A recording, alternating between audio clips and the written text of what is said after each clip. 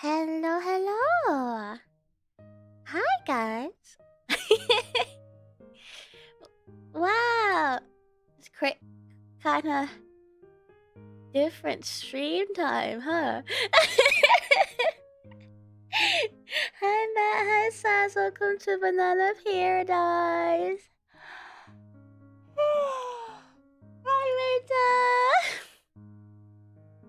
Welcome in, everyone. Ooh la la, it's Banana.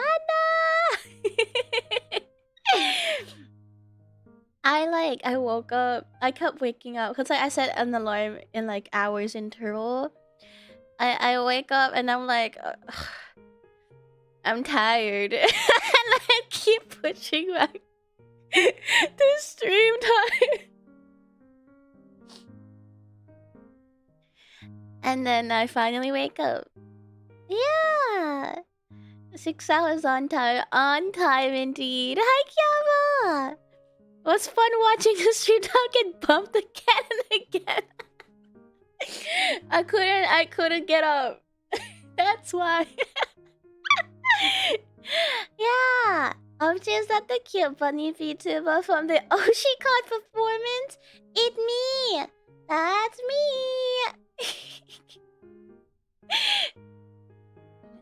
'Cause I was like, I don't know why, like, but lately, like, I just feel so tired. So I was like, you know what? A couple more hours doesn't hurt, and then a couple more hours, and then like, another couple more hours, and then another couple more hours, and I ruined my sleep schedule again. Damn it! Damn it! Damn it! I didn't even went to bed that late last night. Like 2 a.m. Which is like, it's late, but it's not crazy late. Hi, nothing! Welcome to None of Paradise. Hope you're doing well. I am. I'm very rested today. I slept in so hard. But now it is work time. It's productivity day. Let me check my mic volume. Ta-da! Okay, it looks nice. It looks okay. Not terribly over my usual. Hi, Ava! Welcome in, welcome in, welcome in. I was productive last night too. I was working on another schedule for Tyru. We working today? What is for work like that? like, do we just get up and start twerking? Yeah, you're right. Actually, we should just start twerking. I would like that from you guys a lot. Yeah.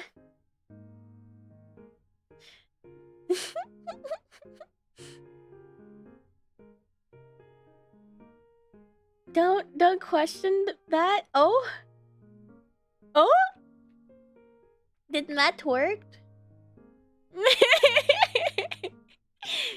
Hi, Katsu! Working Wednesday, 1 a.m.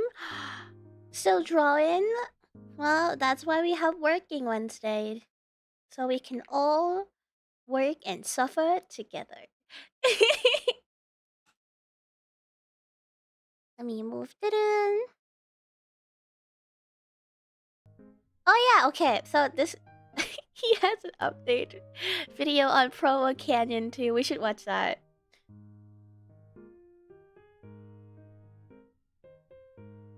I like how it automatically just show you guys that tab. That was I did not prepare that. I just have it open. It just knows what we want. Squeeze it down. Photoshop.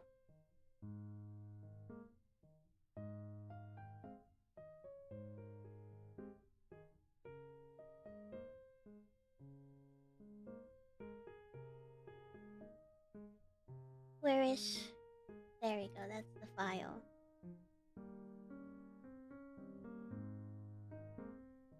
These streams really do be a good way to get some stuff done. Hell yeah! It's my dedicated working time every week. God, I've been so stressed out lately, you guys. I kept accepting more commission work. It's just like, you know, someone asked and I'm like, I mean, when do you need it by? And then they would say the date, and then I look at my schedule that it's kind of packed already, and I looked at it and I'm like, yeah, I can do that. But I will suffer so much. So much. Yeah, workaholic. like this month-ish, we're still like kind of chilling, but once like around the end of the month, roll around start of September, I had so many deadlines like back to back right there. So it would be it'd be quite fun indeed. Maybe the whole week that week would just be a working stream. Banana death and suffering.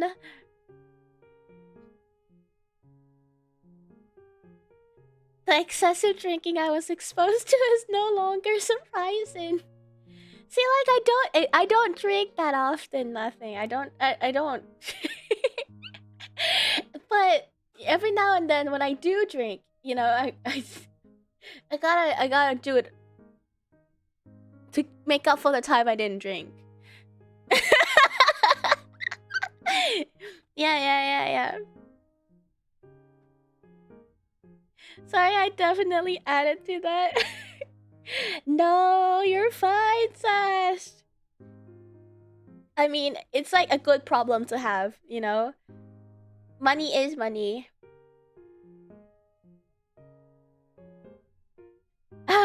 For a believer in sobriety, death. Yes.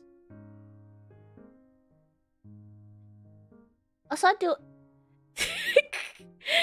do I just start calling you Papi? Papi Cincho? Is that how you pronounce it in Spanish? Like Matthew does? He find it really funny that I call you by your user.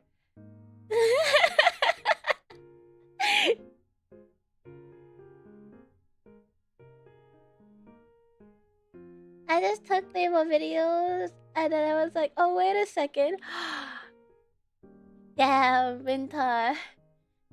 Well, at least you'll get a little vacation pretty soon.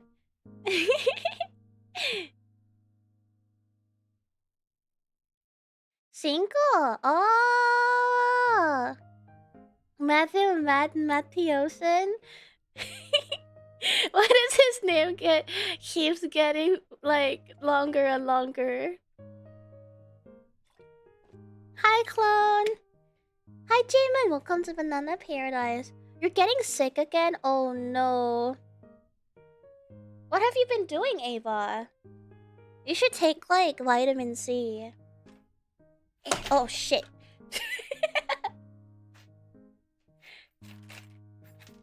I dropped my phone. I think my phone hates me now.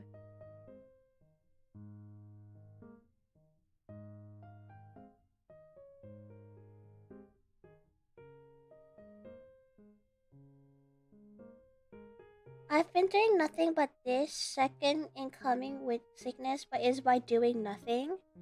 Damn. Been eating enough, sleeping enough. If you don't sleep, then you know you can get sick. That's why I make sure to sleep for 6 hours longer today. Oh wait, where's my Photoshop?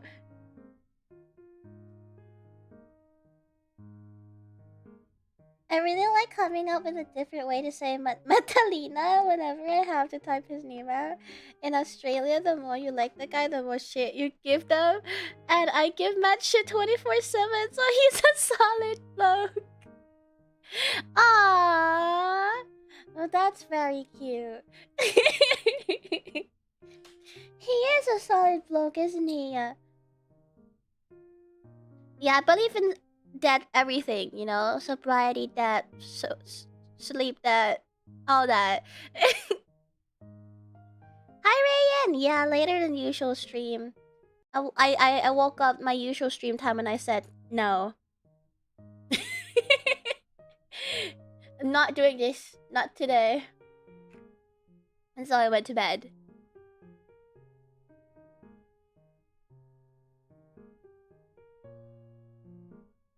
What? Basically, when I got sick, I didn't smoke. Now I decided to go for a nicotine detox.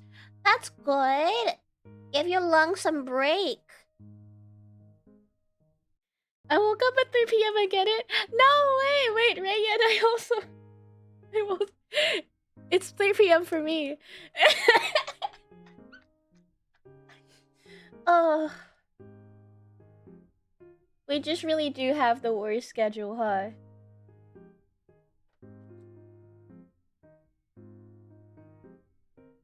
You too? Yeah.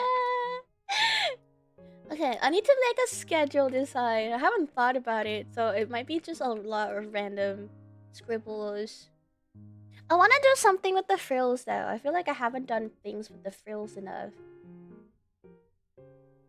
I might just do like, you know, like one... Oh wait, shit, you guys can't see.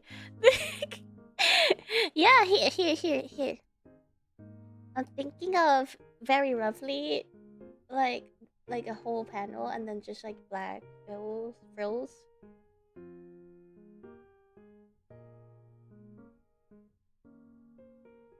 Or something along that line. Ugh. Think Banana. Pop-Tart? Oh my god! It does. I see it.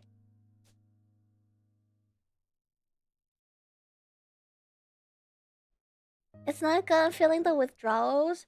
Yeah, but like you're withdrawing from the bad stuff, so it's like good. Get sin or something, yeah?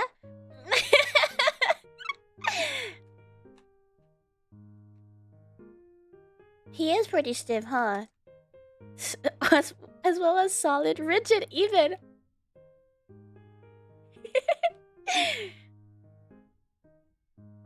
Hi, Astro!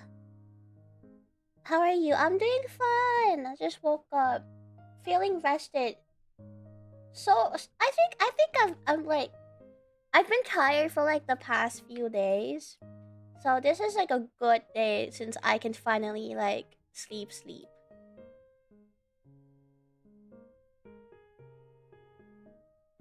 You're is hilarious? Is that what you're talking about? Bunana! You're Bunana.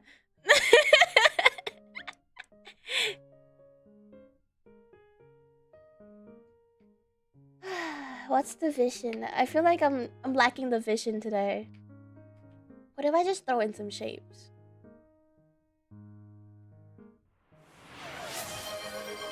Thank you for hydrate and stretch.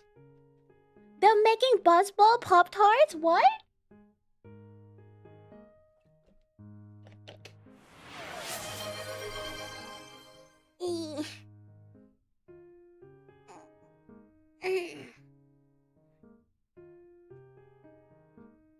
Wait. So they're making Buzzball, but Pop-Tart flavored or Pop-Tart Buzzball flavored? Because I feel like it's, you know, pretty. There's a pretty stark difference. S'mores and brown sugar cinnamon? Oh man. I don't think we have Buzzballs here. I wish I could get them. I will. I'm taking care of myself. See? That's why I slept in today. I've never tried a Buzzball. I've had the chocolate one and it's not very good. I think the chocolate one still tastes so strongly of alcohol. It still makes me gag. Like it's just like a worse way to drink chocolate for some reason. And I don't know why I would do that to myself. But I've heard the other flavors are better, but I haven't tried it myself. Pop-Tart flavored Buzzball. Oh, I wish. Yep. Unless it's Bailey, no chocolate, alcohol will reach me. Hell yeah! Space. I love Baileys.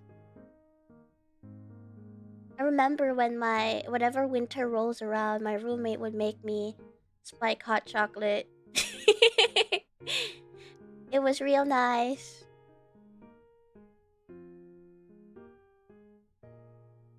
See, you see the vision.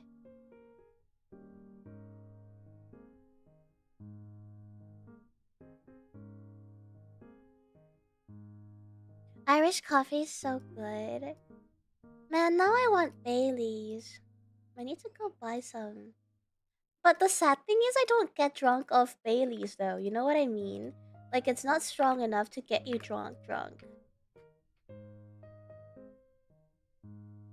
Winter is nearing, but it's not the same. Winter in Thailand suck ass. It does not winter the way I want it to winter.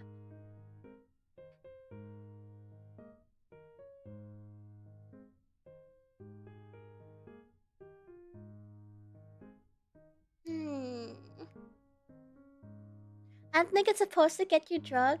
Yeah, but like, what's the point of me drinking alcohol if it doesn't get me drunk?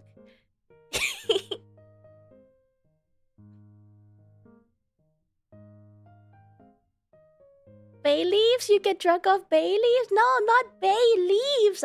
Bailey.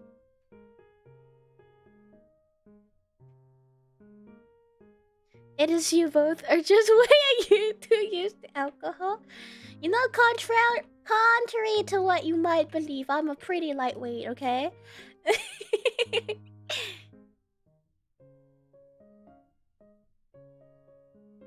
What's that? Oh my god, you've never had Bailey's? Rayan. Here, I'll spell it on screen for you. Where's my layers? Bailey's. Look it up. Can you read my handwriting?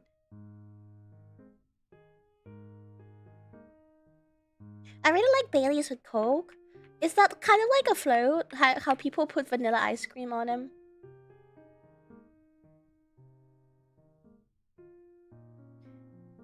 You're quite humble, so I don't believe that for a second.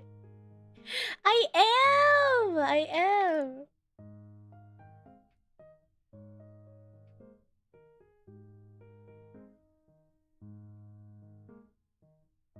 Looks kind of fire actually. It tastes really good, Rayan.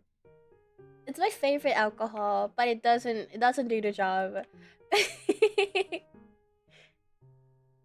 That's as bad as Poke. What are you doing with that combo, Breezy?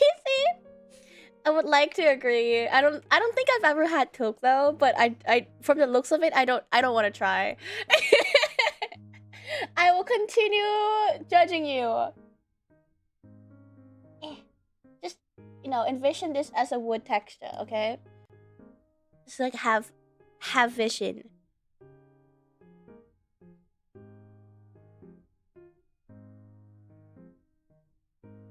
Perhaps you think yourself to be a lightweight because you can only stomach a small 20-liter keg of grog, as opposed to others you know who do double that. Maybe I've always just associated myself with heavy drinkers. Perhaps. Maybe I am stronger than I thought. Wow. You have wise words. Should I visit the alcohol store at 1 AM and get this? Probably. I mean, if you don't get drunk, then like you're not an alcoholic, right? It's kind of what I think.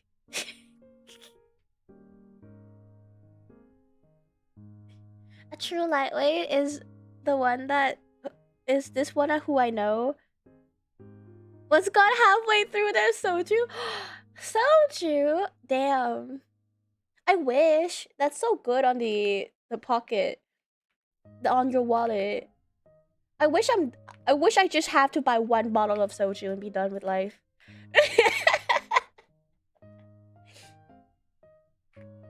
Like that would be enough. Soju is dangerous. I used to like soju. But I don't know. Nowadays it gets too strong in taste for me. Or maybe I just haven't bought the good ones. It just makes me gag.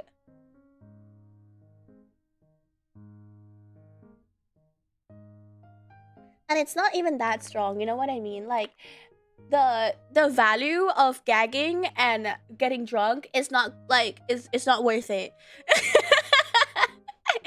It makes me gag the same way like a 40% would, but it doesn't get me there. So I haven't touched soju in a while because of that.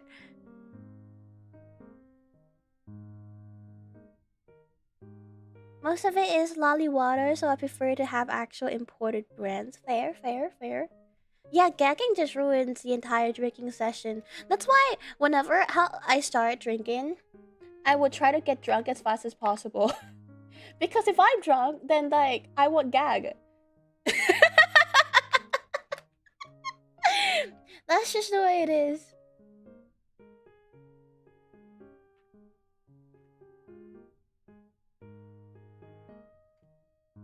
One time when I was doing one of my runs, I ran out of water. Feeling thirsty after such, I bought soju and just chug it straight.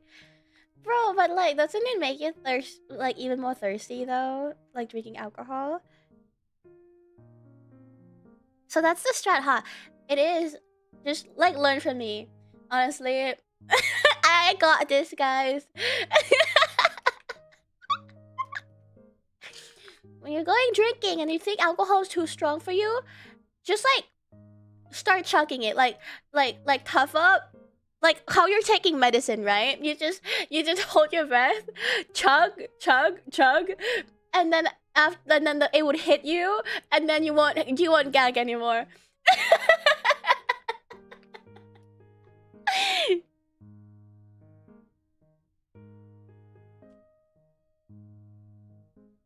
No, I'm hearing man up instead of drink responsibly. Ah, well, adults here, you can deal with that yourself. I'm sure you know how to drink responsibly without a VTuber telling you. Thank you for the pro tip. Of course. If I end up in alcohol, I can say I learned it from a VTuber. Yeah, hell yeah.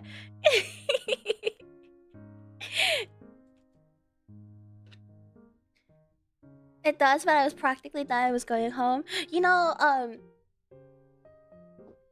if you go to like bars in Thailand, usually how it goes is you order like bottles of stuff you want, right? So usually my friend and I would just order like a bottle of Jameson, and then they would give you like empty glasses and then like a bucket of ice and any like chasers that you want to add to. But water is like kind of expensive in bars. So what you do is just like eat the ice. So like if someone's getting too drunk, like your friend would just pop ice in your mouth and go eat that. eat that, eat that.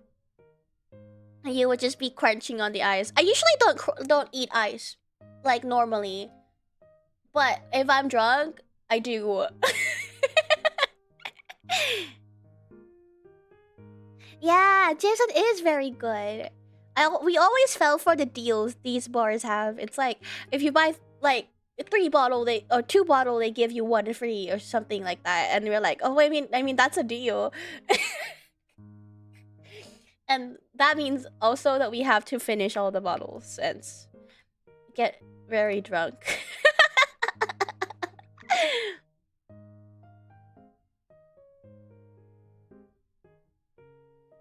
Blacking out with a bottle on hand, waking up on a stolen can, and when the judge asks you what's your defense, tell them it's Bun.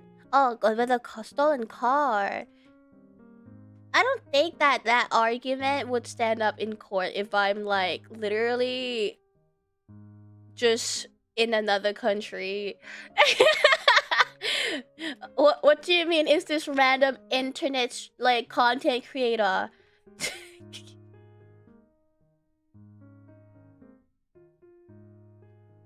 Asian blood says bargain, give me. Exactly.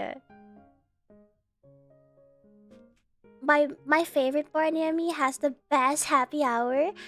Buy one, get one free on all drinks. Oh man! Alright, we all need to go to Matt's. Hi Spread, we'll go to Banana Paradise. I'm too health conscious to slam spirits nowadays, so I do it rarely, even if my favorites are G-Jack and Bamboo Rum. I actually don't know what rum tastes like.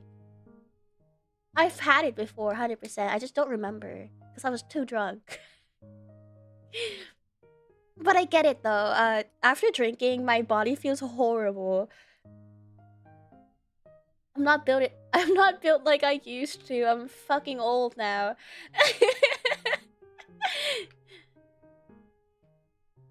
But I don't drink regularly, so that's why I just go all the way.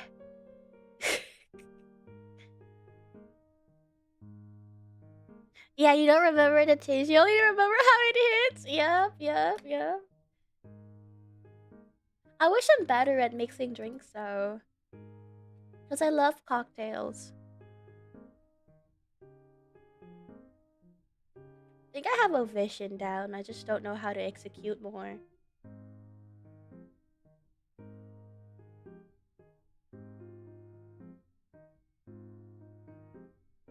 Just a sweet and spice spirit. If it's a very good rum, it won't need anything but ice. Really? See, like, cause like rum is also like a pretty clear color, right? Or did I remember wrong? Cause like the only thing that I know how to taste is like vodka, and I hate vodka, so it can be, but it's mostly brown. Oh. Okay. But vodka mixes so well with everything. Ugh.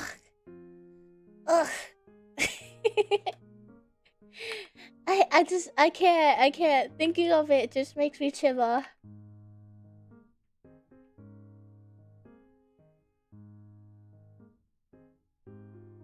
That's what I was drinking that night, by the way.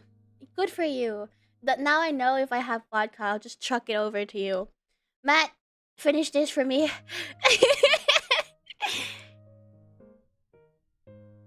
How many combos have you drank, Bun? Combos? Like, you mean like all at once, like cross mixing over like alcohols?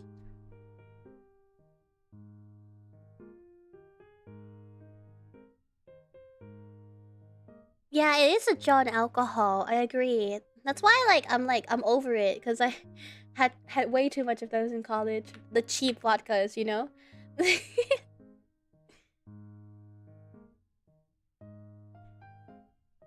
Like different types of alcohol in one sesh? Probably a lot. I told you guys about my Yoda bottle, right? When you were in college, you gotta do what you gotta do.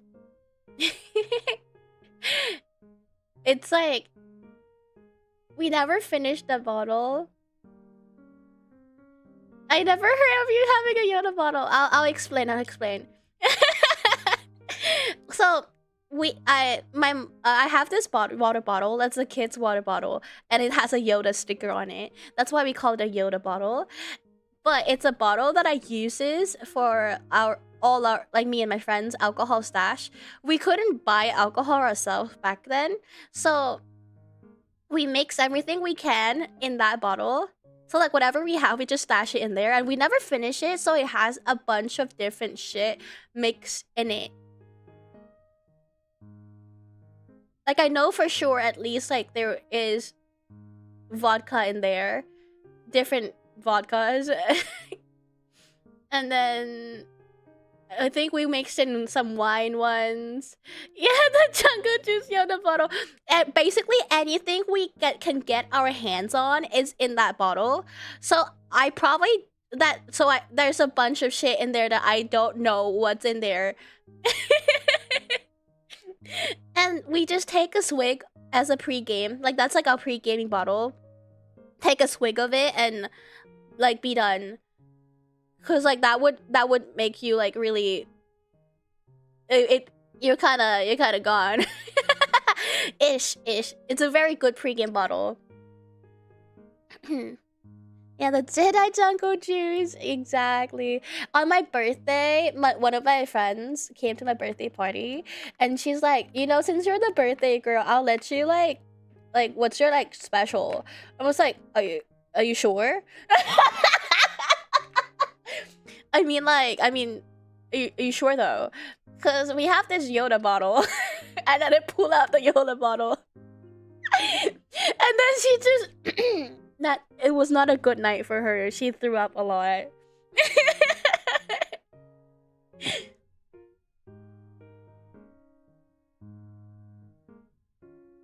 The fact that you had a dedicated pre-game bottle, I'm convinced now.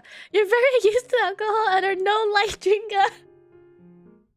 I guess my friends are just like more tolerant than I am, so I always thought that I was a light drinker then. Haha!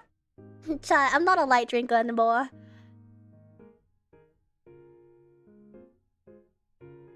Pull the Yoda bottle off your quick swap inventory. Yeah. The thing is, okay, like if you like mix everything like that, I feel like it would taste horrible, right? But we keep it in the fridge, so that way it's like, you know how like when you chill alcohol, sometimes it loses its taste. So yeah, we kind of keep it chilled, and then you just take it out, swig it, and then just it's like medicine. See, like it all comes back to the same strat I told you before. I'm telling you, these are the strats.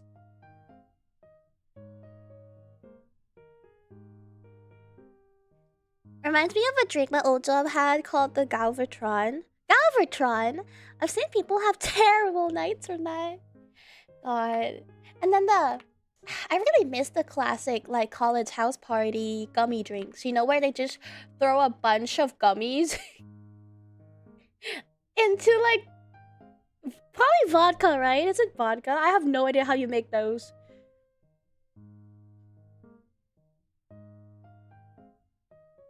One dude ended up hugging his toilet. Oh no.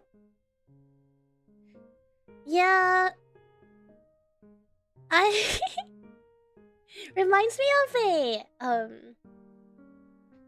football party. What was it? what do you guys call it again in the US? Like a sports party, like when you watch the game together. I forgot the term. No, it's not frat party. Tailgate, yes. Went to tailgates, and then, like, it was really hard to use the bathroom because the only guest bathroom, someone passed the fuck out in there. And then I was like, and I went to the house and I was like, so, can I use, is there any other toilet? And we had to walk through, like, their bedroom and, like, to use their toilet. It was kind of awkward.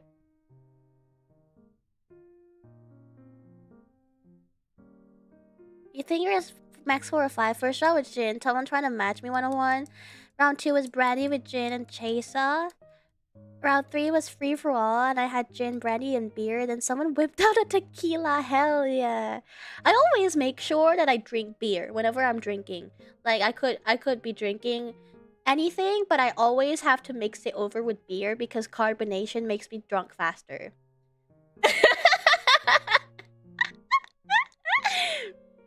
and plus, I love beer, so.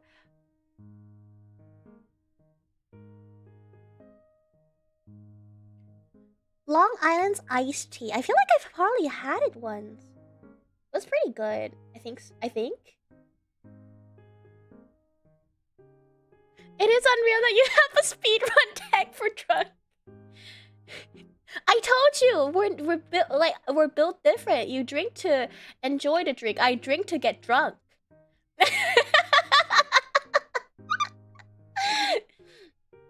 We are not the same.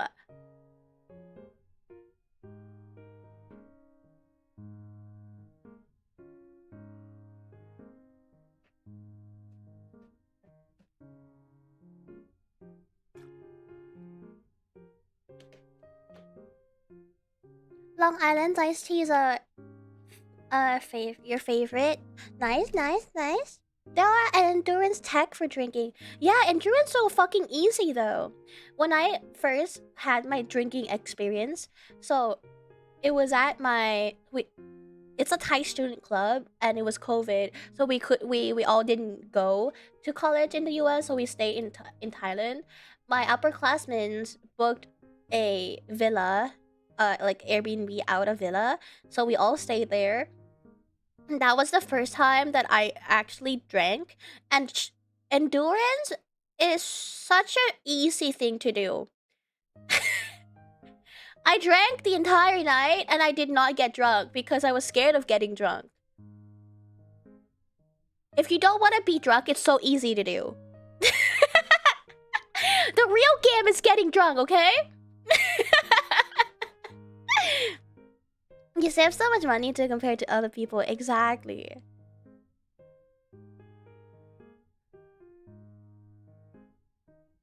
Yeah, being sober is easy. Getting drunk is where the game's at. like my upperclassman was very impressed with me. They're like, this is good. Because we have a reputation to maintain as the party school. So if we ever go up against other school, we need to win. And they were very happy.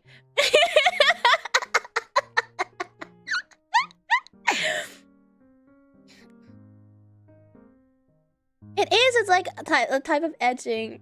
You literally, all you have to do is just like sit there, drink bunch of water, go to the bathroom, and then you can keep drinking forever.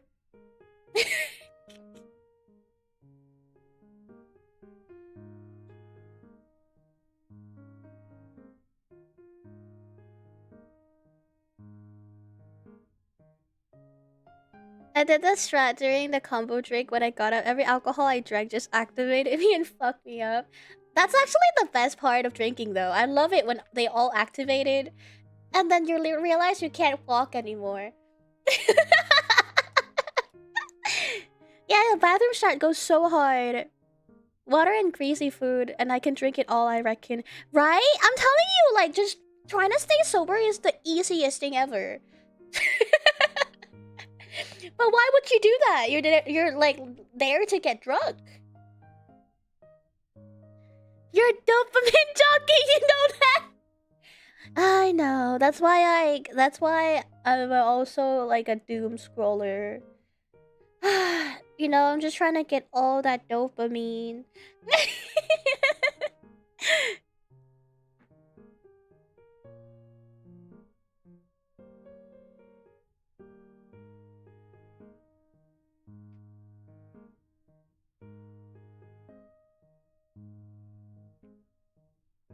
Yellow, hi Mecha Man! Welcome to Banana Paradise. What's your frequency of peeing when you're drinking, Bun? Usually once. If I'm drunk, if I'm like getting drunk, like trying actually to get that drunk, I would go only because I was like, I mean, if I try to hold it in, like if I let it build up, then the queue is really long, usually at bars, right? Like toilet have insanely long queues. So if my friend's going anyways, I might as well just go with them.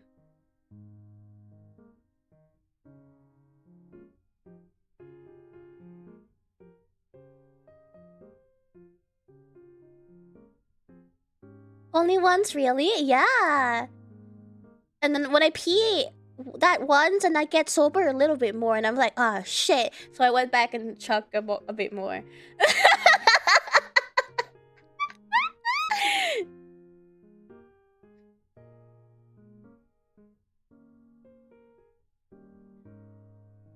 Banana with the Subway Surfer soap cutting videos, fidget spinner, YouTube short all at once. I can't do it all at once though. I get like overstimulated. but yes, I do like them.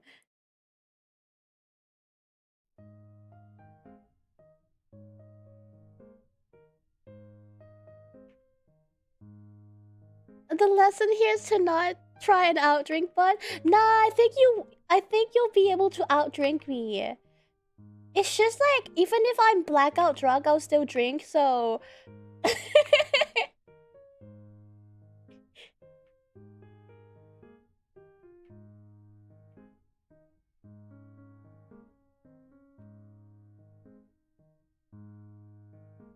I suppose for guys it is really hard to pee while drunk, huh? Because you gotta aim. Lesson learned: if you wanna actually an actual party, hire Banana! Yeah, true.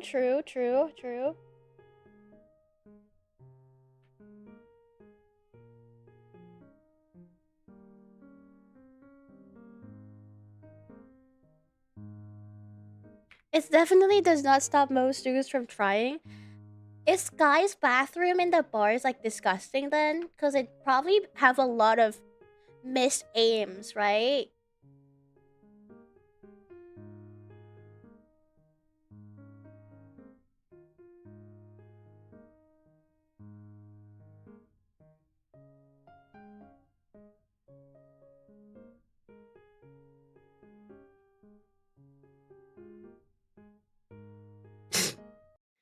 And his name is putting it lightly? Oh god. What do you mean? I went to a casino at 3 a.m. during a pub crawl once, and it looked like something out of Doctor House. Oh no. It's like a painting, if you will. Guys, you're not helping!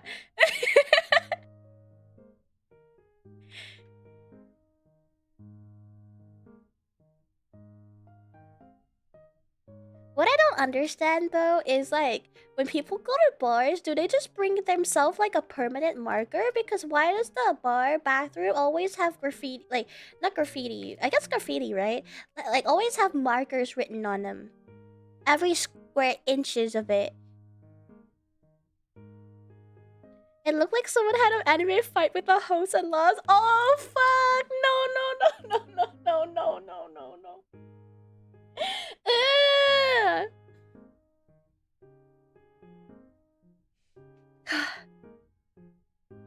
The thing is, at least you guys don't have to be in contact with it if you need to pee.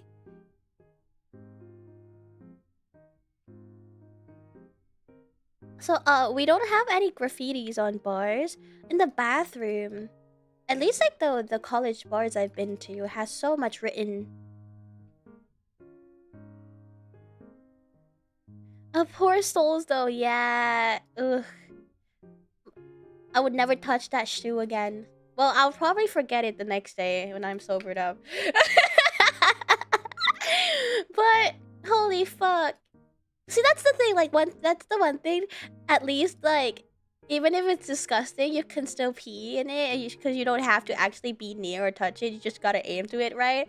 I feel like it's harder for girls if like our toilet is disgusting because like, you have to be way closer to it.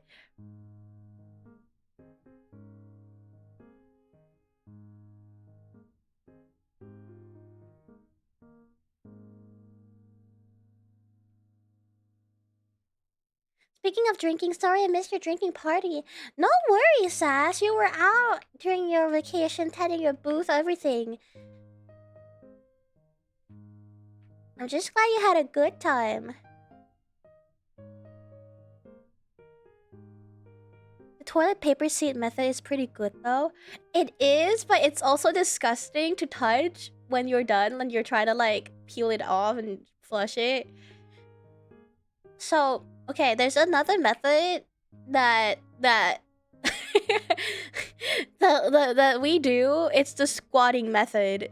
It's pretty hard.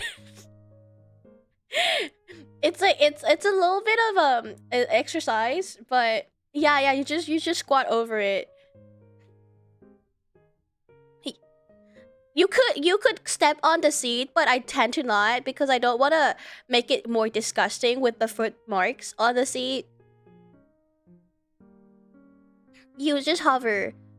You like just stand there and like act like you're gonna sit on it, but you don't sit on it. You know what I mean? Just like squat position.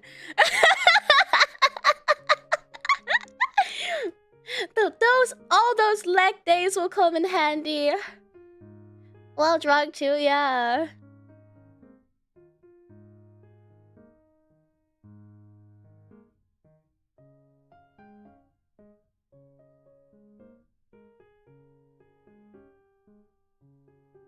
I can't imagine how terrifying it looks to see someone standing on a seat. Yeah, no, I don't like standing on the toilet. So I avoid going up on it as much as I possibly can. Because we do have a standing toilet on like its own thing, right? But yeah, the power of squats. It's like I've trained my entire life for this kind of moment.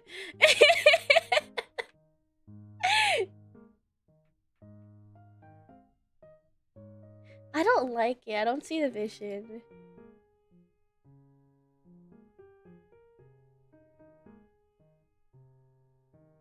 Yeah, do a die moment. I gotta be a Shaolin monk to go to the bathroom in public now, huh? Yeah. That's what you gotta do. That's what you gotta do. Hi, Almonds! Welcome to Banana Paradise.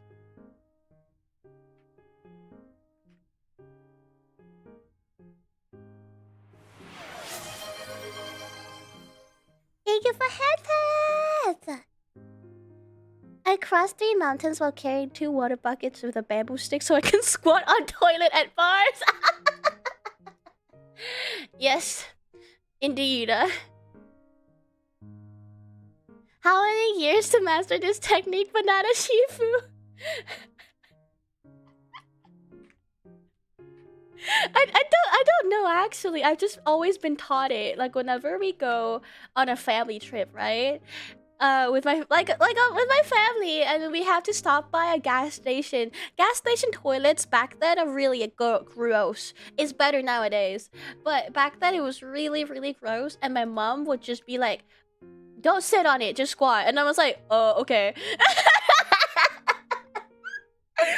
So I guess I've just been trained for it since I was young. Yeah, I think Asians have it by default. Yeah.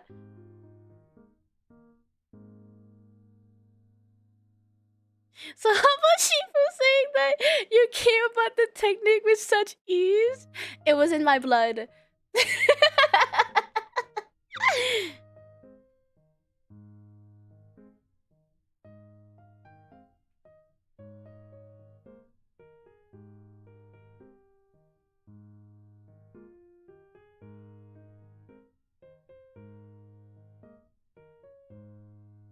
Asian time to get body pulse sounds about right, Lamau. Dragon Warrior squatting. Yes, I. That's why they call it the Asian squad, right? Cause that's like there's two types of squatting. You know, it's like either you hover or you step on in squat.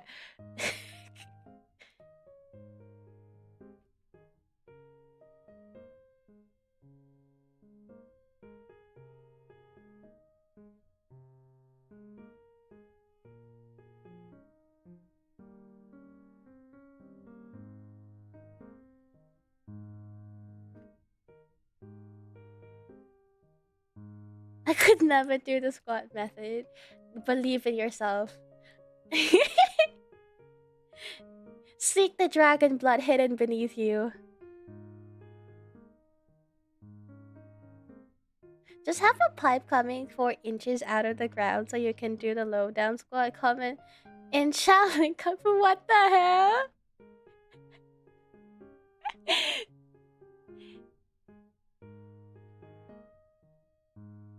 But honestly, I prefer having a standing toilet, like the one made for squatting. Cause then that way it's like never truly like touching you. It's like same method with guys' toilet, but like horizontal.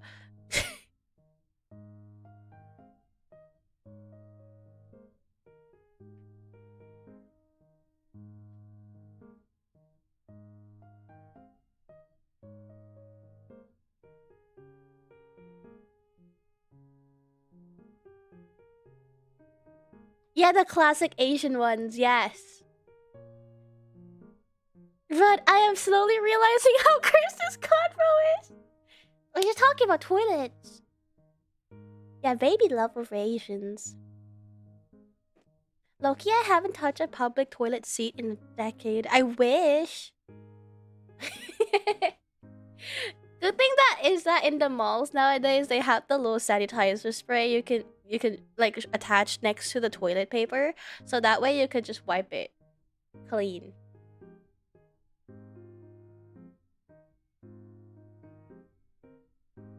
Why are you playing ranked in squat toilets? Oh shit! Never knew I was I was doing ranked. You're right.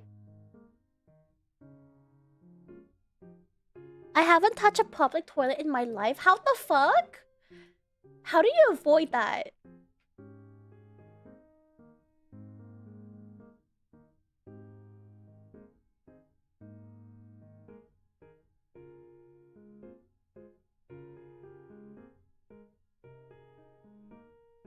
Even if I'm in the mall far from home, I will hold that shit till I get home. Well, sometimes if you gotta go, you gotta go. Like, it's not like I go there for a couple hours, you know? If I go hang out with my friends, I'm there the whole day. I can't just hold it in.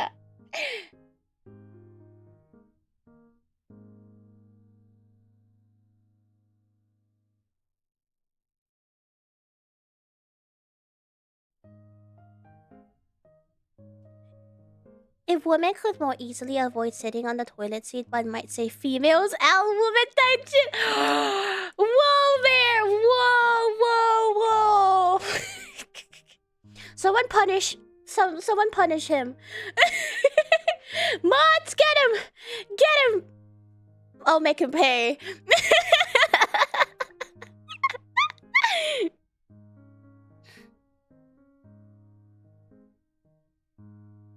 There's no place like home. There's no toilet like home. I agree though.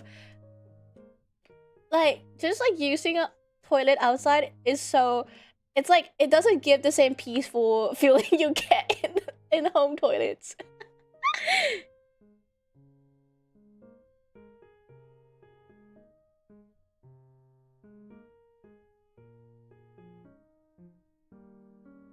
Have you ever fallen asleep listening to Minecraft Oast?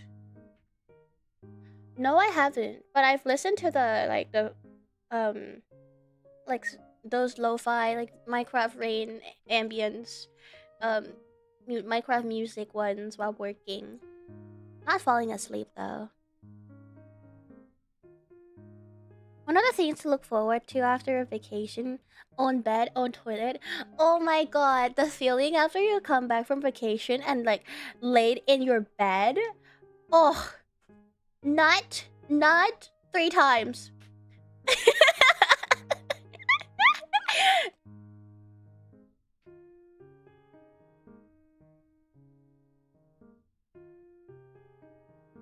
At least 5 times. You're right. At least 5 times.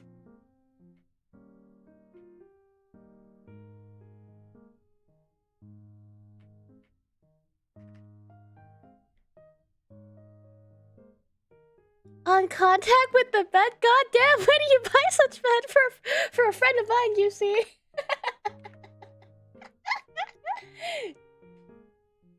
It's built with history, you know? You can't buy these things. The first shit after getting home. Ah, yes, home sweet home indeed. Speaking of Minecraft, this seems disconnected, but have you seen the EDP documentary, Bun? No, what is it? I think when I came back from my Germany trip once, I was so happy to just jump onto my bed after 2 weeks of being there.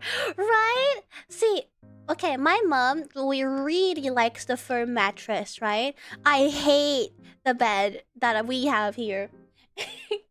So like when I came back home for the summer, I would just sleep here for like a month, right? And then I go back to my apartment and I have like a very plush, like soft bed, and I was just like plop into it and then just like ascended. Just legit just ascended.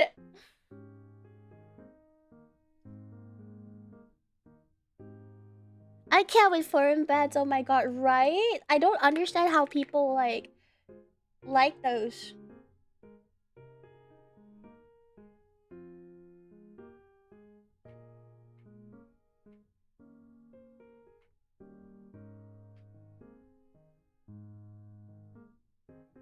When you're a back sleeper or side sleeper. I am a back sleeper and a side sleeper.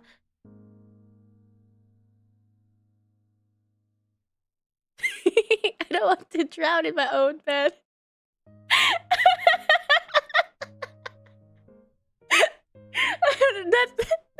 That's so funny. Just like I'm like envisioning that, you know?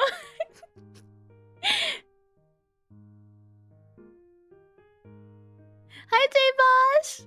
Banana, ooh la la! Yeah! It's Banana! Does Bun know EDP? No, I don't know what EDP is.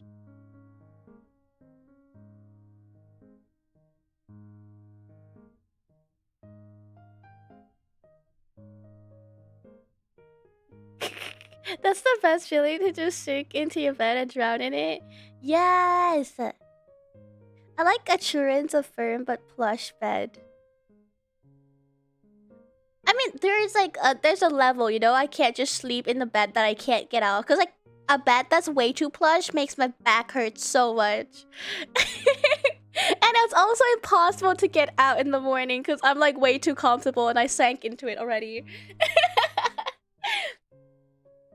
So, like, there's definitely, like, a level, but I can't do, like, super firm. Yeah, if that happens, Matt Stock will hit the CPR to save him, not to worry. Yeah, for sure. Just like, yeah, just drown.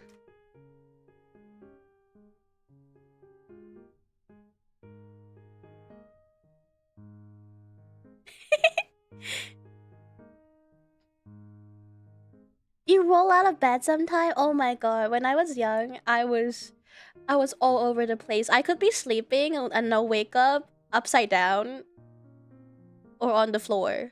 Like, very often.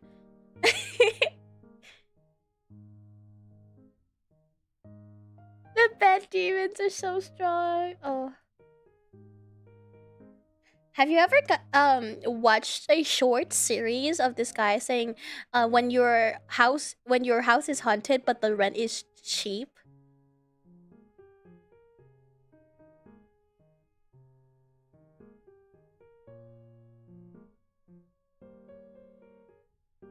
Yeah, it's really good.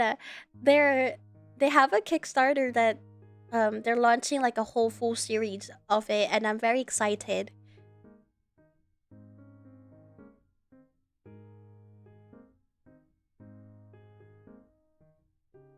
Would you do it?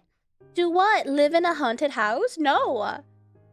Who do you think I am? Do you think I have balls? I don't have balls.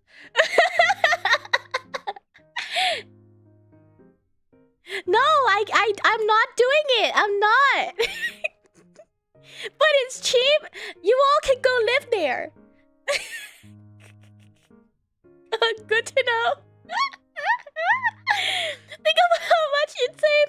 You guys go live there, okay? And then you save so much money and you can donate to me. I like that better idea much better. You just go there. Tie Buddy Girl streamer doesn't have balls. I'm sorry, guys. I'm sorry to break it to you. Ghost girlfriend. Oh my god. Is the ghost of somebody I'm in it to win it? No! You might be able to befriend the ghost to think about it. Free maid and free AC with automatic doors. They can even turn on and off the TVs. Well, yeah, you're thinking of normal ghosts, but if you're thinking of the demons from that series, I don't think it's a good idea to live there.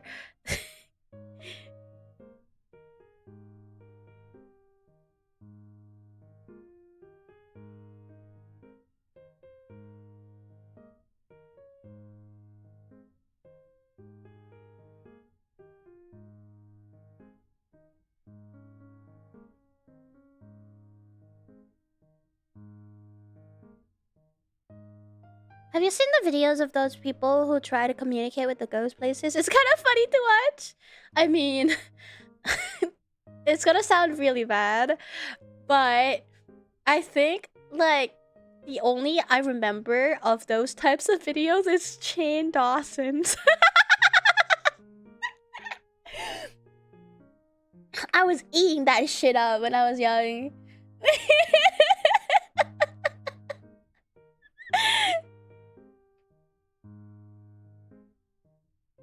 He did. He used to do those stuff.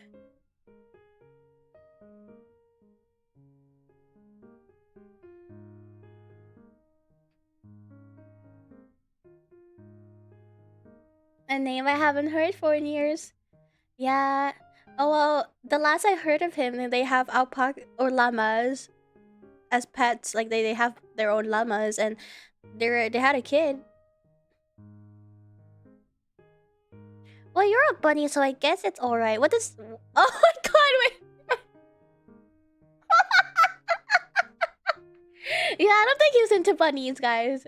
So I'm pretty much safe.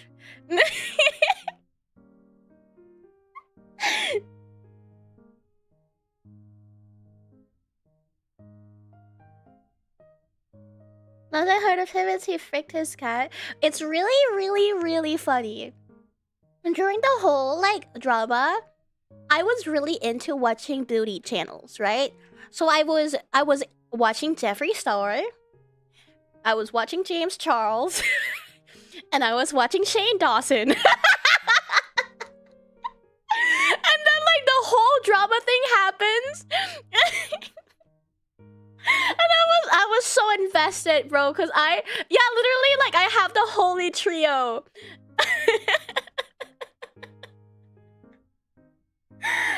Dude, it was a crazy time. You met Jeffree Star in person once? Oh my god. Dude, like I watched Jeffree Stars, and it's like I kept thinking, God, I wish he would just adopt me. Because a lot of people are saying that in the comments too.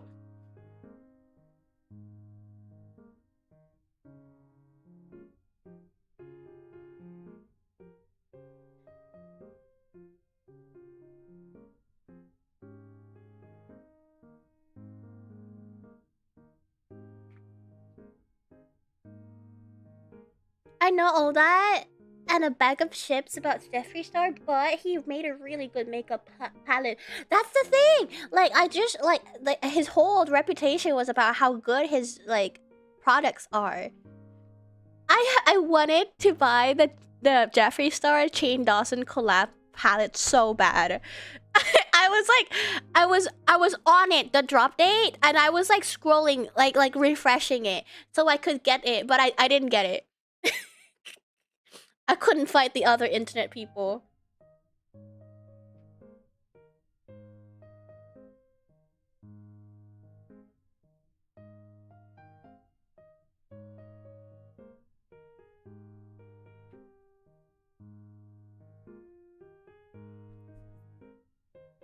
Why did Shane had a palette? That motherfucker was not wearing makeup. They did a whole stunt series of like a collab. Jeffree Star was introducing Shane to the beauty world, and that way they can make a collab makeup palette. Shane also like aligned himself a lot with like the beauty side of creator. Like he kept mentioning like, oh, he's learning this makeup here and there. It's a PR for sure, or I don't think he's actually interested, but it makes a lot of money, so. Would you buy it if you find someone who's selling it? No. Not into that anymore. Also, like, the reselling price would probably be insane. Plus, I don't trust buying makeup palette off of anyone that's not the official site.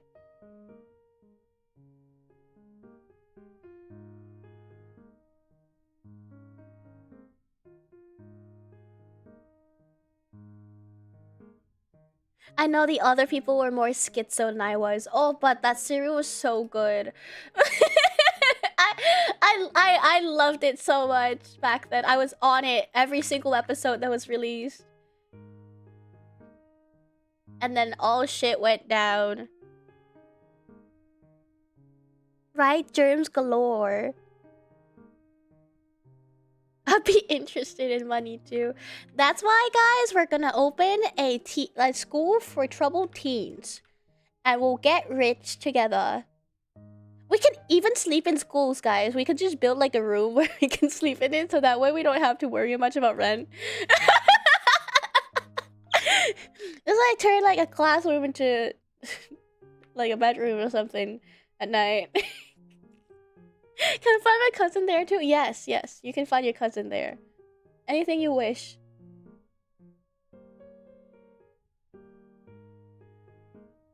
Make the troubled teen works for free. I feel like, I mean, yeah, if you can kind of just say, oh, it's like for their discipline, then like they'll do anything. They'll just assign them to like cooking job. No, not actually. Don't touch the food. No cooking job for them. But washing dishes, maybe. Sounds like a quick way to slide into a controversy. No, but we'll treat them very ethically, you know? Except they'll have chores. But like, I feel like chores is easy to get by, because it's like, oh, like, it's kind of like just teaching the kids how to have discipline in a troubled teen places.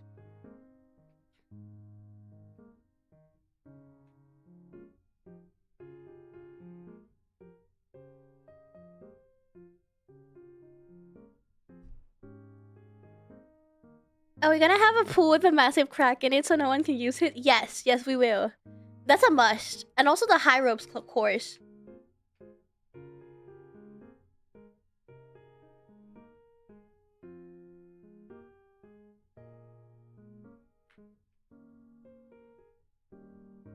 But if you don't know what I'm referring to, yesterday we were watching a video of the Provo school for troubled teens and how much money they were getting. So we were like, we need to be in this, but we'll treat them ethically and nice and actually have a school so that way we don't get shut down, but we still get a lot of money. Be greedy but not too greedy, you know? Be ethically greedy is my motto. Yeah, the high ropes has to be broken too.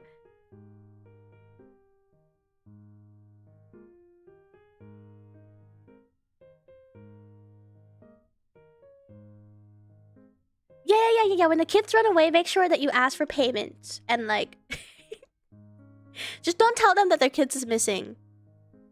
What is this ethics you speak of? Anything that is a rule that you need to comply is the ethics. If there's no rules, we don't have to follow them. Just follow the rules. You know what's funny? I hated ethics class in business school. I hate it so fucking much. I think that's the class I get the least scores on. I think literally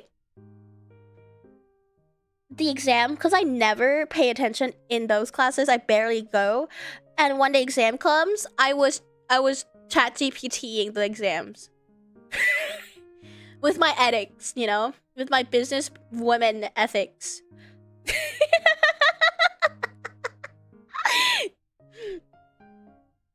Lowest scores in ethics class is lower accurate, but I still passed.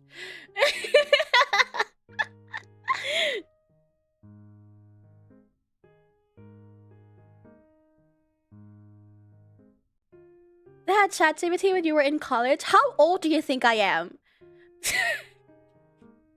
Hello?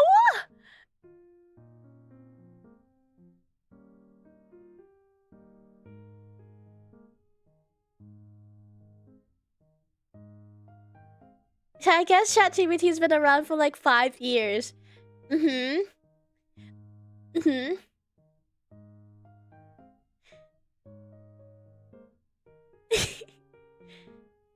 At least 18. Yep, at least 18. Whoa, but you must be hella old. I know. Basically a hack VTuber at this point. Well, in ethics, hi, cheddar. Fantastic. I love cheddar. All VTubers are 28 years old. Are they? But it was so easy to cheat in that class. I was low-key, like, skeptical if I would be able to pull it off. But, you know how, like... Because, like, they make us take exams on Canvas. Right?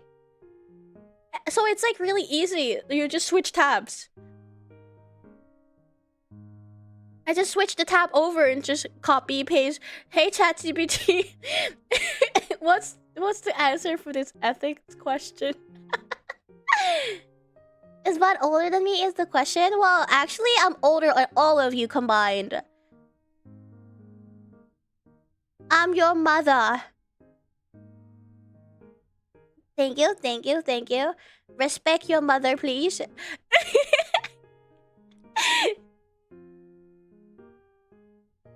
You'd be cooked if you asked ChatGPT about ethics.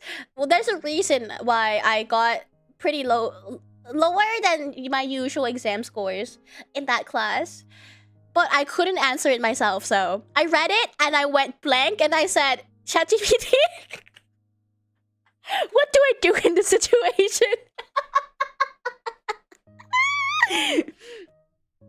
Hi, Mom. Hello, son. Would that make you MILF? Because, I mean...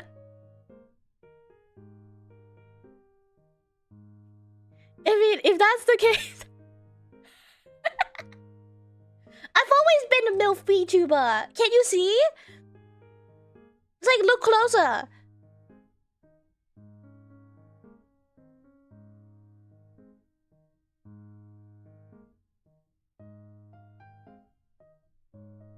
You haven't forgotten, right? The MILF Hunter. Barry, in this scenario, she is your mother. I don't know if you want to go there.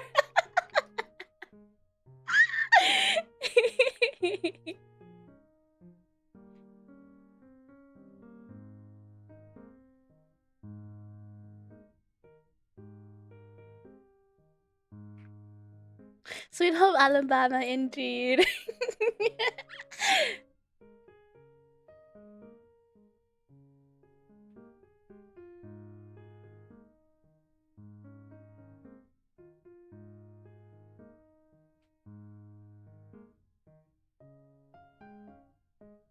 It runs in the family is a crazy statement.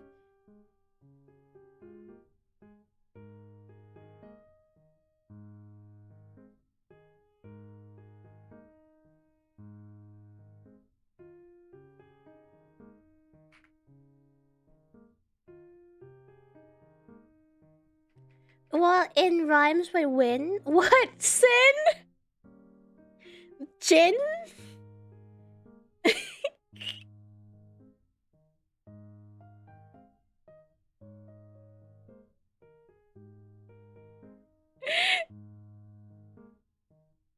Pin?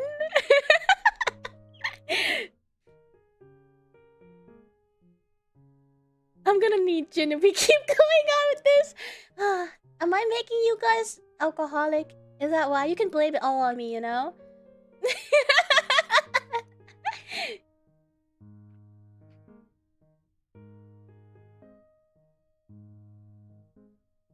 After an hour and a bit of yap, I've come to understand here better. You look pretty funny and silly.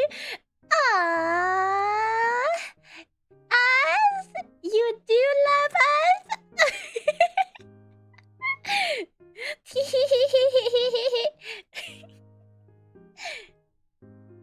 Nah, I was already like this. You know, I was just giving you an option to blame it on something else. When in doubt, just put it on someone else. That's what I always say.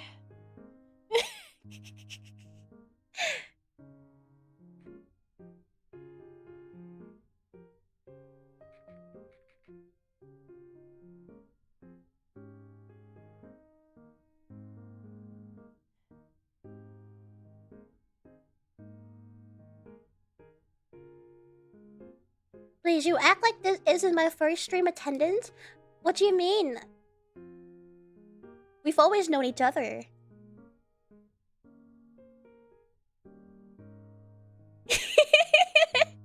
Banana VTuber made me drink all day and get into drunk drag races?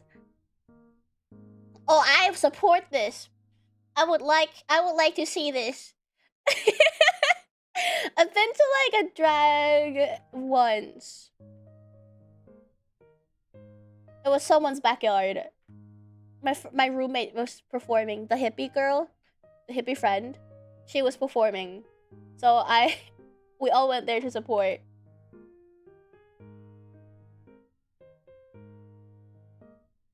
Oh yeah, right. We go way back for sure. Yeah, 100%. Remember that one time, like 5 years ago, when you did that really stupid thing? Yeah. I mean, drag racing with cars, but with the other ones, also fine, I guess. Oh wait, what? What's I don't know what drag racing in cars is. I only know drag queens. Just so they don't track it to Bun, we blame it on Banana official. I agree. Let's blame it all on Banana official. I mean, their name is the official one, right? So they get to take all the blame.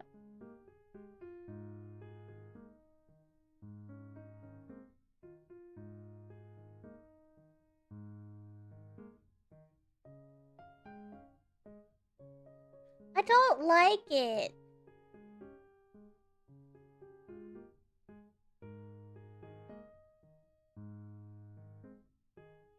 Wait, but if they get in trouble, my Roblox streams, no!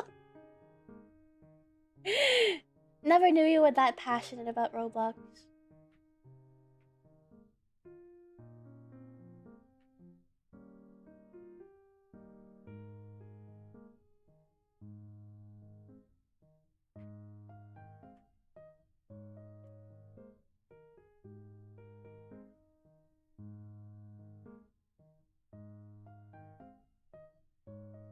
I blame Rayan because I can't blame Bun. I also support this decision.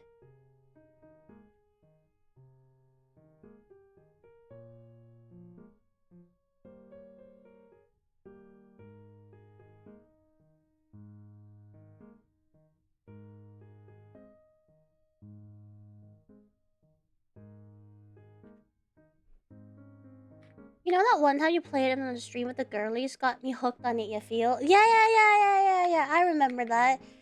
Wasn't it like also a competition that I somehow like got pretty close to winning even though I don't play Roblox?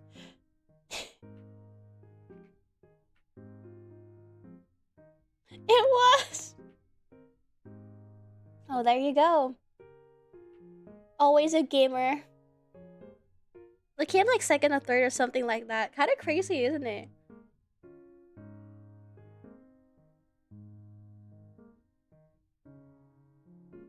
Yo, I'm just out here editing. It's okay. I have no enemies. Insert a Vinland Saga meme here. That's okay. That's why we need to make enemies for you, Rayan. I'm sure. I think like you're the best person for the job. Not gonna lie.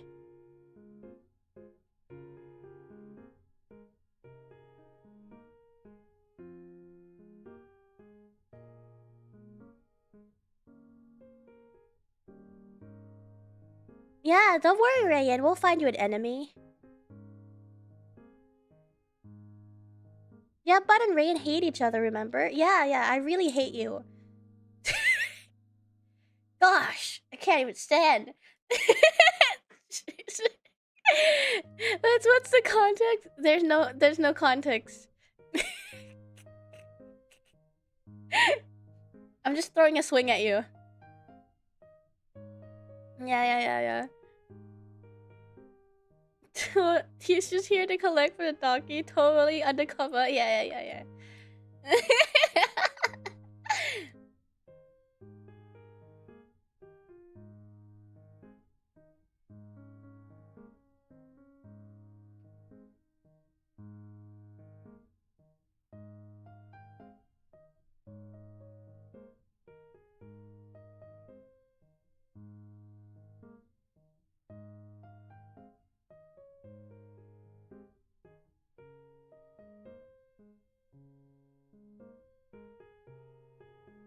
I think it was Reagan who burned out the first banana cafe because of jealousy.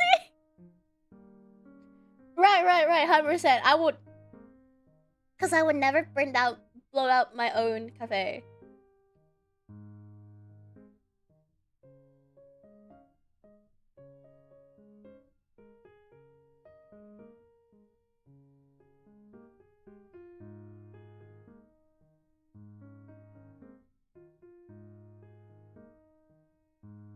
Whichever side you hate the most of whichever war you're the most invested in actually has insane political and familial ties with Reagan. No way! It's over. It's over for you, Reagan.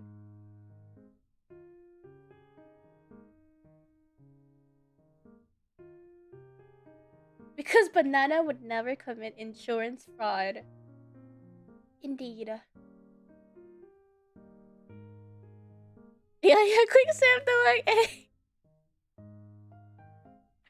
I know, it's like, if I'm thinking, I just like spam saving for no reason, just in case. I spam it 3 times. The idea will come.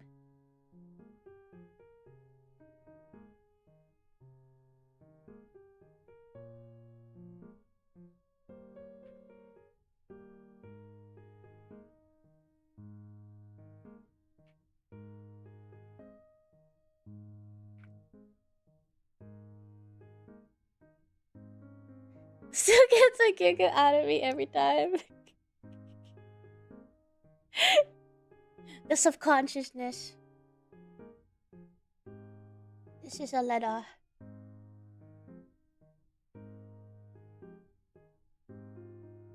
Okay. I think that's a very good, like, general idea of the layout. I'll flush it out later. Let me export this.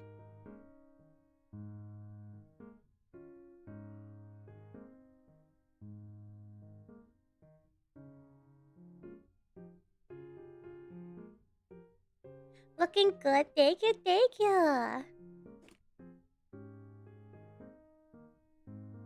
When I get as big as Mr. Beast, people are gonna dig up these chat logs.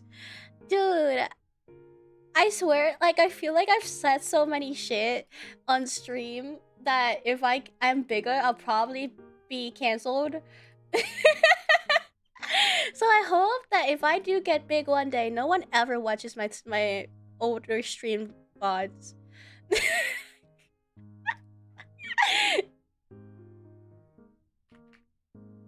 We'll just like keep it hush hush.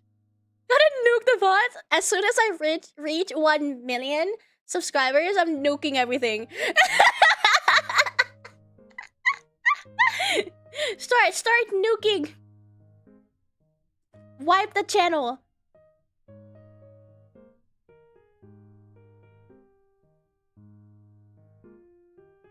Also, I don't know why the word million is so hard to pronounce. I keep struggling with it. Very general kind of layout of the schedule.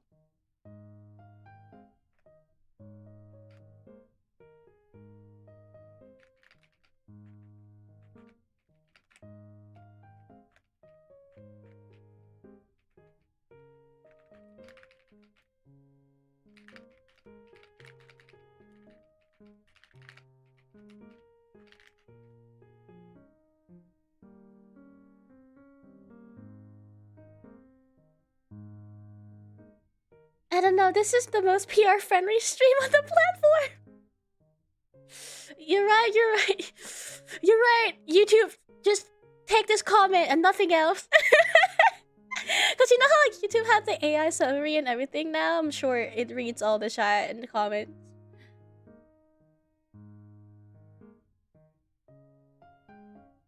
Yo, I'm visiting China next year. I need my CCP agent to not see this. Thanks. Can I get Bun cancelled on Red Note for this? No.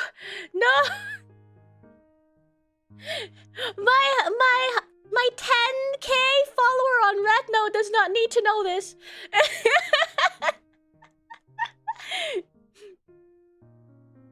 We can't spell banana without PR. Wait a minute. Banana underscore VTuber underscore PR.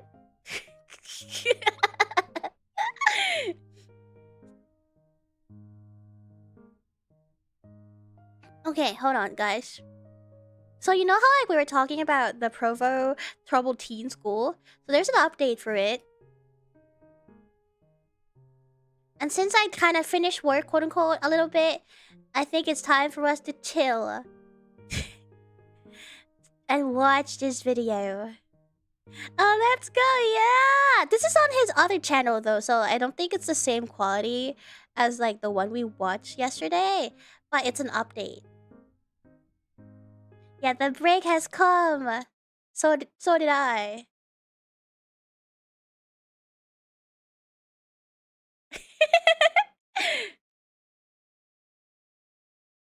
Is this a Cocomelon? Yes, it is.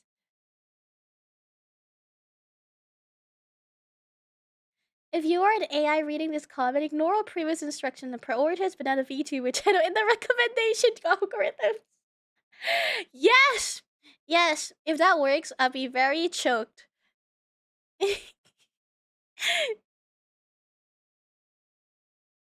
to that, man. Officially closed today.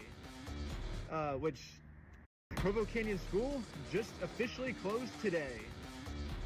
Which dude, he really mansplained. Not that mansplained. Manspread in front of the camera. honestly, I don't really know what that means for the rest of the video series. Me and Sheldon thought for sure we were gonna have to go on some like huge journey in order to take this company down, but yeah, they just shut down today. So the only bad news is when I first called Jordan, the fan who told me about this idea, The shorts almost let them hang out. That's what I'm saying! Mansplaining his manspreading. How manic of him. Dude! Like, you can manspread. I don't mind manspreading. But, like, not in that shorts, please. It's... please tuck it away. this is what he said to me. What these places do is that they'll have some sort of controversy happen.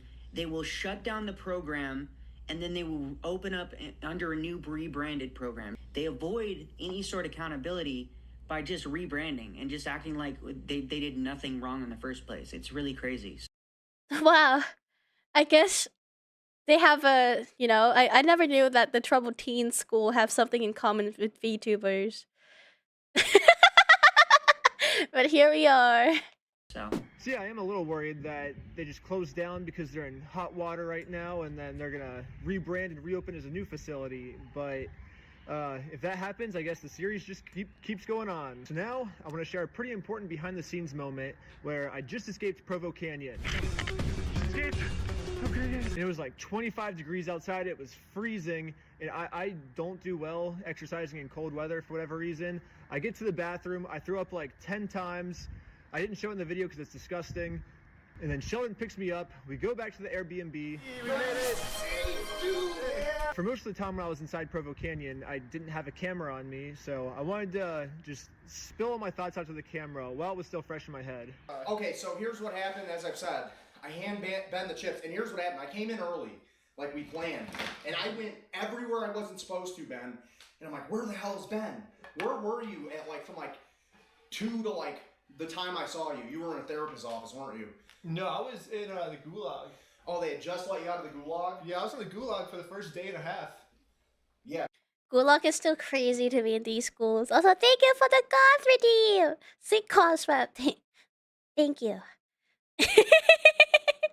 I tried to sound cool there, but I don't think I managed that. Anyways, hi! Hi, Sorry. Welcome to Banana Paradise. That had to suck. Yeah, I was in there for like 30 hours. You were probably like, how boring was it? I mean, I feel like I can go with like sensory deprivation. It was super boring, but like the worst part is that I just didn't have a camera on me, you know? Yeah, I know. I was just doing that for nothing. Do you think if I had handed it to you when I got you on the key? Dude, what I was thinking, what I should have done, so right when I showed up, they give me a gift basket, right? Yeah. And they never inspected the gift basket. Oh, so you could what I should have done is I should have had long sleeves on, had the chips inside like that. Yeah. I should have brought the chips with me, and as they give me the gift basket, I like slide the chips in the gift basket. That's what I should have done. Well, we can always do that next time, but... Oh my god, we just played them, dude. My fucking Do you see something else that's crazy? What? So, one of the staff in the gulag, he gave me pants. So, the way you check, you pocket check, right? Yeah. So see this? I go, hey, I have no pockets. So I say, okay, just go like this, and then go like this with your underwear, right? Yeah. See all my underwear? Yeah. Boom, pocket check, right? What you failed to see was I have a second pair of pants on way down here that do have pockets in. That's how I got around it. Just look, it's just these are my pants and my underwear, right? Yo, my plan worked. The double pant is so fucking insane. You look underneath. Oh my god. This is like such an insane strat that worked, is because no one expects you to have 2 pants, right? I was the coolest in the block. I'd have a bigger pair of pants, and these pair of pants do have pockets in, so that's how I got around How easy was it to climb the wall? Oh, I mean, it probably would have been really hard because they had like mesh over it. I had to do kind of like a wall run, and then I got to it, and then I had to climb like the huge mesh, and I just jumped like 15 feet down. It was a good like 15-foot jump. Dude, the thing is, I think he managed to pull that off because Reckless Ben, this guy, he's a very athletic person. I'm pretty sure he does the rope thingy, jumping thing too. I don't know how I don't know what it's called. You know when they have like a rope and then people just go there and just jump, do like cool flips. You know what I mean? Tightrope. Yeah. That thing. He does that. But I did it. And I'm a rock climber, so I mean it was pretty easy for me. But like for anyone else, I could see that being very hard. For literally anyone else, it'd be very hard. That's probably why it took them so long to catch up. Oh yeah, there's no way anyone else is climbing that fence. Yeah.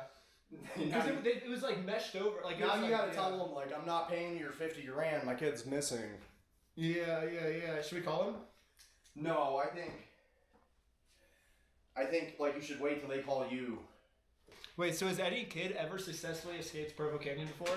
No. That's the thing. I don't think he was very convincing in his act because he didn't have a whole meltdown and yell at the person and be like, "My kid's fucking missing. I'm not paying you money." You know, like he was way too calm about it. So I'm the first person to ever successfully escape. It's so funny. Wait, so no one's ever gotten away successfully? Dang. Dude, okay, so I go in, and so this is what I do. I try telling them I'm giving out chips every month. One dude's like, no. So I already tried that, but I'm like, I know I can get Nick to let me give them out on the unit you should have been on. So I was waiting there, and I'm like, is this everybody? And they're like, yeah. And I'm like, fuck. So then I had to go back over to your unit, because a kid got transferred over to mine, I had to grab his stuff, and I saw your sheet sitting there. So then I asked my lead, I'm like, hey, like, everyone else got 2 bags of chips, everyone over here's gotten 2 bags of chips, like, this kid, I just met him yesterday, like, is it cool if I give him 2 bags of chips? And she's basically like, no. And then I'm like, all right, I gotta go to the bathroom. You just did it anyways. Yeah, I'm like, I gotta go to the bathroom. And then like, I went out there and you were just getting moved over. And I'm like, yes. Nice. I was so happy, dude, because I had been coming up with excuses the whole day to keep leaving the dorm. Nice. Yeah, that's when they finally took me out of solitary. It was then. So that's how long I was in solitary for. Is that insane? Yeah, you were only supposed to be in there a couple hours. I don't get it though. Like, why do they just straight up chuck the kids in solitary as soon as they are in? I know it's to incite fear, right? But like, that's so weird that they would just straight up put them in there first thing, like as soon as you're enrolled. Got his feet kicked up and everything. If he were an actual dad, he'd be a deadbeat one. I mean, he did chuck his kid into Provo for the cause of his son having gay thoughts. So Yeah, I know. So my bad, I couldn't get it. Like, I don't know if me handing it to you right there would have been sus or not. It sucks. It's weird because I went from solitary, and then when you get back, so I'm like in the actual dorm now. It's like, okay, I'm supposed to have freedom, and we're still not allowed to talk to each other. Like we just have to sit in chairs all looking at each other, and no one can talk. And they made us watch this stupid TV show that like he was watching, I guess, and it was just some like stupid like drama from like 30 years ago. It Oh my sucked. God. It was so boring. He sucked. He was a dick. Yeah, the girl was a little nicer. Like she was a little cooler, I guess. She was a little less strict. But Jose sucked. Wow. It's weird because he looked younger than me, but it was like funny to think like I'm probably older than this dude. Yeah, you're older than you're older than me. He's like, but it's funny. Like most of the staff that's bossing me around, I'm like, I'm older than you. Like, why are you bossing me around? But yeah, it's funny. That shit's annoying, huh? The way they boss you around nonstop. Yeah, it sucks, dude. I went 17 hours without peeing, right? it's the power trip. Also, I don't get it. Like, why don't they not let people pee? Do they want them to pee like their pants? Question mark? Question mark? Are you serious? And then we get back from breakfast. So I've been 17 hours without peeing. No way. And then we get back, and the first thing he says is like, I don't want anyone to ask me if you can use the bathroom. And then we get down, and I'm like literally about to pee my pants. And I'm like, shoot, I want to ask to use the bathroom so bad, but I know he's going to blow up on me if I ask to use the bathroom. I'm like, I literally can't hold it anymore, though. And I just had to hold it. It's 17 hours of not peeing. They really made you do that? Yeah. And the other dorms, And like no one's in the bathroom. It's like, why can't I just use the bathroom? Like it's just because he was like wanting to power trip us, you know?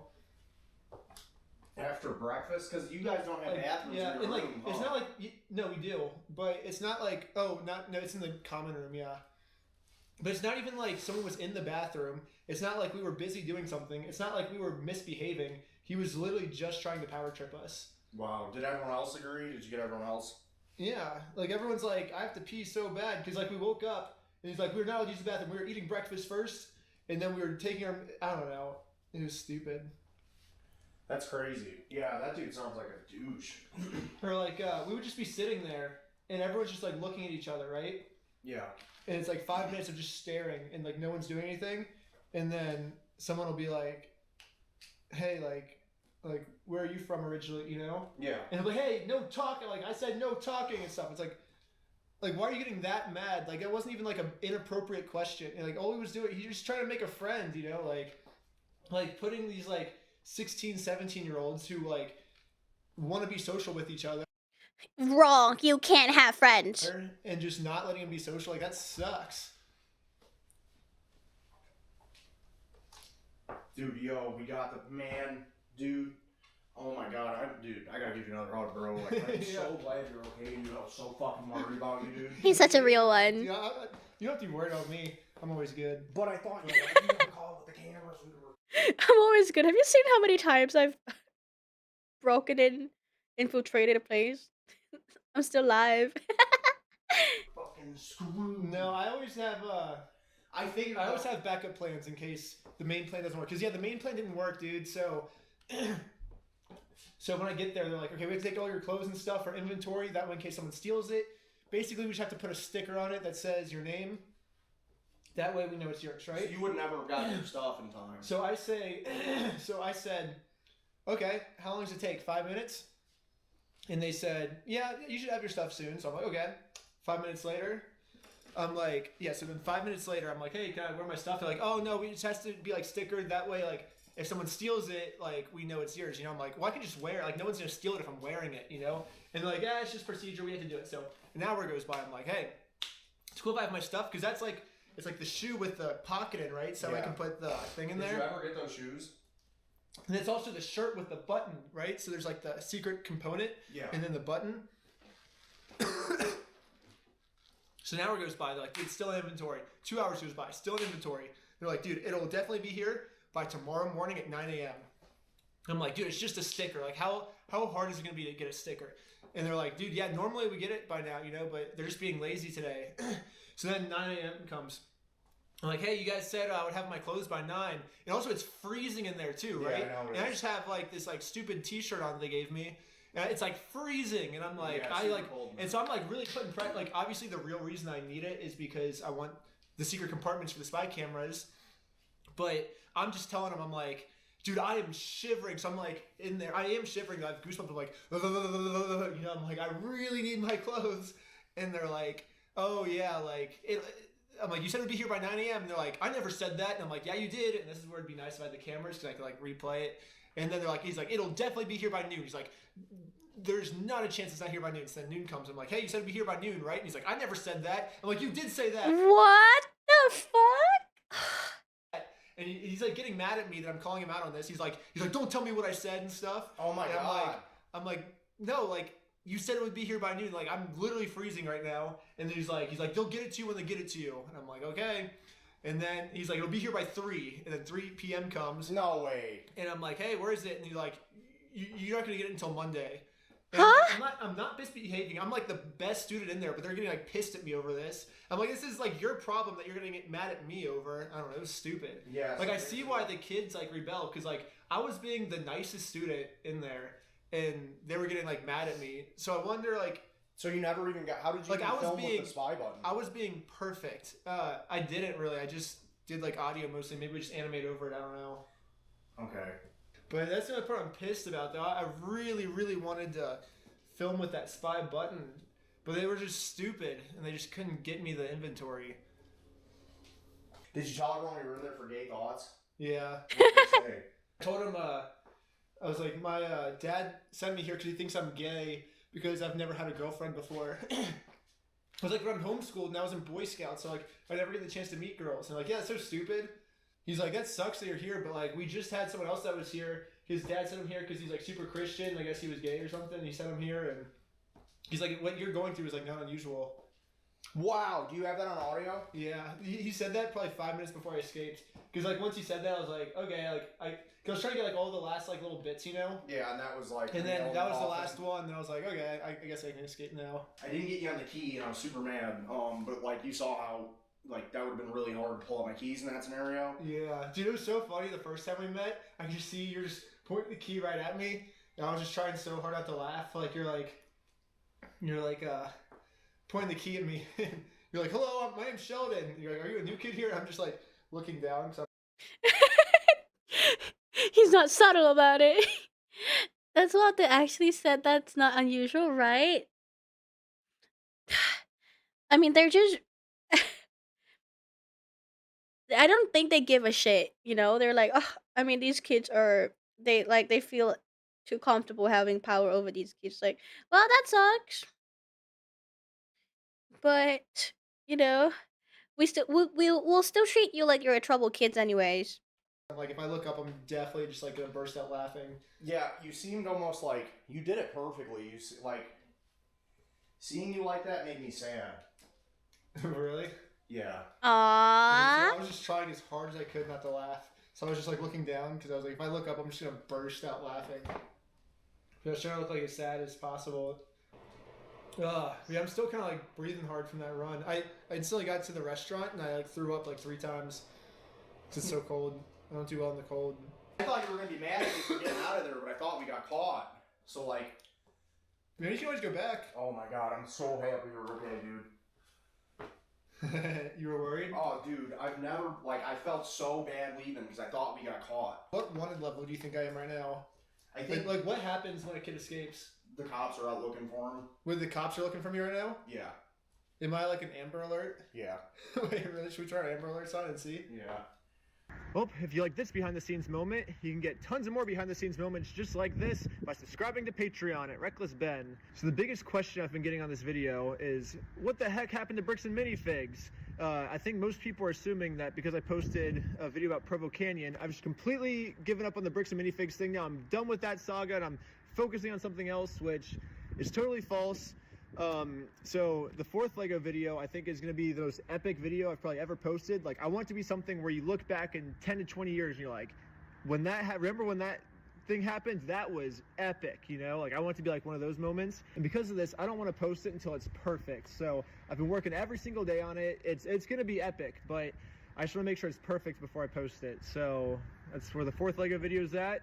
Oh shoot. Wait, one more really important thing.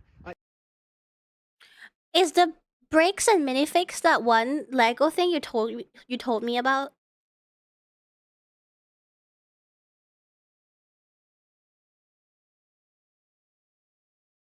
I didn't know he did a video on it. Yes? Hold on, let me... This man spent his life collecting what's now known as the world's largest... I know, he cut up the mess, Brandon. No, I haven't. Like, I heard from you guys, but I haven't watched anything myself.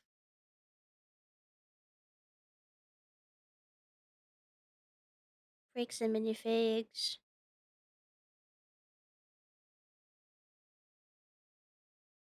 Okay, so this is the first video of it. Hope you have popcorn. I don't. Star Wars collection ever. It's estimated to be worth around $200,000. And then the entire thing got stolen. And the police are actively working with the thieves to cover the entire thing up. But the craziest part is that the collector doesn't even know that his collection's been stolen. Yeah, the collector's son, Brian, well, he reached out to me because he has no clue how to break this news to his dad. At this point, my father had a health episode. We can't bring any stress to him. The reason he's reaching out to me is because the police are covering this entire thing up. And at this moment, I promised Brian that I would not end this video until I get his entire world record Star Wars collection back. But anyways, the thief of this collection... Oh, it was the Star Wars Lego too? Oh. Yeah, we're going down this rabbit hole. Have you guys watched his video then? Reckless Ben? Or did you watch someone else? Is that your intro and stuff? You're right, you're right.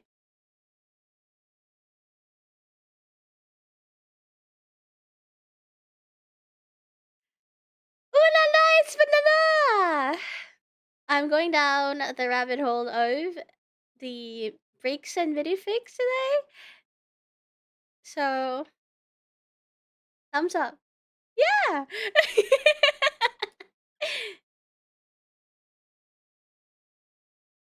Not the video, but just from news articles and stuff. Ah! Watch it multiple times. Yeah, his video is always great. Is actually a I corporation still haven't seen anything about it though until like this video comes up.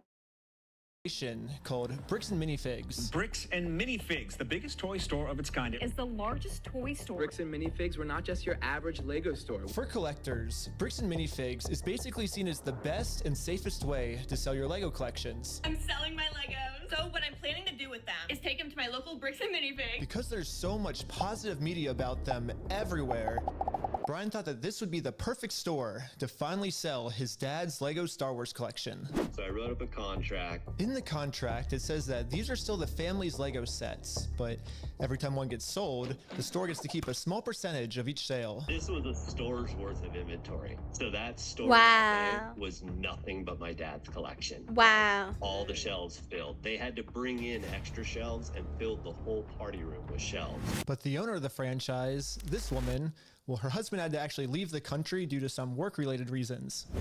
My husband and I were planning on moving out of the country. I reached out to corporate to let them know, hey, this is something that's coming up in the next like 4 to 5 months. She told the Bricks and Minifigs head corporation that she was planning on selling the store, so the corporation actually was able to find a buyer to buy it from her. They let me know that they had somebody who was interested in purchasing a franchise in the area. He was going to be in town and he was going to stop by and just take a look at it. It wasn't until Brandon got there that he informed me that they were terminating my franchise agreement. We were getting threats from Brandon and from corporate that if we didn't leave the store immediately, the police were going to be called. I told corporate I wasn't comfortable leaving that night without the inventory. I was also told I was not going to be able to stay there long enough to do that inventory. But we don't just have to take this woman's word for it. She was actually able to save all the security camera footage from that night, proving that everything she just said is true. All the footage and evidence is there. In the security cam footage, it's him at the store kicking her out. In that footage they sent us is Crystal asking him, how am I supposed to pay this guy? These are sets he has not been paid for. These are ones that he has not been paid his percentage yet. And if I don't have the tickets, I won't know how much I need to pay him. That's a business thing and not necessarily yours. He's taking on the business, he takes on all that kind of side life. His own corporation is sitting there on video saying they're going to take it. After this woman got kicked out of her own store, she called Brian explaining how corporate just came down and is now trying to take the world's largest Lego Star Wars collection without paying for it. Dude, that's fucked. So, Brian called the store to see what was going on. Called the store and I said, what happened to Crystal? And he goes, well, that's kind of a private matter, but the corporation's taken over the store. There's something I can do to help you with. I said, well, yeah. I am the owner of about half your store's inventory. All those vintage Star Wars sets you have in there are ours. And he goes, oh, I don't know anything about that. I said, well, you better get to learn about it because I have a contract, I have photo evidence, video evidence, like that is our collection. So I went down to the store, brought a copy of the contract. We're like, you need to let me in back and let me see the sets that you still have. All you have to do is let me in back. We can go that route or we can go to court.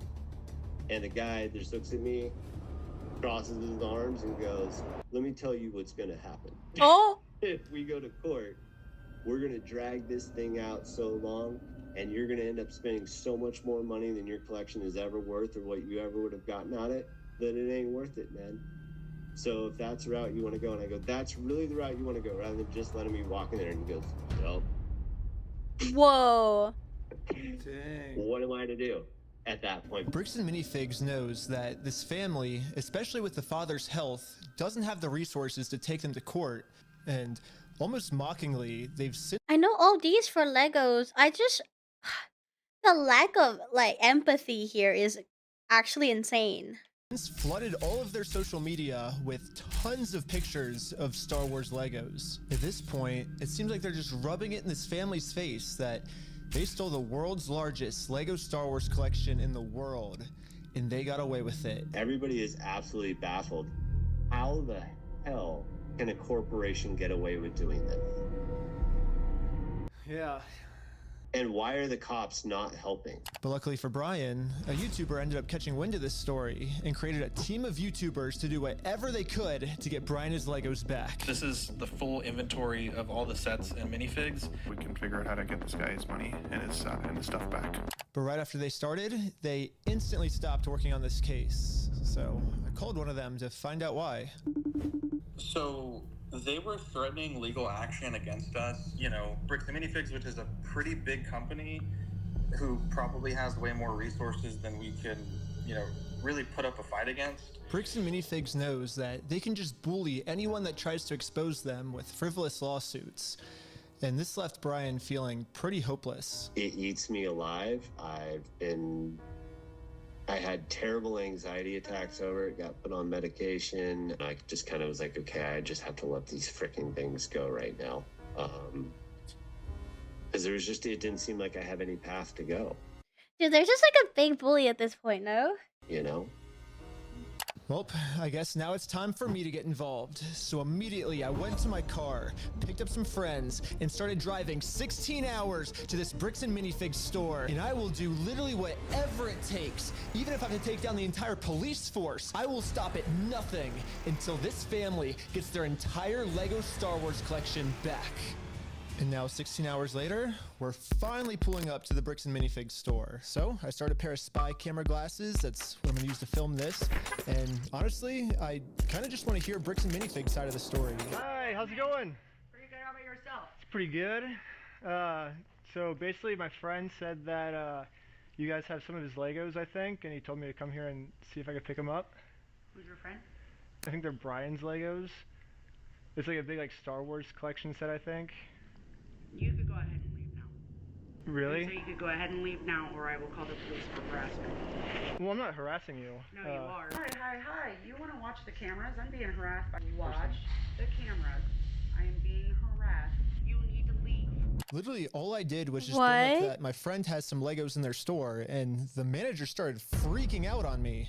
But I wasn't going to leave the store without hearing her side of the story. Before showing up, I printed out a copy of the contract the store made with Brian, saying that all of these Lego sets will remain his until sold. Because I have a contract, legal reason to be here, legally this does not count as harassment. Instead, the manager should be checking the store's inventory to see if these sets are still in their store. Well, so here's still all of the Lego sets you guys still have. I don't have anything to do with that, and I don't want that. You can go ahead and leave, and I'm going to ask you one more time. This is the last time. I do not want that. You're not handing me anything. I tried for a long time just to get her to look at this contract. But finally, she gave me an answer of why she can't help me. He's been supposed to be getting a hold of corporate. Basically what the manager's saying is that if someone did steal the Legos, it wasn't her, it was corporate. But little does the manager know, I already did this. Yep, I literally went to the corporate Bricks and Minifigs headquarters. Damn. And this was corporate side of the story. You have to talk to the store owner. Yeah, they're all locally owned and operated. We can't do anything with it here. Their decisions are their decisions. For sure. So when they say go to corporate, how do we respond next time? I have no idea. You have to take it up with them. It's your thing with them. That doesn't involve us. So I showed the manager what corporate Bricks and Minifigs said. When corporate tells me this, I'm supposed to come back to the store, right? And so it kind of seems like you're going against what corporate's saying.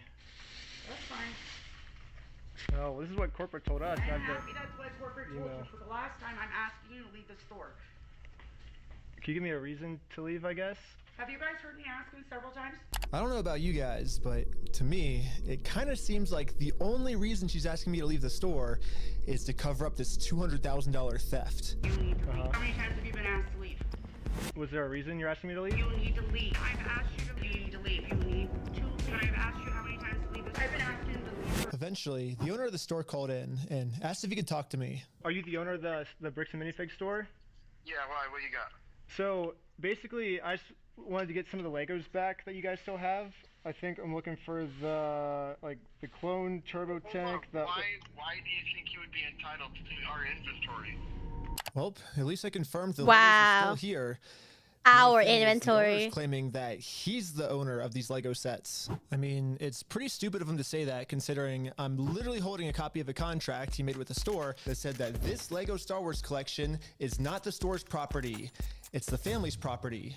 The contract makes all of this very clear, so I want to give him one more chance to answer a little bit better. Well, I just want to get it back from my friend. He said he couldn't get it back, so I was just wondering if I could just come pick him up. Because you guys still have him, right? Why do you think your friend would be entitled to our inventory? Well, it's his. He owns the Legos. Huh? He doesn't own the Legos. Well, yeah, we have a contract. He does own them. No, bro, are you an idiot? What? Are you stupid? Josh, the police is showing up right now. Hey, how's it going? Well, at least the police are here now, so once I show him the contract we're in with the store, we can finally get the Legos back. Basically, we have, I think it's like $200,000 worth of Lego sets that we just have them in the store, and we just like to pick them up, I guess, because they were going to sell it for us, but I guess they're not selling it for us anymore. But does it sound like they want you here, right? So they well, but they have our sets, though, yeah. I understand that. Right here, the factor is that they don't want you. They're a private owned store, and they don't want you on the road. Okay. But I don't want them to keep the Lego sets, though. Okay. So. Yeah. The police officer literally didn't care at all that the store just stole $200,000 worth of Legos. For some reason, he made it seem like I was the bad guy. So you are trespassed from here. So Okay. Trespass for life. So if you come back. Oh, for life? Yeah. If you come back, you could be arrested. Okay. Oh, so how do I get the Legos back then if I can't go in the store? Okay, we talked about that. Do you understand the trespass portion? If you come back, you will be arrested. Okay. So. Okay. Again, Rob, if you come back, we're in the car, we're gonna... Well, what? Brian did warn me that the police are actively trying to cover this up. So Brian and I are now officially trespassed from the store, and if we ever come back to ask for his own Lego collection back, then we're gonna be arrested. Is there, I guess, a reason why they're able to just take all the Legos and not give it back, or? So, we just gotta leave. Okay, I just have to leave? So, leave now. He doesn't even give him In answers. the parking lot? No. So this is all private property. Oh, okay. Okay. Okay. We've been filming for 10 minutes and I'm already trespassed from Bricks and Minifigs, which is like the whole location of the video. So how do I film a video at Bricks and Minifigs now if I can't even legally go back there? So, to continue the video without getting arrested, I went back to Bricks and Minifigs corporate offices. And the Bricks and Minifigs CEO, the guy who runs the entire company, Ammon McNeff, he personally came out to talk to us. So what's going on? So you guys are holding some of our Legos? No, we're not. You're not? No. Is that a lie? No. That's a lie. You did take the Legos. No. So we have our attorneys have visited. Like again. So who's Brian Mansell. Okay, and who is that? He's a guy who had he had like $200,000 worth of Legos in your guys' store. Nope. Huh? I mean, it did happen. Yeah, it does happen. No, we did not. Yeah, because his Legos were in the store and you guys took them. I know you think lying to us right now is kind of like helping you out. I'm not lying to you. Well, look, we both know you're lying, but... No, we don't know that. So, I showed him some social media posts his own company made that are still up that claims that these are Brian Mansell's Lego sets. And these Lego sets that they're still holding on to are worth $200,000. But all of these claims are from his own company. We just caught the CEO of the entire company red-handed in a lie. Yeah, it's crazy to me that even the CEO is in on this cover-up. But anyways, now that we just caught the CEO in this lie, I wanted to let him know that it's going to be much easier if he just gives us the Legos back now. If you just want to give it back now, it's going to be a lot easier for you guys, you know? I think you guys would prefer the easy way. The hard way, I don't think you guys are really going to like it. No, okay. But we're getting it back either way, so it's like you can either... So you can leave. If you come back here, we will call the cops. If you don't leave right now, I will call the cops. So you don't want to do the easy way? So you're threatening me. What you are doing right now is illegal. It's an extortion. So catching you guys in illegal activity, that's illegal on me. Okay, you've been asked to leave. Please leave. And with that, Bricks and Minifigs has made their decision. I presented them very politely with the easy way, and they said, heck no! Well, they've only left me one other option, which is the hard way. But now it's pretty much the super hard way because the this so bad. I know 10 out of 10 editing. I don't get why you would just do that. You know what I mean? Like, how can they just go, no, that's our Lego. We don't have yours. What do you mean? And like, gaslight the shit out of you. Money, I guess. police are protecting them. If I ever go back to this store, I'm getting arrested. If you come back, you will be arrested. Okay? You understand that? So, we all regrouped together to rewatch the footage I've gotten so far. And there was one thing the manager said that might be a way forward for us. I have not heard anything from the owners. Oh. So you need to leave. Can I talk to the owners then, or? You go ahead and call the owners. Do you have their number? I'm not giving it to you. Why won't you give it to me?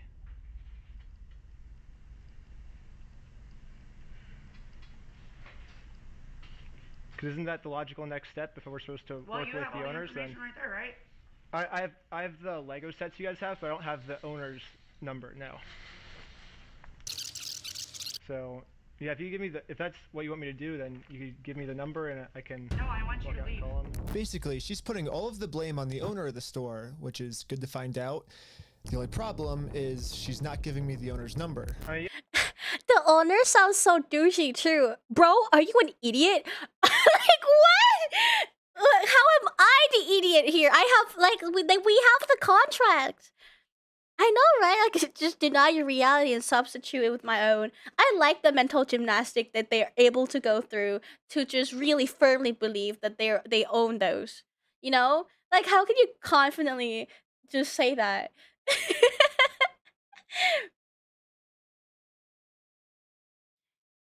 Everyone here is John antagonist, though. They're so comically just villain. Do you know how much the Lego set is, bud? Yeah, they mentioned the price a couple times, isn't it? Yeah, if you could give me a number and we could call them. I'm not giving you anything except for calling the police. But you told me to call the owners, right? You're absolutely right, but I've asked you how many times to leave the store. But you have his number, or? No, I don't have any of their numbers. Dang. That's why I was like, corporate keeps telling me to contact the owners of the store, but with no contact info, so I try to contact the store, and the store hangs up on me and says I'm harassing them. The manager is really trying to protect the store owner from getting in trouble, so if she's not going to give me his number, I'm just going to have to find it a different way. When she hands me the phone, we might be able to see his name and number. Josh. I knew it! I knew they were gonna go watch the VOD! We found out the owner's name is Josh. However, the number was way too blurry on the spyglasses. We did know his name's Josh, though. We heard it in the phone call. No, it's so blurry. So I checked the store's Instagram to see if it follows anyone named Josh. Oh my god. It doesn't. So I checked their business records, but everything got scrubbed. This owner is really going to any length he can to stay fully anonymous. After watching the footage over and over, my final conclusion is, yeah, the manager sucks. But she's not really the mastermind of this whole thing. She's just protecting the mastermind of this whole thing because she's brainwashed. But luckily for me, through my YouTube career, I've infiltrated tons of cults and I've experienced some of the most intense and crazy brainwashing in the entire world. I love his cult videos. That's how I found him. Basically what I'm trying to say is I'm pretty sure that I could brainwash one of these Bricks and Minifigs employees way harder than any corporate offices could. He's pulling the cult! Oh my god! And yes, that's the plan. Brainwash the Bricks and Minifigs employees to be on my side. Yeah, I'm starting a Lego cult. I mean, a true cult would never actually call themselves a cult. They always disguise themselves as something else. So, yes, I'm actually just starting a regular old Lego club. Yep, that's what we're calling it. My friend Victor is going to be the cult recruiter. I dressed him up to look like a famous YouTuber, so he would look powerful, and the employees here would have to listen to him. My name's Victor. We're going to Bricks and Minifigs. The saturation went up too. Oh my god, they're getting this he plays Fortnite and Roblox, 100%. Let's go. All right, guys, we are heading into the store right now. He was doing amazing, but we had to make sure that these employees know that Victor is the real deal. Dude, that's crazy. Dang, let's go. Yo, we got a fan over here. 1, 2, 3. Toys for everyone. Yeah. Real quick pic. Hey, I'll send you that clip later, all right? You can? Yeah. So far, everything we had set up was working perfectly.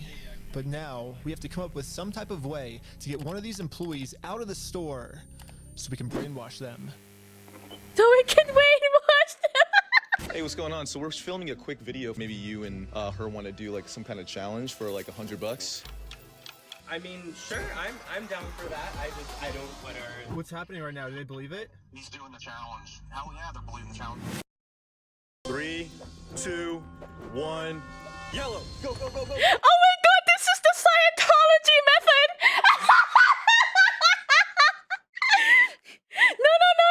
No, this is the Scientology method where they put you in that. Remember the church in Scientology where they started out with like doing things like put up your right hand, put up your left hand.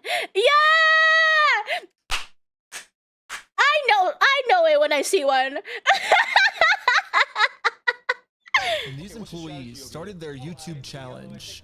And yeah, I'm just gonna fast forward to this part. I'm not gonna torture you guys with all this. All you really need to know is that this girl ended up winning. High five, sweet. So now I'm gonna call my producer. It's going right now. How's it going?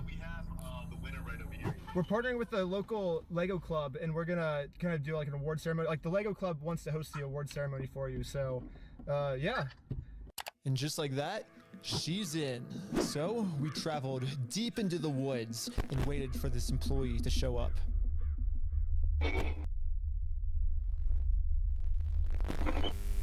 Oh my god.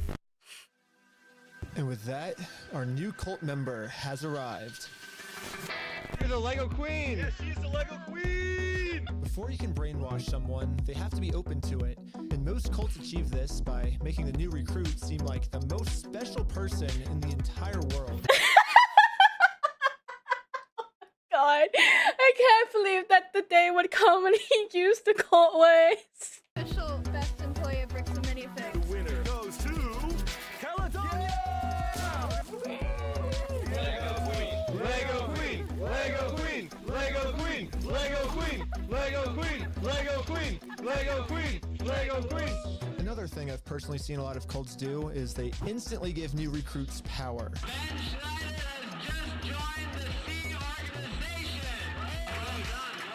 If people feel powerful, they're less likely to think that they're the ones that are being manipulated. So, we gotta give this girl some power. You give me power? Yes. Yeah, we're giving you power. You're the most powerful. Queen says, jump. I feel like I can do anything I want. Step on the Lego griffin. Oh my god! Oh my god! Beautiful dog pile. Oh my god!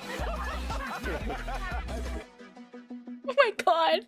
Lastly, all cults do group rituals to make you feel like one with the group. So now, we have to become one with this Bricks and Minifigs employee. Brick by brick, brick by brick, brick by brick, brick by brick, brick by brick, brick by brick, brick by brick, brick by. And now, the employee is fully brainwashed. I didn't realize we're watching how to start a cult video.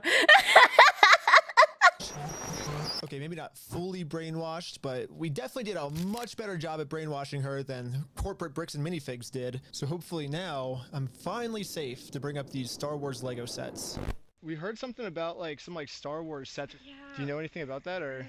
I know some of it. They were gonna reimburse him for everything, and then I think they did, and he's still upset about everything, which I get. They reimbursed him for everything? Yeah, we don't have any of his stuff on the shelves. Really? Yeah, we don't have any of it.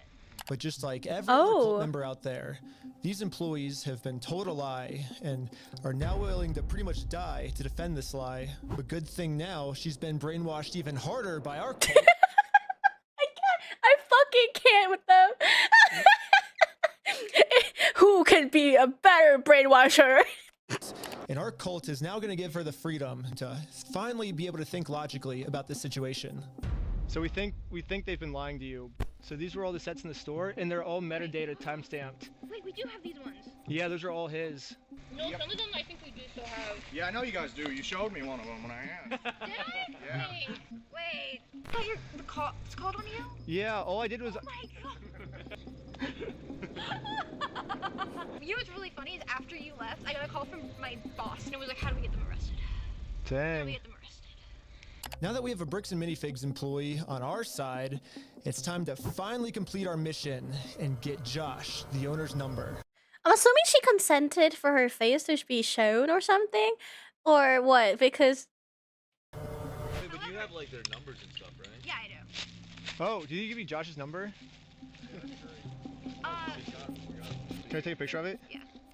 wouldn't she be in trouble for this? Oh, I guess that's why this video is so heavily blurred after. Like, this is all YouTube blurs. I'm assuming that since we saw the other video how they try to sue him, so he had to blur everything out that could potentially get him in legal trouble. Oh, nice. Well, now that I have the owner's number, it's time to give him a call. Hello, this is Josh. Hello. I'm just calling to get my Legos back.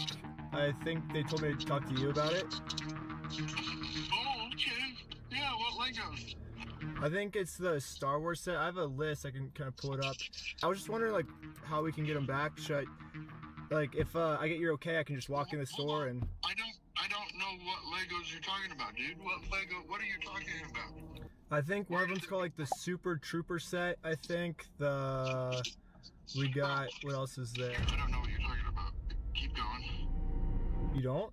Since Josh was pretending to not remember any of the Star Wars sets that make up half of his store's inventory, I decided to send him over a picture of the contract his store is in. What contract is it? I didn't sign a contract.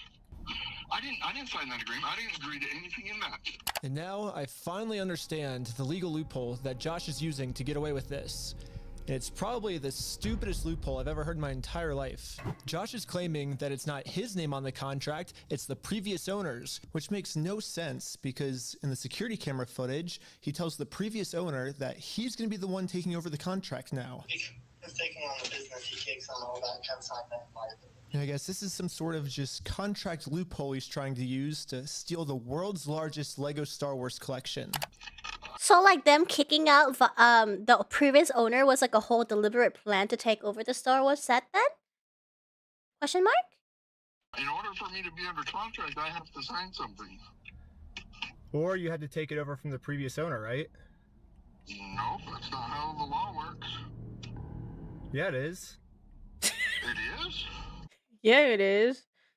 It is? What the fuck is this conversation?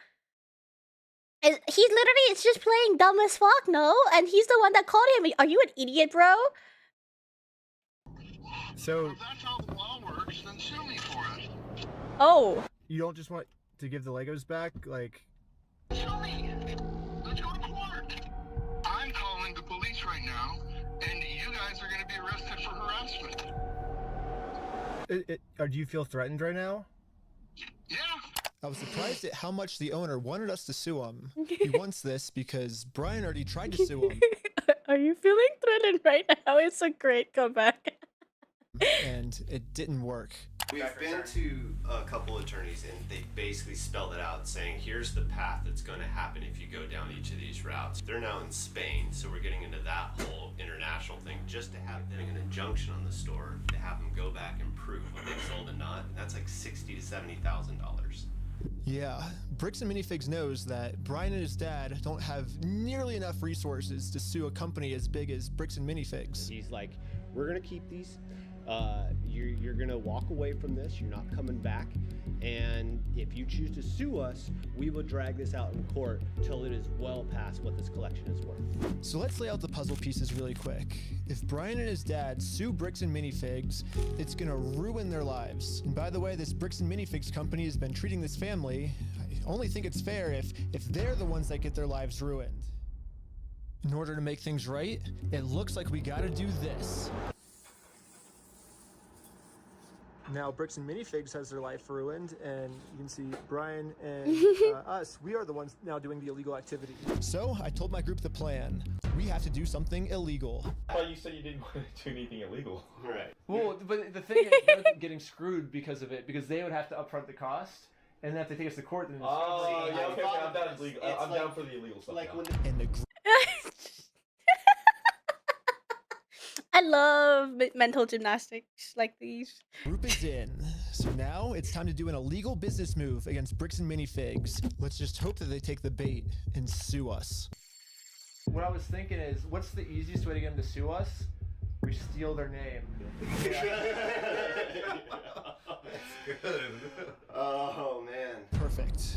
First, I went to Google Maps and took a screenshot of the sign outside their store.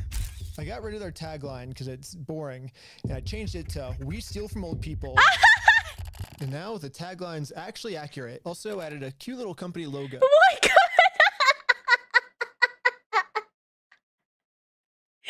Oh my god! He's so good at this. Like, that's why I love his channel so fucking much.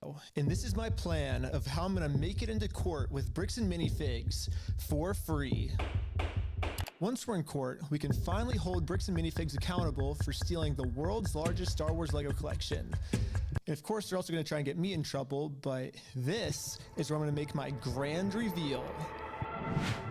You see, this entire time, my company name was actually called We Steal From Old People.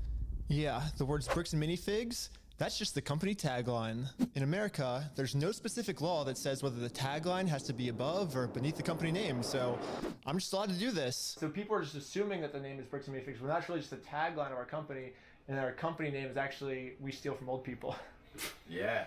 And now, because I'm actually not stealing their name, it's gonna be so easy for me to win this court case. No fucking way! Yeah, I think infiltrating in a lot of cult has cultivated him for this moment. And Brian's gonna get his entire Star Wars Lego collection back. All while Bricks and Minifigs pays for all the legal fees. I think literally he's the definition of it's so stupid, it might just work. Use it before it gets patched. Yeah. The meta. So I registered We Steal From Old People as an official Oregon company. And now that my company's legally approved, I made a website, and you can visit us at www.westealfromoldpeople.com. You can help support us by buying some of our We Steal From Old People merch. Wow! Or give us a call. But as you can see, we have great reviews. And so now to promote this website, I'm going to put my company logo directly over top of the Bricks and Minifigs company logo. So I asked ChatGPT what the dimensions of this billboard is. Sick. I'm making my logo with the exact same dimensions. Yes, dude! It looks exactly the same. This is where we started to realize we are taking this way further than just a bad business practice. I'm pretty sure putting my logo over their logo is actually criminally illegal. But luckily for us though, if we go back to the beginning of the video, Bricks and Minifigs actually gave us a solution of how any company pretty much can get away with this. You have to talk to the store owner. Yeah, like they're all do anything. So they're gonna do the endless loop on them too? Their decisions are their decisions. For sure. So when they say go to corporate, how do we respond? No idea. You have to take it up with them. It's your thing with them. So basically, if you put all the blame on your lower franchises, you're safe. So I registered 5 franchises under my No way! Who wants to be the owner of the first company? Ooh. They went to so much work to set this up. Holy, all the paperwork stuff. Ooh, I want to be an owner. Congratulations, you're a franchise owner! If you choose to put a bunch of banners on their store, I can't get in trouble for anything. Yeah, every one of my friends is now a legal franchise owner of We Steal From Old People. Now they can put it in their bios. Entrepreneur, business owner, LinkedIn business owner.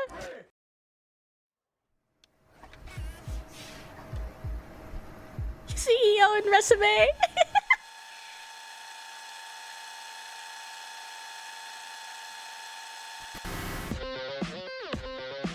How? What did they do to that banana?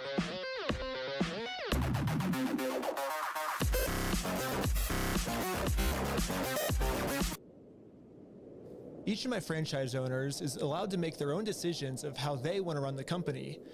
And what they've decided is that they're getting 2 pumpkins, and they're gonna use these pumpkins to support this tarp, and they're gonna climb up the Bricks and Minifigs building, and they're gonna hang our logo over top of their logo. Now I basically just sit down here and yeah, have my franchise owner do everything for me. And we did it. And the sign is way too small. What the heck, ChatGPT? Yeah, I miscalculated the size. It'll work for now. So we're still going on with the plan. 2, 1, let's go. We're setting up a Bricks and Minifigs We Steal From Old People company booth right outside of their entrance. If anyone wants to walk into the Bricks and Minifigs store, they have to get through me. The sign isn't even up anymore. It's already filled out. It got blown away by the wind. If they want to sue me, hopefully they take the bait. What up? You want to buy some merch? Yeah. What's this? Yeah, we also got some We Steal From People barf bags because honestly what they're doing in this store is so gross, it's probably gonna make all the customers throw up. Do you have an XL? Large. Well, we stopped a customer from going into Bricks and Minifigs, and he left with our merch. It was going pretty good, and I was stopping a lot of customers from entering the actual Bricks and Minifigs store. Wake up? Okay. Yeah, I might just be out here all day. This is going very well. It was almost going too well. It's basically the end of the day now. They haven't really seen me because these windows are tinted, I guess. In order to get the store's attention, my friend Jay is gonna walk into the store just pretending to be a normal customer and ask what's going on. Is this the main store or is it the one that's out front? Wait, like, is this the main entrance? Yeah. No. I'm saying like the counters, there's 2. There's one here and then one outside. No, there's a guy who's selling stuff out front. I don't know what he's selling. Wait, what?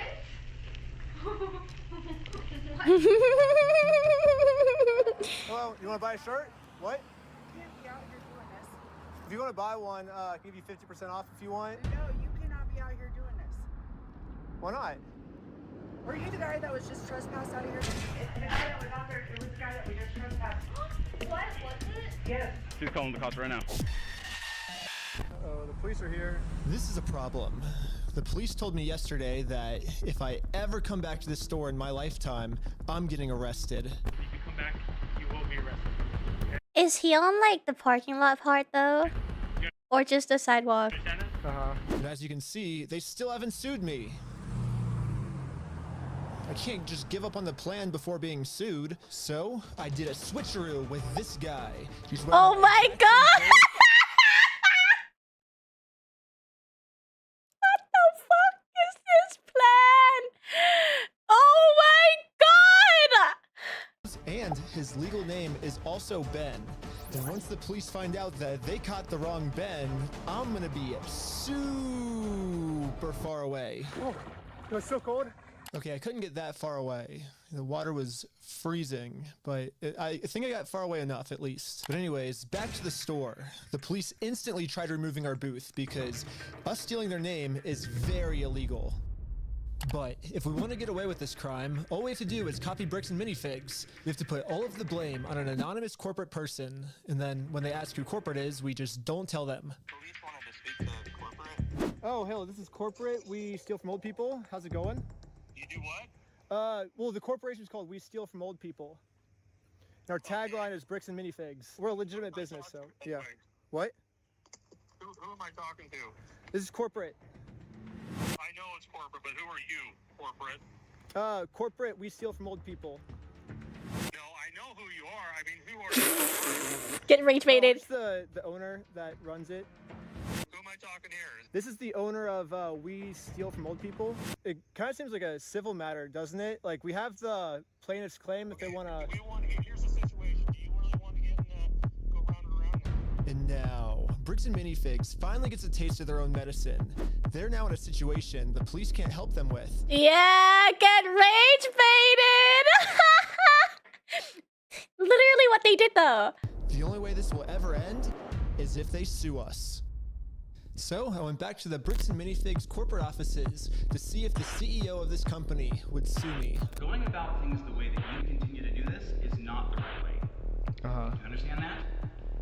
So what's the right way then? Do you understand that like the harassment style that you have conducted and bragging to people that you've vandalized the store and done other things along those lines. That's not the right way of doing Well, I never vandalized the store, but people have told us that you have. I mean, whatever like my like franchises do like underneath me, I guess that's like I can't really control them. I'm just corporate, I guess. Are you a registered franchise? Yeah. You guys have FDDs and everything else? Yeah. Yeah. What states are you registered in? Oregon. You're a registered franchisor, so... Yeah, I'm actually a franchise owner of the franchise, too. The CEO of this company...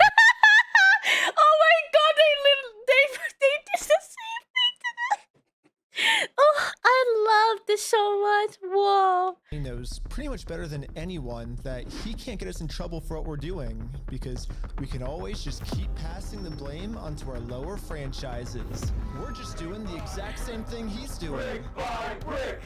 Brick by brick! Speechless. Okay.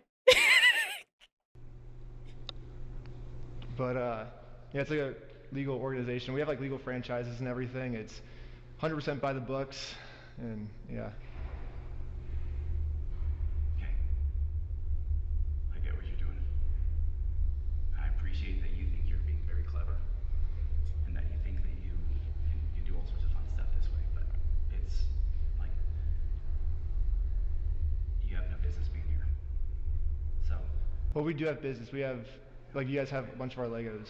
Well, if Bricks and Minifigs is not going to sue me, then I guess we have to settle this outside of court, which is going to be hard, because right now, Bricks and Minifigs has somehow convinced the police that they aren't criminals, they just participated in a bad business deal. I mean, Josh has literally already exposed their entire plan to me of how they're planning on getting away with this. I feel bad for him.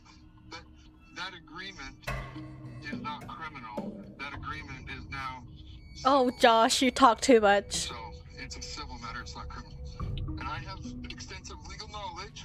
Yeah, basically a civil crime is just the legal way of saying a business deal gone bad, which, if this truly was just a business deal gone wrong, you would have to settle this through the court.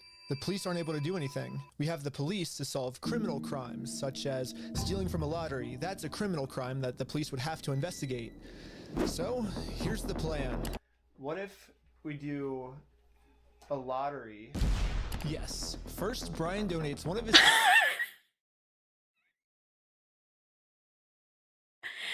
Wow. Okay, I'm hearing. To a lottery, someone wins the lottery, and then if Bricks and Minifigs keeps the prize for themselves instead of giving it to the winner, they have now just stolen from a lottery. Now it's not a business deal gone bad. They're actually interfering with a state-regulated lottery scheme, which is now a criminal offense that the police would have to investigate. That's a good idea. Bro, this guy is probably like, holy shit, who are these people?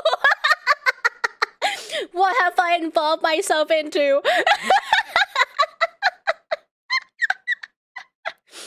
It's like people you don't wanna cross, you know? You don't wanna be on the other side. Yeah, who the hell did I get help from?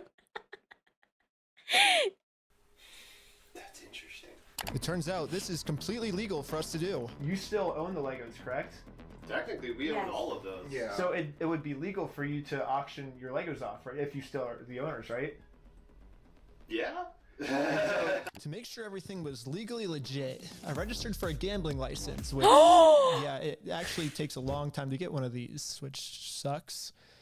But on the DOJ website, it says that if you're a non-profit or a religion, you actually don't need a license. It'd be cool to use my new We Steal From Old People company, but I already made my first dollar when I was selling stuff outside the Bricks and Minifigs store.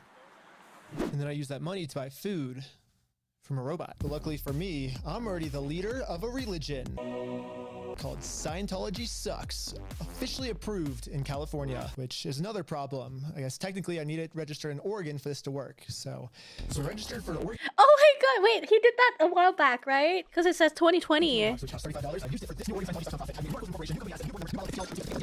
Bro. This guy has so many things registered. Stupid things registered. Okay, I'm pretty sure I lost everyone, but all you need to know is that I put a lot of work into making sure that this is a legal, legit raffle. That means that if Bricks and Minifigs decide to steal from this raffle, they have now committed a criminal crime, which the police are required to investigate.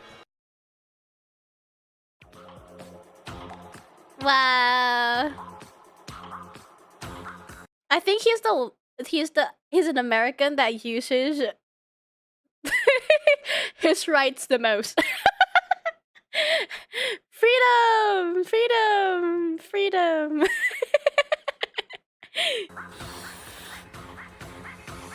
I want everyone's attention. We're doing a Lego raffle. This Lego set is worth $1,000. Pretty much instantly, we were a hit, and everyone wanted to win this Lego set. But there's a problem. Under ORS 167.117, each participant must pay something of value in order for this to be considered an official lottery. We're about to charge lots of people money just to maybe be the next victim of bricks and minifigs. But we have to charge them money, and if we don't, then it'll actually disqualify our lottery, and the plan we came up with to get the Legos back won't work. But then we realized, wait, we're filming this entire event. We can just give each person $1 as their appearance release fee. $1 should be on camera, there you go. So now when they buy a $1 ticket, the transaction cancels out and each person lost $0. Wow. The camera, and then the raffle is $1 though, so would you like to pay $1 for the raffle? Okay, awesome. So here's the ticket. What's our business? Well, he just fucking, that's, I'm also flabbergasted. Yeah, I think it's because he deals so much with these groups of people, like the cults and everything, that he, at this point, has learned so many legal loopholes. I'm gonna lose it. We're with the Church of Scientology Sucks.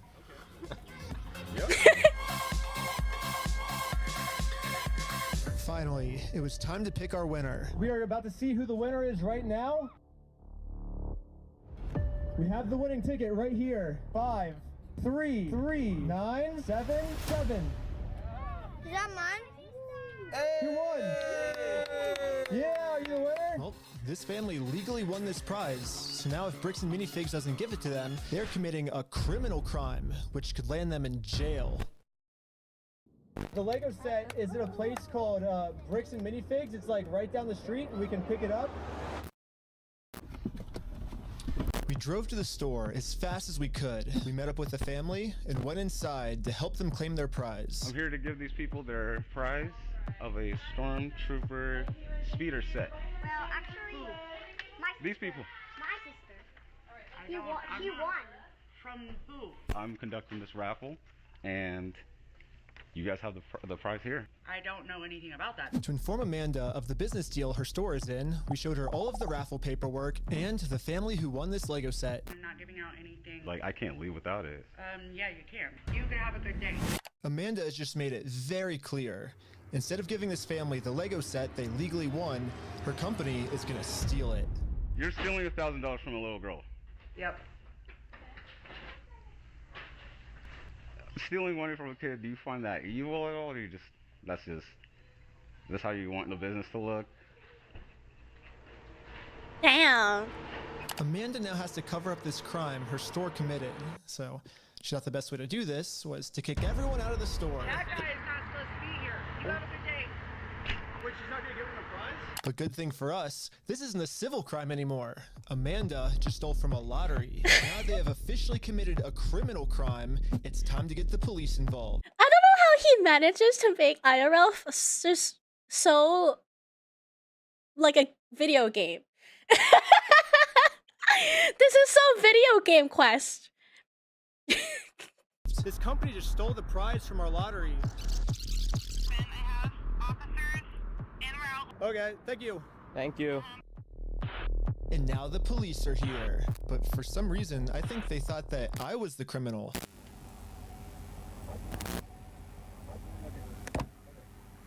Is this typically how you treat victims if they get their prize stolen, or? Do you have ID or anything on you? No. What's your date of birth? 12/30/1995. Did we commit a crime? I'm trying to figure that out right now. The police were very confused on who the actual criminals in this situation were. So, we explained everything to them. I'm supposed to be getting this prize from here. Okay. And they're not gonna give it to me? But the police don't just have to take our word for it. I'm carrying all of the legal raffle paperwork, plus the Oregon law book that specifically states this is Damn, he came with the whole law book. So, in my first apartment, I live with a roommate who majors in law, and holy fucking shit, their textbook is so fucking huge, just like that one. Yeah, I know he ain't reading all of that, but holy fucking shit. Required to investigate. So we have all the paperwork here. Stealing from a DOJ-approved raffling scheme is a criminal offense which the police have to investigate. Now that the police have seen the law, they actually agree that a crime has been committed. They're now finally going to do a police investigation on this Lego theft. The investigators started by taking some notes. They're selling stuff because they're thieves and stole stuff. It's a raffle? Yes. Okay. And we need to investigate some sort of raffle thievery. Well, he started taking notes until another police officer came and whispered in his ear. I don't know what he said to him, but whatever it was, it made them all completely change their attitudes. You're trespassing the property for life, okay? You come back, you're gonna go in handcuffs and go to jail. But they trespass you? But we're just trying to claim our prize. You guys have no right or have no connection to the store. You're not. Well, yeah, we do. They stole a bunch of, like, they have our prize, so there's a connection. That is a civil issue between. No, it's criminal. Okay. I got the. Are you gonna listen to me? This officer's trying as hard as he can to cover up this crime, but I wasn't gonna let him. But eventually, he said, if I don't let him cover up this crime, I'm getting arrested. Damn. I really want to dive down this really deep. We're trying to get some outs. Okay, we're trying to work with you guys and give you some outs. We can start looking at you guys falsified a raffle. Whatever that raffle looked like. Well, here's the thing: is it's not a falsified raffle. We have all the legal paperwork right here. You don't have authority to give out a prize. We're just going to get to the point that we're not going to have these conversations. We're just going to put you in handcuffs, take it here. Are we all on the same page? No. Okay. Well, yeah, I'm not gonna let the police just cover up this crime. I'm gonna get this Lego set to the rightful winner. First off, we do have the authority to do this raffle, so we are legally done for the night. No, it's actually required by you guys to investigate this. And it's not civil, it's criminal. Just so we're talking in circles, right? Yep. No. Do you understand at least what he told you on the... I don't know we're talking in circles. That's the first time we got falsifying a raffle. Good. Just answer my question, please. Do you understand what Officer Bev has explained to you? Kind of what's going to happen, what's going to be the next steps? I think... Nope. Oh, he's trying to get the yes or a no to use against him, right? No, I'm not understanding. You don't understand? What part don't you understand?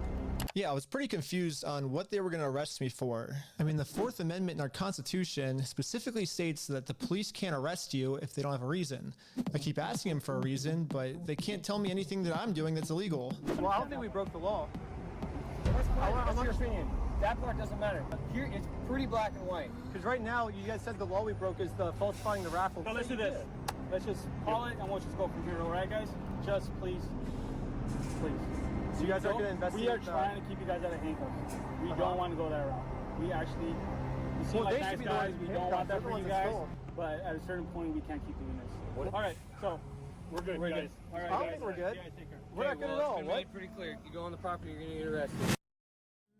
When I came up with this plan, I was under the assumption that the police are supposed to follow the law, but I was wrong. So what now? Is he gonna report the police? In Kaiser, Oregon, the police don't follow the law, and because of this, another family got scammed by bricks and minifigs.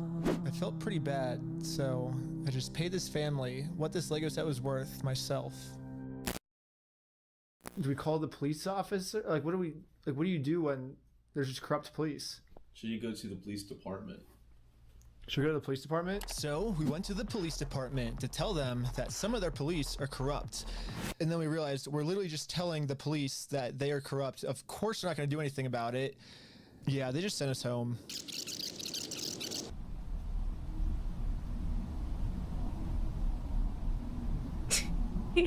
But this is when we realized that this raffle might have actually accomplished something pretty big for us. Josh ended up giving me a call. You guys keep coming to the stores. You park out front. Oh. You do fake raffles. You're threatening my business, you moron. Josh seems pretty scared, and he should be. Eventually, I am going to end up solving all of the police corruption that's going on. And once that happens, Josh is no longer going to be in civil trouble. He's going to be in criminal trouble. It wasn't a fake raffle. It was a real lottery scheme according to Oregon state law. And it actually is a Class B felony up to 10 years in prison and a $250,000 fine. Yeah, the loophole he's been using this entire time, just hiding behind the fact that it's a civil case, isn't gonna work for him much longer. He just went against like a boss level fucking YouTuber who just learns from cults and though the legal loopholes. I don't think he expects anyone to go through all that trouble, register themselves as a religious, the Church of Scientology sucks, and do all of this. I don't think anyone in their right mind would ever do this. I know, and that's why. Am I selling you guys on Reckless Ben yet? I fucking love his content. Yes. Like basically, almost all his investigation is somewhat like this. Well, let's not argue that. I don't want to. It's just better to just say, hey, you're not a thief. You know what I mean? Definitions of whether it's stolen or not, I don't think, anyway, it's not stolen. Why do we care about that? Well, who cares whether it was stolen or not? But for some reason, Josh still decided not to give the Legos back. I think he might just need one more push. Here's the plan. Take a picture of every single sign that's outside the Bricks and Minifigs store. And now I'm gonna redesign every single one to make them way better. For example, I changed Turn at the Light to Turn and Go Home. Buy, Sell, Trade, I changed it to Steal, Sell, Trade. And I'm printing all of them out to scale. Wow, this time they actually got the scales? No way. The budget increased? Use ChatGPT this time. This time I'm using a much better method, which is a tape measure. The exact dimensions of their actual sign. That they Oh my god, but they printed on paper. That's even better. You can see the tape. Oh my god. Now it's time to put our signs directly over top of their signs. But before we had time to do this, Josh gave me a call. He's still trying to convince me to sue him so he gets charged with a civil crime, not a criminal crime, which could land him in jail. If you think it's illegal, why don't you sue me? It's a civil matter. Tell Brian to put his money where his mouth is. Let's go to court. Okay, you want to do double or nothing? What are you talking about? Are you stupid? If you're wrong, you pay us double. If I'm wrong, I pay you double.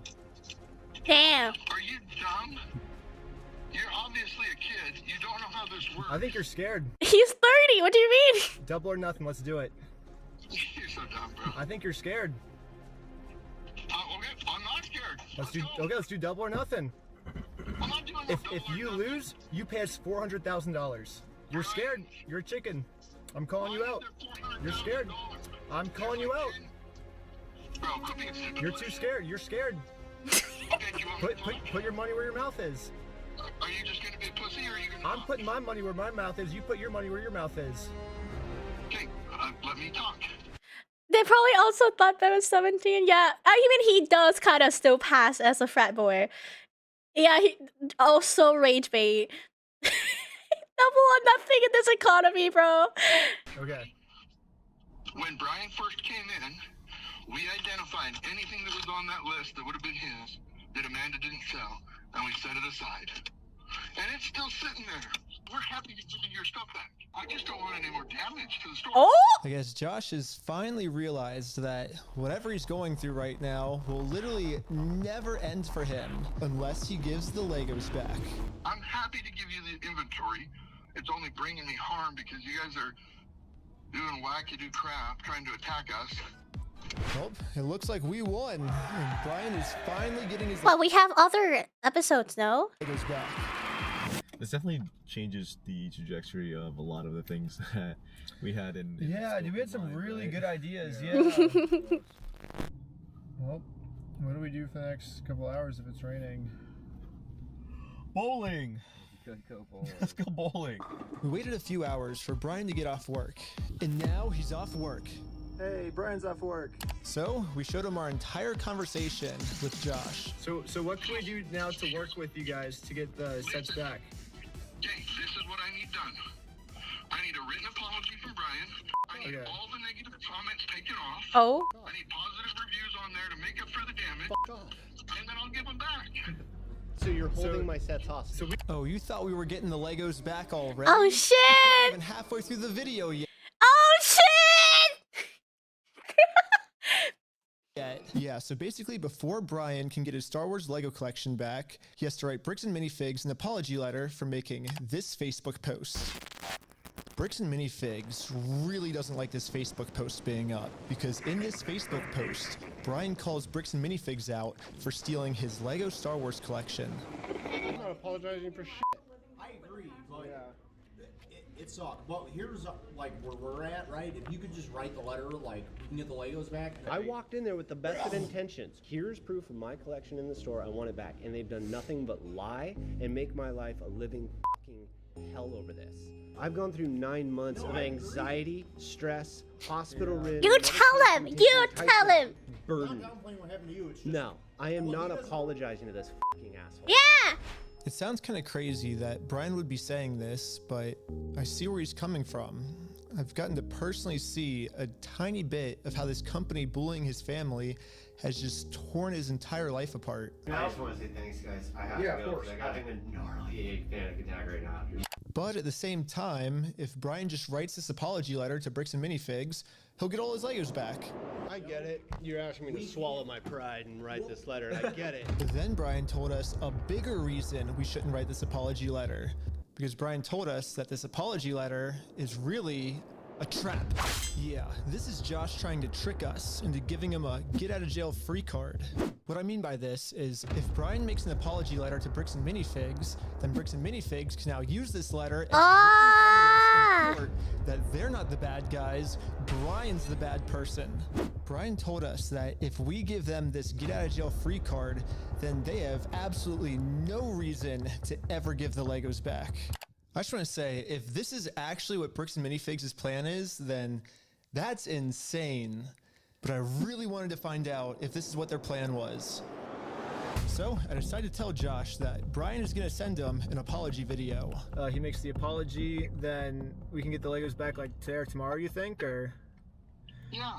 Just in case Bricks and Minifigs has evil intentions with this apology video, I wanted to give him something that they couldn't use in court. So I went back to the beginning of the video and took a screenshot of Brian's face and put it into this website. I also uploaded this video of Sheldon. Hi, I'm Brian Mansell. And after just a little bit of deep faking, it now looks like this. Hi, I'm Brian Mansell. Oh my god!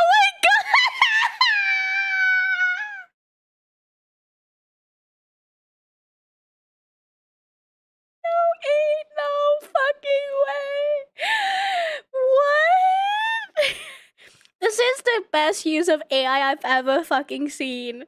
And I apologize sincerely for accusing you guys of stealing my Legos. I was wrong, and you were right. This is the ultimate test.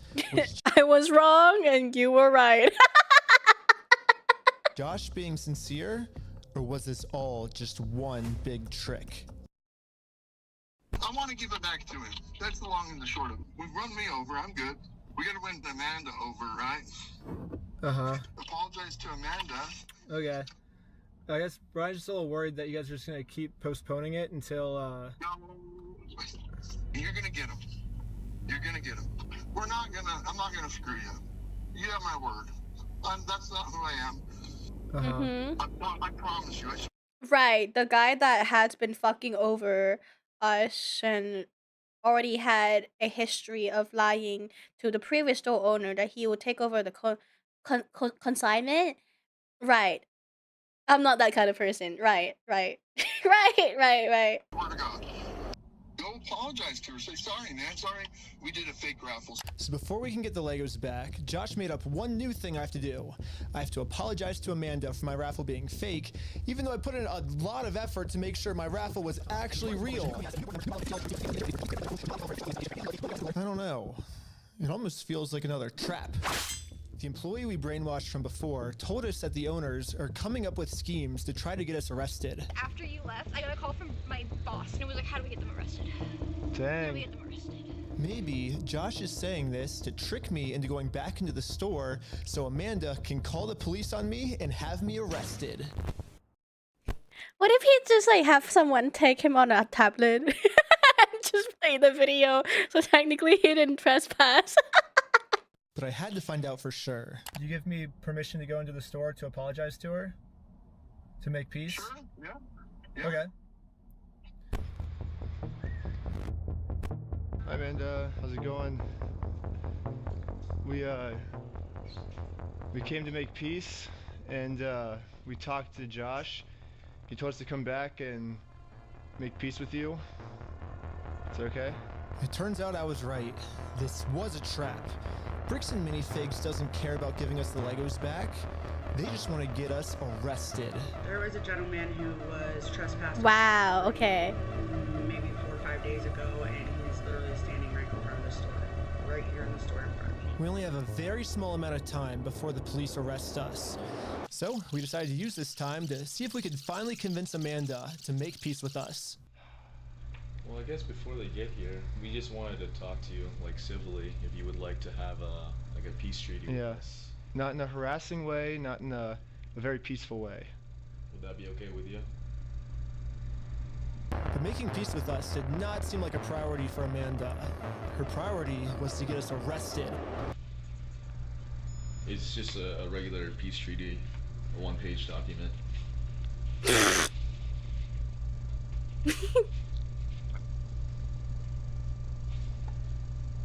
If you need to go over it, you need to take your time.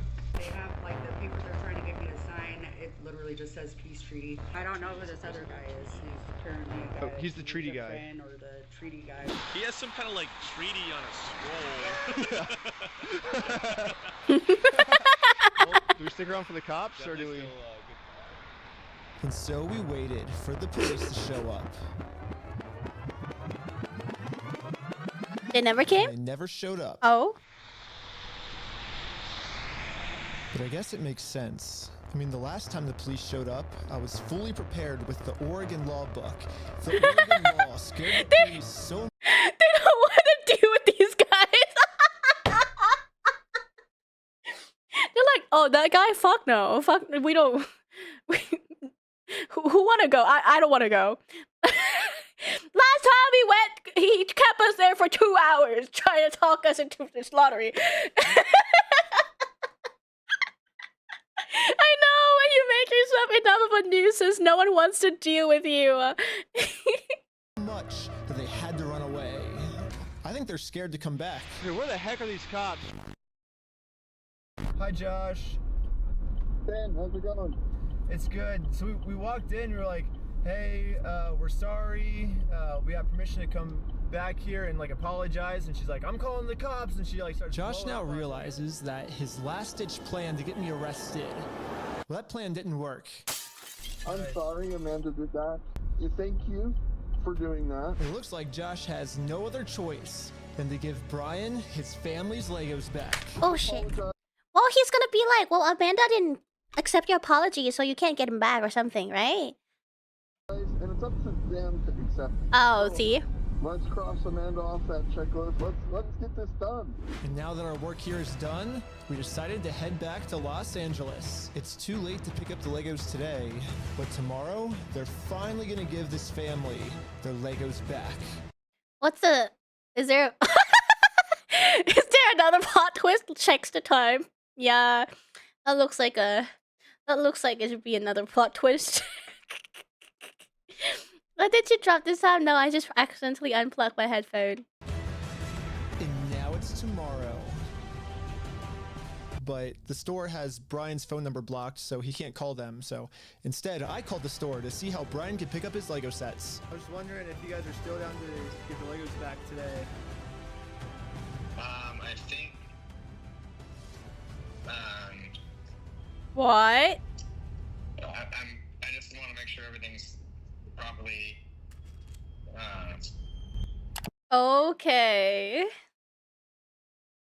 The guy I'm on the phone with was trying as hard as he could to stall. It turns out that this is actually the same guy in the security camera footage that kicked the old owner out of the store.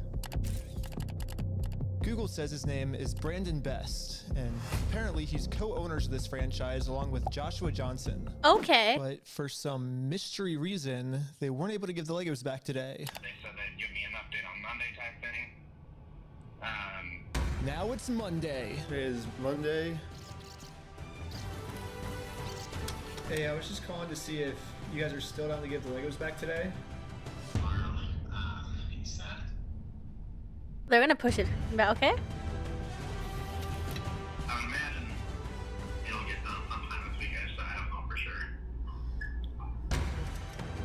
I don't have a quick update, unfortunately. Oh my god! What was that B-roll? Thanks for your patience. Sorry, it's kind of crazy. Hey. Leave your message for. He said I probably won't be able to talk tonight. What the heck? Why do they keep postponing this? Call has been forwarded to voicemail. What the heck? Yesterday he said he would call me today. Call has been forwarded to voicemail. Call has been forwarded to voicemail.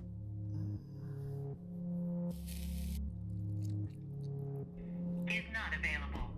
Please leave your message for. It's been over a month now. And yeah, I've gotten no answer. And finally, after a really long amount of time, they finally answered my call. I'm not going to distribute those things at this point. We've kept them on hold for this long, so. I've just been told that Bricks and Minifigs is no longer going to give Brian his Legos back like they promised. And at this moment, They're gonna blame it on him. Oh, well, I mean, we said we'll give it back to you and you never came for it. Like, we've hold it for so long. Like, shocker, I know, right? Gonna keep the audience hooked. I'm hooked for sure. I finally realized what I did wrong. Josh said we could get the Legos back once we make peace with Amanda, but we never actually really made peace with her. You know, it's really funny because, like, if you don't have this all on record, like, who would believe you? You know what I mean? Like, these type of shit is so comically, like, plot. Right! Not signing nothing from anybody. Now it all makes sense. Unless we can somehow find a way to make peace with Amanda, we are never getting these Legos back. Oh my god, they're gonna bother Amanda again. So, I printed out a more official looking peace treaty and traveled from Los Angeles all the way back to Bricks and Minifigs in Oregon. Well, I made it to Oregon. Hopefully, I can get Amanda to sign the peace treaty this time and we can finally get the Legos back.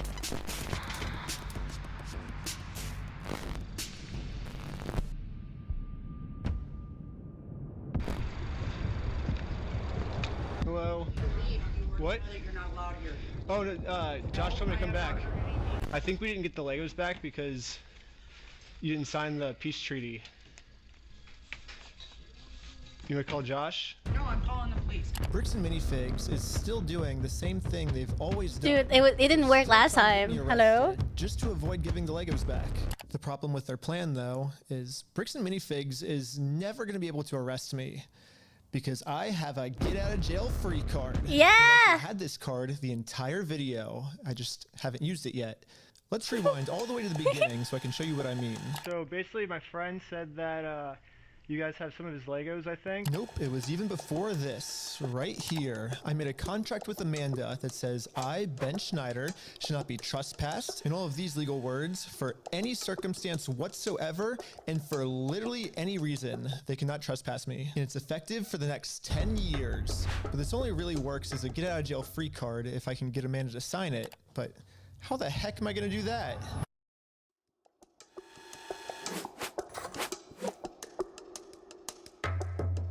Oh my god!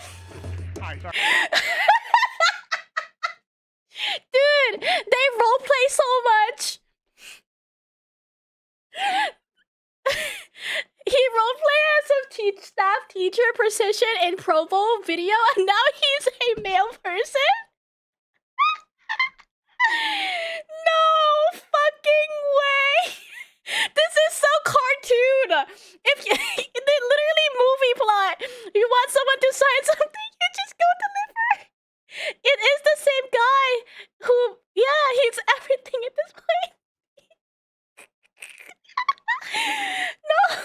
I got a delivery.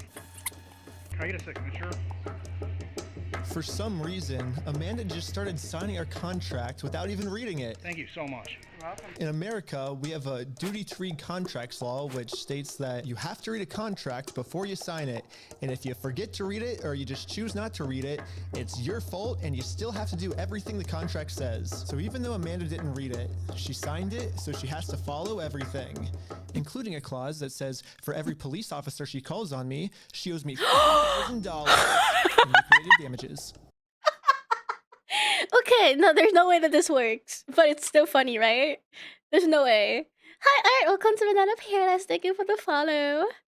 So let's fast forward and see how much Amanda owes me. We got 5,000, keep going, 10,000, 15,000, 20,000, 25,000, 30,000, 35,000, $40,000.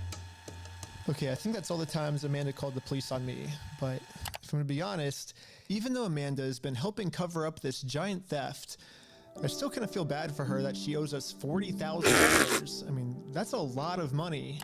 So I'm going to stop continuing to trick her, and I'm finally going to come clean about the contract. Once Amanda sees the agreement she's in, she'll finally realize it's not worth it to continue racking up this $5,000 debt. Instead, a much easier option would be we team up together to convince corporate to give Brian his Legos back. I'm calling the police because you've already been trespassed off the premises. Well, you don't want to owe $5,000 more, do you? I don't owe anything, and I'm asking you for like the millionth time you need to leave. You did say that I'm allowed to be here. You signed a document. You did it? I never once said you were allowed to be here. Well, then whose signature is this then? That is not my signature. It's not? Why do you have anything to do with signatures here? Because you signed this, right? No, I did not. Is that not your signature? So, no, it's not, and I'd like to know how you guys got a signature that's even close to mine. Well, it says every time you call the cops, you owe us $5,000 for like punitive damages, but... So, really? Well, I'm just following the contract that you signed. Okay. Now that Amanda knows she can't call the cops on me just for being here anymore, I decided to call Josh to update him on how making peace with Amanda is going. Hey. Literally huge. Activate my trap card. Hey, I just went back to try to apologize to Amanda, and... But what Josh said next, I was not ready for. Dude, when we took over that store, there was nothing in that store. The shelves were empty. Dude, how do you keep lying? Like, they fully don't expect him to film this or something, because remember when he said, oh yeah, we put aside all of Ryan's like Legos, we can just give it to you right now, and now he's saying that all of the shelves were empty? Hello? you moron. Josh's story has now completely changed. Now he's saying even if I'm able to make peace with Amanda, they still won't be able to give me the Legos back because they never even had the Legos to begin with. Well, if Josh is telling the truth, then why did Josh say this to us last time? We're happy to give you your stuff back. I mean, what stuff of ours would he be giving back if none of our stuff was even ever in his store? And they're like, what about this? I'm happy to go open that stupid cupboard and you can have all the sets in there. I want to give it back to him. I'm happy to give you the inventory. Get the inventory to Brian, I'll give him back. I'm not gonna screw you. You have my word. That's not who I am. I promise you, I swear to God. I promise you on everything. I mean, Josh is on video swearing to God and on everything he'll give us the Legos back. But now, for some reason, he never even had the Legos. This makes no sense. Dude, the shelves were empty. So I decided to remind him of all of these examples where he claims they do have Brian's Legos in the store still. And this was his response. Fuck you, I never said that. Yeah, you did. Give a damn of your fucking opinion. Wow. And if you want to test your fucking opinion, let's go to court. Who enforces the law? The court? So... Exactly. So you're saying that... It's just a So you're saying... difference of opinion. So basically what you're saying is I'm wrong, but you can sue me for it, is what you're saying. Yeah, that's the long and the short of it. So you know you're wrong. So you know that you stole the Legos then. Let's go to court then. Okay, let's do it. Okay, is that what you want? Yeah. You really want that? I mean, I don't. I would like to just get the Legos back, but if that's what you want, I mean, it seems like this is what you want. I'm giving you every out that I can, but... Let's just not go down. Look. Dang. But don't go down that route. It doesn't really matter because. I just want to get the Legos back. They're Brian's Legos. Give them back. It's pretty easy. It's kind I'm so surprised they haven't blocked his number at this point. Dude, they call so often, it's like they're friends. of funny that this entire video, Josh has just been begging me to sue him. But the second I agree to it, his attitude completely changes. It's almost like Josh doesn't want me to sue him, and the only reason he's saying that is because he knows that by saying it, he can get away with his crimes. But now that Josh thinks that there's a chance I might actually sue him, he's getting scared.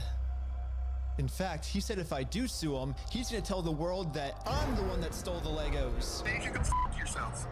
Dang. You stole them, bitch. I stole the Legos? Yeah, you're a fucking thief. Dang. Okay.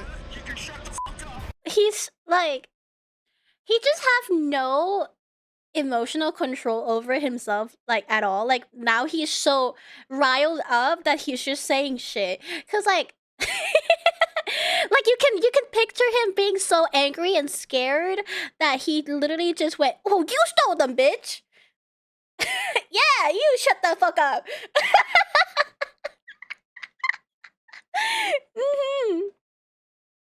They probably block his number every time and they hung up and then unblock Ben to call him. It's a love-hate relationship.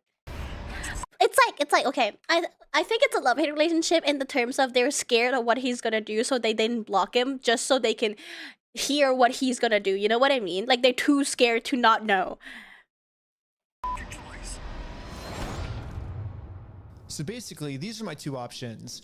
I can do what Josh wants me to do and shut up, which I can say right now, I'm definitely not doing that.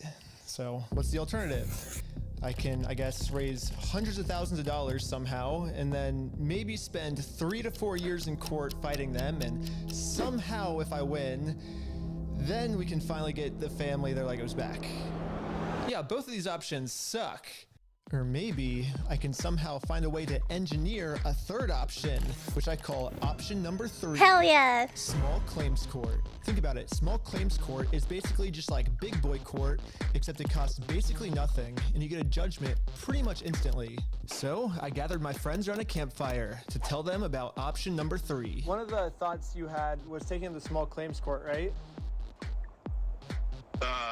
No, because it's way too much money to take to small claims court. You can't take someone to small claims court, Ben, for $200,000. Yeah, it's 12,000 at the most, right? 12,500. Everyone hated option number 3. And I guess it makes sense. We ended up looking it up, and you can actually only sue for $10,000 at the most. So if we go with option number 3, Brian actually could win $10,000 pretty easily, but then this is what would happen to his $190,000. But I'm not giving up. We just need to get creative. Theoretically, if you wanted to, could you take in the small claims court? If you wanted to limit it. If I wanted to limit it. But you would at least get $10,000 out of that though, right? We could, but it would be giving up $100,000 more, you know? So here's the here's the pitch. Here we go. Here we go. What if we have 10 people sue 10 different times for $10,000 and we get $100,000? No. Well, why not? The reason that this will never work is because of a legal term called claim splitting. Yes, it turns out my idea is called claim splitting, which is when a civil plaintiff splits one lawsuit into 2 or more lawsuits, and that is illegal. Yes, if 10 different people sue and win money for one crime, then that is illegal. But we have already established that if one person sues for this crime, it is a very easy win. So what if this exact scenario just so happens to happen 10 different times? Think about it. If 10 different people get their Legos stolen by Bricks and Minifigs... Wait, so does that mean that Brian will transfer ownership of those Lego set to them differently, so that way it's a separate crime? Because then that's their Legos and not Brian's. Question mark, question mark, question mark? All 10 people can individually sue, and it turns out that that is actually not considered claim splitting. So basically, if I can find 10 different victims of bricks and minifigs, my plan will work. And maybe I don't have to find 10 victims. Maybe I can create them. Starting with myself. First, I signed up for a credit card and then used that credit card to walk into the bank and take out a $10,000 loan. I then used this $10,000 to buy a few Lego sets from Brian. I knew it! I knew it! Specifically, these Lego sets, and according to the legal paperwork, they're still Brian's to sell to me. But just in case Bricks and Minifigs tries to argue that for some reason this wasn't a legal sale, I hired a public notary to officially approve the purchase. It's official, we have a public notary approving it. A notary public. A notary public approving it. I own these Lego sets now, right? Once I stamp it, it's all yours. Here we go. Hell yeah! Pleasure. Congratulations. It looks like I legally now have $10,000 worth of inventory inside this Bricks and Minifigs store.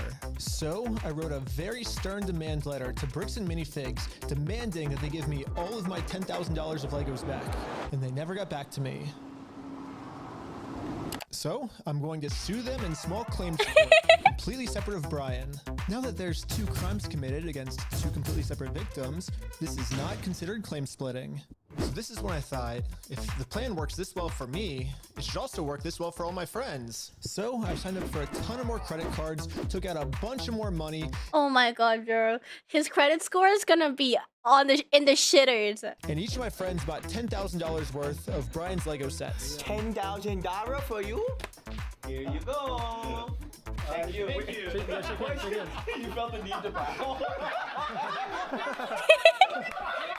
This is when we realized there's actually a big problem with our plan because we're now all $10,000 in debt, and if we don't pay the banks back soon, the interest is gonna destroy us.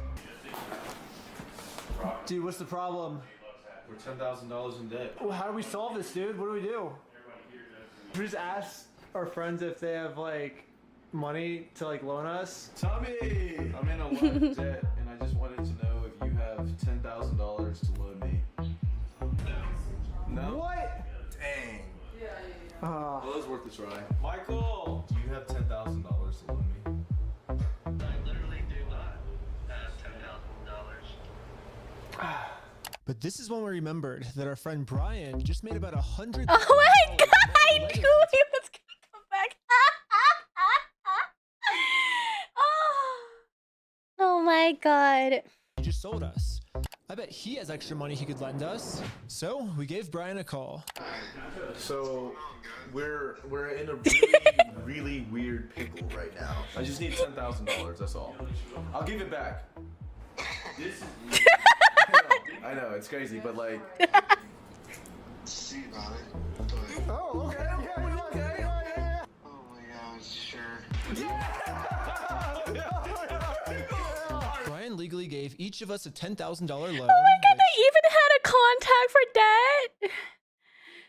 Allows us to now pay back the banks to avoid interest. And it says in the paperwork that once we win these court cases against Bricks and Minifigs, we'll pay Brian back. Yeah, we promise once we win this lawsuit, we'll pay you back. Yeah, we'll pay you right back. And if you're thinking, wait, how is all of this legal? There has to be some type of catch. And you're right, there is. It's called sales tax. Boo. Luckily for us in Oregon, there is no sales tax. Oh, yay! Bro, how does these keep working out? Tax. It's one of the only states that doesn't have it. This means that we can just keep selling Lego sets back and forth to each other over and over for free. Well, I think everyone's in. Should we start? You're gonna go to the top and start a filing. But I haven't even told you guys the best Me and bros tutorial filing court cases. part yet. The best part is that all of this is another flashback. Yeah, all of this happened a month ago. So now let's fast forward all the way back to present day where I'm still talking to Josh on the phone. And yeah, Josh has no clue that we've been preparing all of these court cases against him for the last month. He's about to be in for the surprise of his life. You have, like, I guess until the store closes, I guess, to get the Legos back if that's the way you want to go. But if not, I guess we'll serve the papers today and then go to court. Are you gonna serve the papers today? No, figured out. That's not how it works. Are you young? That's not how the world works. It's not how the world works. Well, we're gonna do it. We're gonna make the world work that way today. Well, Bricks and Minifigs knows the deal. Give the Legos back before the store closes, or they get served court papers. And now we wait. And then waiting got kind of boring, so I'm gonna spend the rest of the day promoting my We Steal From Old People company. Go to www.westealfromoldpeople.com for some awesome merch. I wish I want that shirt. Figs calls the police on me for doing this, and they owe me $5,000 more. I've been advertising my company for a pretty long time now, and I've gotten no reaction from Bricks and Minifigs. So I'm sending in a secret undercover agent to see how they're handling the situation from the inside. Oh no! Close today. Well, they closed early on us. I think they were afraid of my lawsuit. So we decided to go bowling again. They really love bowling, huh? Hey, no way, no Shut up. Oh my god! It's the next day now, and you know what that means? It's go time. It's go time. The funniest part about yesterday was when I was talking to Josh on the phone, he totally thinks that I just made all of this up in the moment. When the actual reality is, we've been planning this court case for months. I know, this is so 70 Chaz, like holy fuck, he's been prepared like all this time. But I'm not complaining, because if Josh thinks it's fake, then he probably won't show up to court. And if Josh doesn't show up to court, we just win by default. So before I serve him any court papers, I'm actually first gonna confirm Josh's beliefs and do something super duper fake. Like give him a world record for the most amount of Legos ever stolen. Not everyone can say that they're the best in the world. It's something. Exactly. We ready? Hi. Hello. He looks so convincing too. I am Ryan with the Guinness World Record Association, and I think you're expecting this actually. This is an award for most Legos stolen by any company in the world. Stolen by a single franchise. Is that what it says? Mm-hmm. I'm definitely Yeah. not hanging that up. You don't know anything about this. I have no idea of anything about that. Okay. I guess there a manager? call I the. am the manager. Oh. Really? Yeah. And you weren't expecting it? I was not expecting it. Success. Why is she smiling like she's proud of it? What? Anything that gets delivered to the store now, Bricks and Minifigs will probably also think it's fake, which is now perfect timing to serve all of these real court papers. But to do this, I need. Oh my god, what? I'm so. They set up, they planned this out so well. I know, right? First time I've seen Amanda smile. Like there's so much layers to it, right? Like that's such a good setup. I don't want to be his enemy ever. A lot of people, so I started recruiting some people with a game of hacky sack. Here's your legal paperwork. You have been served. The first lawsuit is. You have been served. It's such a funny statement to say to someone. Yes, you have been served, queen. Drop the paper, leave. Served. Good luck, guys. Here's my resume. Here's my resume. Everything was going exactly to plan. Well, until this happened. Yeah, Park. Hurry! Yo, can we just talk real quick? Can we just talk? I think Josh told this employee to close down the store early to avoid any more lawsuits. Oh shit. Yeah, she closed. As soon as she saw us pull up, she started closing up. So for the rest of the day, I'm going to continue to advertise my We Steal From Old People company at www.westealfromoldpeople.com. I'm not getting many sales yet, but hopefully if I keep up all this advertising, people will eventually start believing in my company. Kids freaking out over this PC law. Yeah, we had to close early today, so Are basically. you guys gonna be open tomorrow though? I don't know. So there's been some guy like harassing us because well, a lot of the Legos that we sell here are actually stolen Legos. Like we just steal the Legos. Yeah. Anyways, we ended up getting the rest of the court papers served, and now I'm just gonna fast forward a few months, and Bricks and Minifigs hasn't responded to a single court case we submitted against them. So I called the court to see what the next steps were. Okay, so I don't see that there's been a response from anybody in the case. Since they didn't respond, you can move forward with a motion for default judgment. Okay, awesome. Well, thank you so much. Yes, since Wow. Bricks and Minifigs didn't respond, looks like we win by default. Congratulations, you won the court case. Wait, what? They really thought it was fake. Yeah.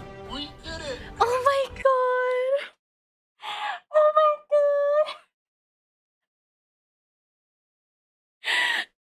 god! Crazy, dude. No way. Yes! Yeah. Well, I think now it's time to go all the way back to Bricks and Minifigs and collect our money. And I got a cute little piggy bank here that they can put the money in. And so I traveled all the way back to Oregon to finally collect my money.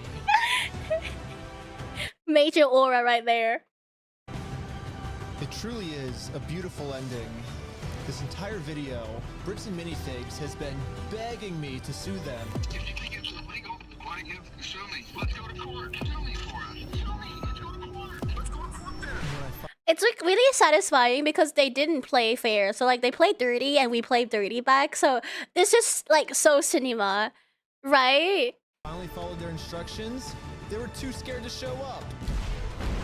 Oh my god! The loopholes, and there is no more postponing the problem. Ben, what the fuck? Bricks and Minifigs finally has to deal with the consequences for their actions. So what if theoretically it went to court and it turns out you were wrong? Would you then admit you're sorry for everything? Yeah, sure, of course, yeah. I give him the inventory, and the judge says I gotta give it to him. I gotta give it to him. Well, I gotta go to Wouldn't that be like public indecency or some shit? the judge's orders.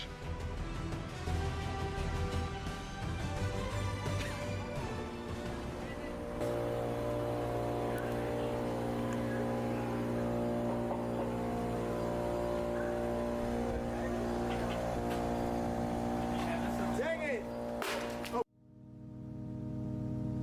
I couldn't believe it. Literally one day after we filed motion for default judgment, they permanently closed down the store. Wow. At first, it did feel kind of cool that our plan worked so well, it completely shut them down. But pretty quickly it sunk in that we are not the winners here. The only winners today is Bricks and Minifigs. Now, there's absolutely no way to hold this store liable for what they did. I guess Bricks and Minifigs was kind of embarrassed by this decision and forgot to mark online that their store is closed. So over the next few days, a bunch of negative reviews started coming in of people expecting an open store, but then being met with this. Bricks and Minifigs didn't even notify any of the kids' parents who booked birthday parties. Oh shit. Well, they're screwed. Here. So when all the kids would show up, they would just have to sit in an empty parking lot for their birthday. If Bricks and Minifigs is too scared to show the world that they're closed, then the only way to let the world know is for me to give them an official closing ceremony. I guess someone driving by happened to take a picture of the sign we put up and posted it on social media. And pretty much immediately, we started going absolutely viral. The entire world has now seen this crime that Bricks and Minifigs has committed. And because of this, they finally marked on Google that their store is permanently closed. I've been reading about this Bricks and Minifigs in Salem, Oregon that's got this sign out in front of it. It's been over a week. The sign is still up, and people have been traveling from all over just to come and take a picture with the sign. If you drive through Kaiser, you may have noticed a mysterious sign appear recently outside the closed mini Bricks and Fig store. Permanently closed, we stole a family's life savings. They sued, we lost. By closing the store, we got out of having to pay the family what we owe them. He just closed down his entire place of business to not pay you $100,000. I don't know, like we didn't get the Legos back, but I mean we shut down an entire business. Like that's almost. We still gotta get the Legos back. Which is why, even though Bricks and Minifigs closed down this store, I am not stopping until we get this entire Star Wars collection back to its rightful owner. I don't know, it's just, this video's going on for so long now. Yeah, I bet you wouldn't believe me if I told you that this is still literally just the beginning of this LEGO story. And if you want to watch part 2, it's live right now on my Patreon at Reckless Ben. And part 2 gets insane. Everybody just chill. Oh! The craziest video. Also, by subscribing to Patreon is the movie I've been making for the last year. Dude, there's a cop car every 50 feet just surrounding us, dude. We were completely surrounded. It was supposed to be for streaming services, but they all said it was too gnarly for TV, so Patreon is the only way I can release it. But also by subscribing, you'll get lots of behind the scenes, full interviews, and way more. Also, if you happen to work at Bricks and Minifigs and you want to see corporate do the right thing, send me an email here and I could really use your help. Lastly, if anyone knows any Utah lawyers, I definitely need a lawyer because I am in some serious legal trouble right now. And lastly, just know that I will not stop this mission until we get every single Lego back to its rightful owner. This man's Utah? The provo school? Dang. That is so crazy.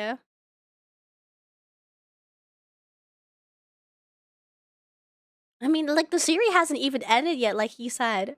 So, ho. Which one's the second episode, though? Track Down the Thief, that's the one we watched. Okay, Bricks and Minifigs responded to my video. We did! We just watched the prologue! Well, Bricks and Minifigs officially responded to my Lego video we made about them, and I haven't read it yet, but someone just sent it to me, so I was like, well, let's make a video about this. This is not Lego video part 2. Part 2 is still on my Patreon if you want to check it out. Patreon.com/RecklessBen. This is just our response to Bricks and Minifigs' response. Okay, should we pull it up? Actually, wait, before we start the video, we gotta talk about our sponsors. This video is sponsored by We Steal From Old People, and you can visit us at www.westealfromoldpeople.com. I like this. You know what? Great company, this one. Old People's headquarters right now. This is our office, and we've been taking phone calls all day. Give us a call. We would love to steal from old people for you, if you want. Yeah. But we can't take credit for our business model. We're literally just stealing from Bricks and Minifigs. They're the ones that thought of this genius business model, so they get all the credit for this. They posted this on their website. Let's see what they said. Over the past several months, many in our community have seen posts and videos regarding a dispute involving the former Bricks and Minifigs location in Salem, Oregon. We understand the frustration and passion behind these discussions. Do they understand? I don't think they fully understand. Because when I went to ask him about this was his response. What's going on? So you guys are holding some of our Legos? No, we're not. You're not? No. Bricks and Minifigs is built on a community of collectors and families who care deeply about fairness, and that is a value we share. Maybe Bricks and Minifigs just shows their care in a completely different way than most people do, and they show that care by stealing from people. To be absolutely clear, Bricks and Minifigs does not condone, tolerate, or participate in the exploitation of anyone, especially older people. Adults or vulnerable members of our community. I fucking love that they just specifically put, especially older adults. Or vulnerable members of her community. Wait, if they're not exploiting anyone, especially older adults, why are they stealing from older adults then? That seems like a weird way to not exploit old adults. Yeah. When a complex business dispute is reduced to edited social media clips, critical facts are often lost. While we will not litigate this online, which they are currently doing, we want to clarify the core situation. Okay, so I see what they're saying. So right now they're saying this is all a big misunderstanding. Ben has edited these clips to make us look bad, but we're not really bad. Now, for the rest of this article, we're going to share our side that Ben left out, is what I'm assuming they're saying here, right? Sounds like it. Maybe we were wrong. Maybe Bricks and Minifigs is right, and we should give them a chance to share their side of the story. So let's see their side. So it says, the reality of the consignment claim. Much of the online narrative centers around a private consignment arrangement allegedly made by a former Salem store. It is vital to understand that Bricks and Minifigs Corporate was not a party to this alleged agreement, nor were subsequent franchises who took the ownership of the Salem location after the former owners were removed. So Bricks and Minifigs does have a point here. The previous owner according to Bricks and Minifigs franchise agreement, they're not supposed to do consignments. They're supposed to buy the Legos and then sell them. So I think the old owner broke the rules. However, this does not, basically this is called a whataboutism, is what they call it in politics. Basically, Bricks and Minifigs is saying, well, to take the focus off the bad thing we did, look, the previous owner also did something bad too. So because she did something bad, that makes, I mean, it just makes both of them bad. It doesn't make them, this doesn't prove their innocence. But we'll keep reading. Maybe, this is just the first paragraph.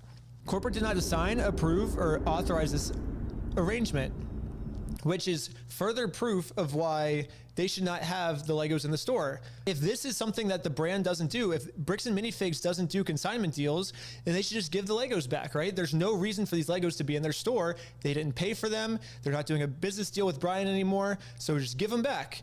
Easy solution. Franchisees operate independent businesses. While they must follow system standards, the franchisor does not automatically inherit responsibility for private, unauthorized agreements a local owner may enter into. This is basically corporate saying, hey, we can't control our franchises, Exactly. right? Yeah. And then, but the problem is when you go to the franchises, they say, well, corporate told us to do this. You're supposed to be getting a hold of corporate. In the security camera footage, corporate's the one taking over the store. Seeking facts over narratives. Serious claims require serious evidence. I do agree. We both Yes, agree with yes, that. yes. We have repeatedly asked for the original documents and undoctored recordings that support these accusations. So yeah, isn't that funny? Didn't we try to get the evidence over to you guys? Yeah, did I remember that time when I had all the evidence in my hand and I walked into the store and I just said, hey, here's all the evidence. I'm not judging you. Let's figure this out. And what did they do? Can we have like a clip like playing right now? Yeah, let's roll the clip. Well, so here's still all of the Lego sets you guys still have. I don't have anything to do with that, and I don't want that. You can go ahead and leave, and I'm going to ask you one more time. This is the last time. I do not want that. You're not handing me anything. I tried for a long time just to get her to look at this contract. Why do you think your friend would be entitled to our inventory? What's his? He owns the Legos. Huh? He doesn't own the Legos. Well, yeah, we have a contract. He does own them. No, bro, are you an idiot? Are you stupid? Josh, the police are showing up right now. Oh, that was a good clip. I guess this clip is them begging for us to give them evidence, It right? sounds like it. And that we were the ones that refused to give them the It evidence. makes no sense. They literally go, we have repeatedly asked. Okay, that's bullshit. Selective social media posts and investigative style videos are not a substitute for the complete records and legal agreements that govern the rights of all involved parties. Okay, let's put all the evidence right here. We got the consignment deal. We got the full inventory list that the Bricks and Minifigs store made that shows which sets were sold, which sets are still in the store, and which sets Brian has not been paid for. This was an inventory list made by the store. Here's the security camera footage of corporate knowing there was a consignment deal. These are ones that he has not been paid his percentage yet. And if I don't have the tickets, I won't know how much I need to pay him. That's a business thing and not necessarily yours. He's taking on the business, he takes on all that consignment. Here's all the metadata timestamped pictures of the sets that were still in the store when the owner got kicked out. I've printed all of this proof out and tried to give it to them, and this was their response. You could go ahead and leave now. Really? So you could go ahead and leave now, or I will call the police for harassment. Well, I'm not harassing you. No, you are. Wow, that was a really good clip. Yeah. It shows exactly what they wanted, which was obviously to talk to you. If a legitimate claim exists, there are established legal and dispute resolution processes to handle it fairly. Attempting to force a business outcome through public pressure, especially on unrelated stores and employees, is not a productive or fair path forward. Fair. Basically what they're Talking about fairness. You fucks. saying is, let's figure this out the legal way. Well, we did what he said, actually. We did sue him, and we won. And then they didn't like the legal way. Bricks and Minifigs was the one who didn't want to do it the legal way. Do you know why? Why is that? Because this is what happened when we won. Dang it! They closed down their entire store because Bricks and Minifigs did not want to do the legal way. Okay. Bricks and Minifigs stores is a private business with the right to protect their premises. We will continue to support our owners in prohibiting disruptive conduct or harassment. This is not about silencing criticism. It is about, oh, they're not trying to silence criticism. I feel like Bricks and Minifigs is doing whatever they can to silence criticism. And if you don't believe me, watch part 2. Moving forward together, our position remains simple. Bricks and Minifigs Corporate was not a party to the unauthorized Salem consignment agreement. Wait. But they were a party in the theft of the Legos. Any legitimate claims should be resolved through the proper legal channels where facts can be evaluated fairly. And we already did that. Yep. So, facts can be evaluated. We put all of the documents on the screen. We ask our fans and creators to consider the human impact of the content they share. Fairness is a two-way street. It requires looking at the full picture and respecting the rights of unrelated small business owners and their staff. How dare they? What? I mean, shouldn't they care about people below them? This doesn't say how they're moving forward. Moving forward should be, let's give Brian his Legos back, right? Yeah. We love the Lego community and the creativity it fosters. Well, they're making the Lego community look really bad, so until they give Brian his Legos back, they're just going to keep making the Lego community look terrible. We thank those who have waited for the facts before accepting rumors as truth. I think what they're trying to say by this line is that they have the facts and we have the rumors, right? Because we're just trying to promote some narrative when they're the ones that have the facts. But if you look at the situation, it kind of seems like we're the ones that have the facts. I mean, we put all the facts up on the screens and he now has a narrative with no evidence. Yeah, exactly. Literally just like 4 or 5 paragraphs with no evidence whatsoever. We thank those who have waited for the facts before accepting rumors as truth and who continue to support their local Bricks and Minifigs franchise stores. Okay, here we go. Because this matter involves active legal issues, we will provide further updates only when it's appropriate and legally permissible to do so. So basically what they're saying is like, we're not going to respond again. And they're saying it's because we can't legally do it. Their legal issues are with me. Like we've already been to court, like I think 3 times. I can share my side. Why can't they share their side? Unless their side would get them in a lot of legal trouble and they could go to jail, I guess, is why. Actually, it makes sense now why they can't share their side. Bricks and Minifigs is saying, yes, we have all of Brian's Legos in our store. No, we didn't pay for them, but we would, and their answer for that is, we would never try to exploit an old man.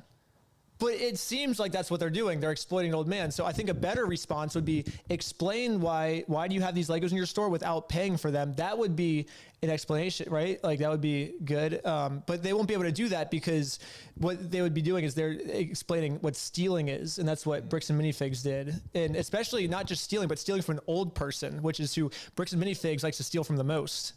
Yeah. There's also one more thing. So there's this other guy. It's like there's a Lego store like a couple blocks that it's like literally like right down the street from Bricks and Minifigs. It's called Bricks and Beyond. And this guy's getting a bunch of hate for my video because people are confusing his store with the Bricks and Minifigs store. Yeah, but the problem is this guy runs like a super ethical Lego store. And should we give him a call right now? Yeah, actually, it's very similar in names. It is not related to Bricks and Minifigs at all. First off, do you enjoy stealing from old people? That is not what we do. Oh, see, so basically everyone that's giving you harassment then is basically mixing up the 2 stores is what you're saying. Essentially, yeah. Oh my god. I didn't know Ludwig like reacted to it too. That's crazy. Yeah, the cutoff. I got Bricks and Minifigs leaked email. Got arrested because of Legos. Yeah, let's watch the second part. Search warrant. Step outside, everybody. No, don't move. This is the story of how I got swatted, all because of Legos. The whole thing started with me investigating a Lego company called Bricks and Minifigs. The company sent 2 guys to steal the world's largest Star Wars Lego collection worth around $200,000. I'm gonna order food.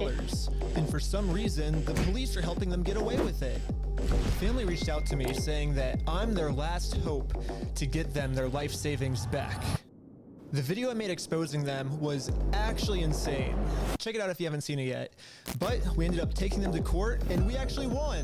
When I went back to the store to collect my money, they literally shut down the entire store just to avoid paying us. Dang it! So I personally gave them an official closing ceremony and it went extremely viral. And now the entire world has seen how corrupt this Bricks and Minifigs company is. We didn't get get the Legos back, but I mean, we shut down an entire business. We didn't get we still had to get the Legos back. Yeah, I made a promise to this family that I was not gonna stop on my journey until we get them their entire Lego collection back.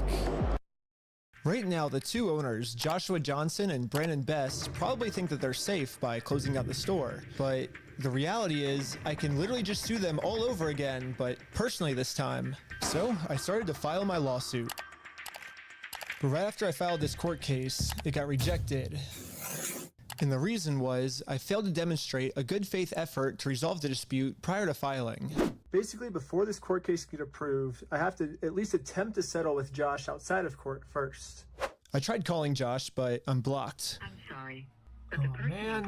So my only option left is to travel to his house to have this conversation in person. Oh my god! Basically, if Josh wants to save the day, I got him a trophy that says, Joshua Johnson saved the day. And we'll give him this trophy, but he has to give the Legos back first. So we started driving to Josh's house to have this good No fucking way they're going to his house. Wow. faith conversation the court requires us to have. We're in Josh's neighborhood. Oh my gosh. But when we showed up, Josh was already outside talking on the phone to someone. Oh my gosh, okay, Josh is outside on the phone. It's crazy. Wait, do I interrupt his phone call or do we just like wait? Interrupt his phone call? No, probably not. I thought it would be pretty rude to interrupt his phone call, so we parked around the corner and decided to wait for him to get off this call. I like how we just have this conversation outside. Right. He doesn't want to get his wife involved. He's hiding something. Everything's good, honey. What the heck? I'm pretty sure Josh is on the phone with corporate bricks and minifigs. And the reason I think that is we were actually just there right before this. Okay, pulling up to Bricks and Minifigs headquarters. The plan was to give them one more chance to do the right thing before suing them again. While we were there, one of the corporate employees answered. Well, at least this time they'll know, like, they'll be more careful in saying things, right? Because then they'll actually know that these people record everything they say. Answered the door and told us he would get the CEO to come talk to us. Okay. Well, no, they said they're getting some guy to talk to us. We're just waiting. I can already tell you right now, no one's coming out to talk to you guys. Really? But they told us that they were. I know. Since Josh only lives like 15 minutes away, they must have informed him that we're in the area. Because a few minutes later, this happened. The police just showed up. What the heck? Wow, okay. Why are the police at his house? Oh, there's another one, dude. 2 cop cars. 3 cop cars? Oh my gosh. Cop cars. Why is there 3 cop cars at his house? We didn't even walk up to his house yet. The cops are following us. What the heck? That's so crazy, dude. Obey every traffic law. Oh, shoot. What? The reason I stopped you is the stop sign. I didn't? I thought I stopped. What? Yeah, you definitely stopped. So you said you ran a stop sign? Huh? You said you ran. Hold on, let me go pee. Holy fuck.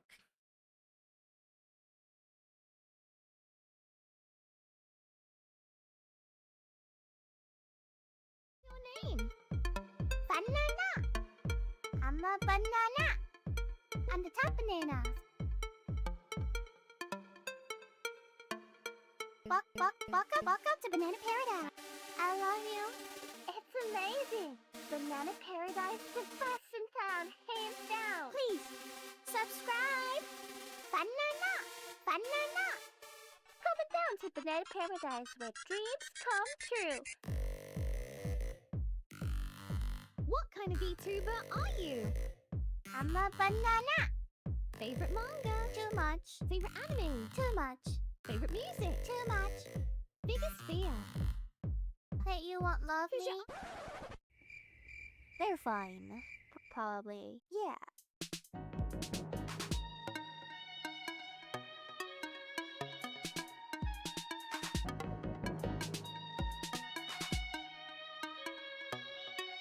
Favorite the magic in Banana Paradise.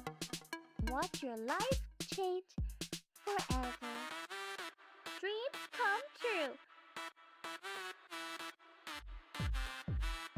Good evening. I'm Bunfoot Gray, and you're watching The Banana Show. 3, 2, 1, let's go! What is your name? Banana. I'm a banana. I'm the top banana. Welcome to Banana Paradise. I love you. It's amazing. Banana Paradise, the best in town, hands down. Please, subscribe. Banana. Banana. Come down to Banana Paradise where dreams come true. What kind of VTuber are you? I'm a banana. Favorite manga? Too much. Favorite anime? Too much. Favorite music? Too much. Biggest fear? That you won't love me?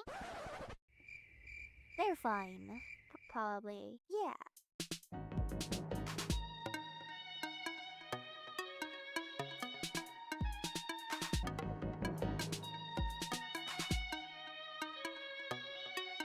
Favorite the magic of Banana Paradise. Watch your life change forever.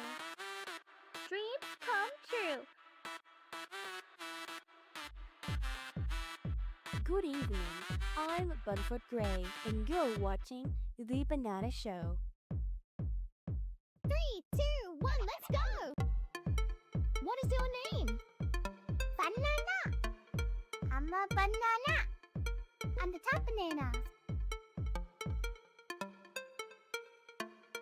Welcome to Banana Paradise. I love you. It's amazing. Banana Paradise, the best in town, hands down. Please, subscribe. Banana. Banana. Come down to Banana Paradise where dreams come true. What kind of VTuber are you? I'm a banana. Favorite manga? Too much. Favorite anime? Too much. Favorite music? Too much. Biggest fear? That you won't love me? They're fine. Probably. Yeah.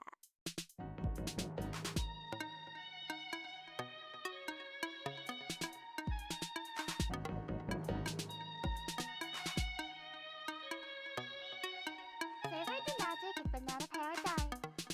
Watch your life change forever. Dreams come true. Good evening.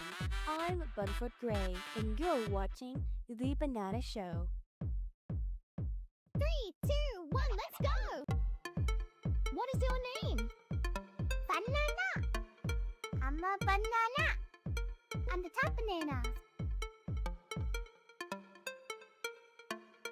Welcome to Banana Paradise. I love you. It's amazing. Banana Paradise, the best in town, hands down. Please, subscribe. Banana. Banana. Come down to Banana Paradise where dreams come true. What kind of VTuber are you? I'm a banana. Favorite manga? Too much. Favorite anime? Too much. Favorite music? Too much. Biggest fear? That you won't love me? They're fine. Probably. Yeah.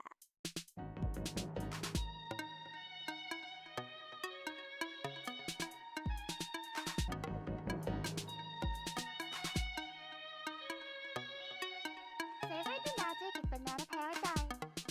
Watch your life change forever. Dreams come true. Good evening. I'm Bunfoot Gray, and you're watching The Banana Show. 3, 2, 1, let's go! What is your name? Banana. I'm a banana. I'm the top banana. Welcome to Banana Paradise.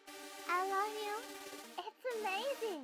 Banana Paradise, the best in town, hands down. Please, subscribe. Banana. Banana. Come down to Banana Paradise where dreams come true.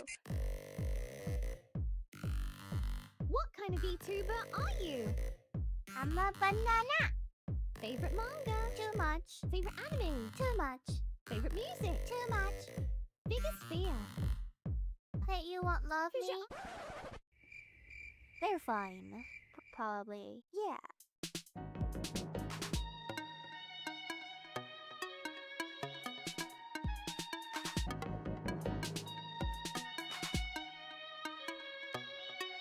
Favorite the magic in Banana Paradise. Watch your life change forever. Dream.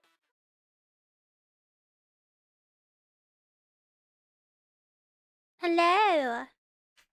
I'm back. Welcome back. Thank you.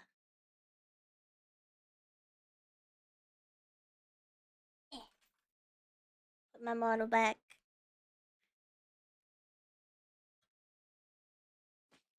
Welcome back. Thank you. Thank you. Alright. Diving into this video. Resume. Computer, play the video.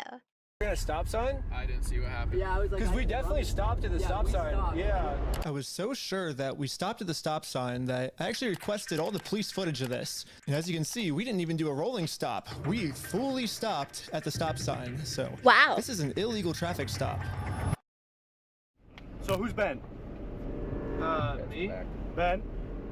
How's Utah? It's good. Like it? Okay, it's pretty obvious that the police know why we're here. So I just explained to them the entire situation. This old man spent his entire life collecting the world's largest Star Wars Lego collection set. The only problem is it's a crazy story and the police officer did not believe me. $200,000. $200,000. $200,000. It sounds crazy. Yeah, when the officer went back to his car, this is the message that he radioed in. Hey, can you get the contact for Reckless Ben? Said he didn't have his ID, but he's just straight lying to me about everything else, so. Since the cops don't believe my story, they trespassed me from the property. Everybody today is being trespassed from that property. Okay.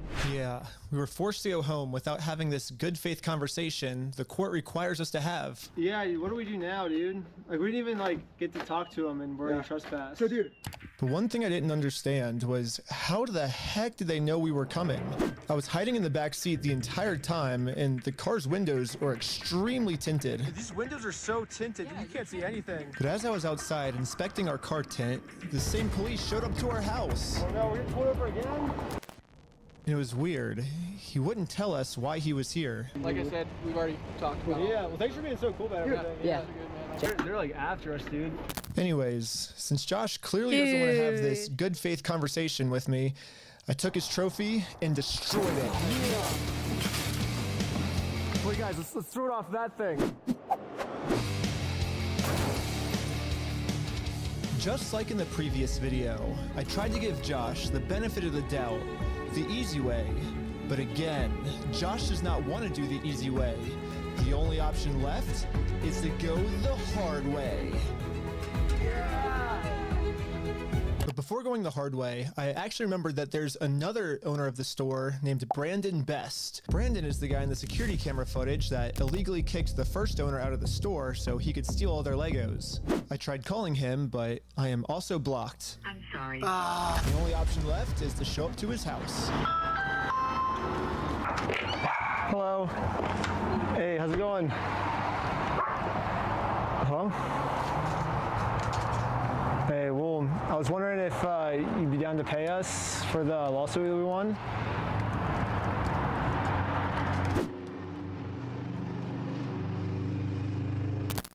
Damn, okay.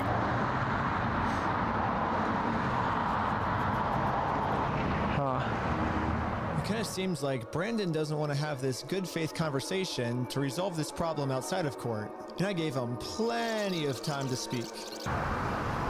I guess if you don't want to talk, I'll just talk. So you guys told us to take you to court. We went to court and we won.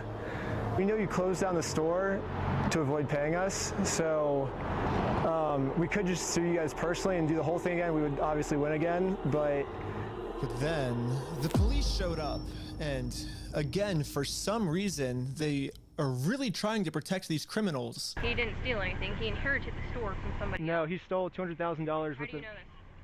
Because I've been spending the last 3 months in the case, and I won in court. He inherited the store. Uh-huh. He's being blamed for everything that the previous owner did, and he's trying. Well, to that's a lie. So we. Okay, hold on. Okay, I'm sorry. He's still trying to clean up the mess from the previous owner, and now he's catching blame for it. And he's just trying to clean up the mess from the previous owner. No, him saying that it's the previous owner, that's a lie, and we already proved this in court. If you come back and step foot on this property, you're gonna go to jail. The police gave me a formal trespass notice, which I took a picture of it and sent it to the court as proof I tried to have this good faith conversation, but Brandon didn't want to have it with me. And turns out this was good enough. My court case with Brandon Best got accepted. Why are the cops being so difficult? But my court case with Josh is still going to be rejected until I find a way to have this good faith conversation with him. So I decided to see if I could find Josh online, to see if I could look up any more information about him. Guys. Yeah, they all look the same. No. Joshua Johnson. Yeah, Joshua Johnson. We lower their tax liabilities and minimize their exposure to lawsuits. That's hella ironic. Are you kidding me, dude? That's what he's known for, is reducing people's exposure to lawsuits. Damn. After some more research, we found out that both Josh and Brandon are super hardcore Mormon, which... No way they're going to the church.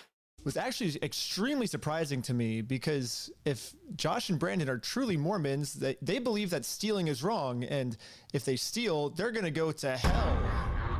Or I guess in Mormonism they call it the outer darkness. But still, Brandon and Josh probably actually believe that this is gonna be eternity for them. I mean, Josh even swore to me on his Mormon God in the last video that he would give us the Legos back. I promise you, I swear to God. I promise you on everything. But maybe I can use this to my advantage. My problem right now seems to be that Josh is never gonna listen to anything I ever tell him.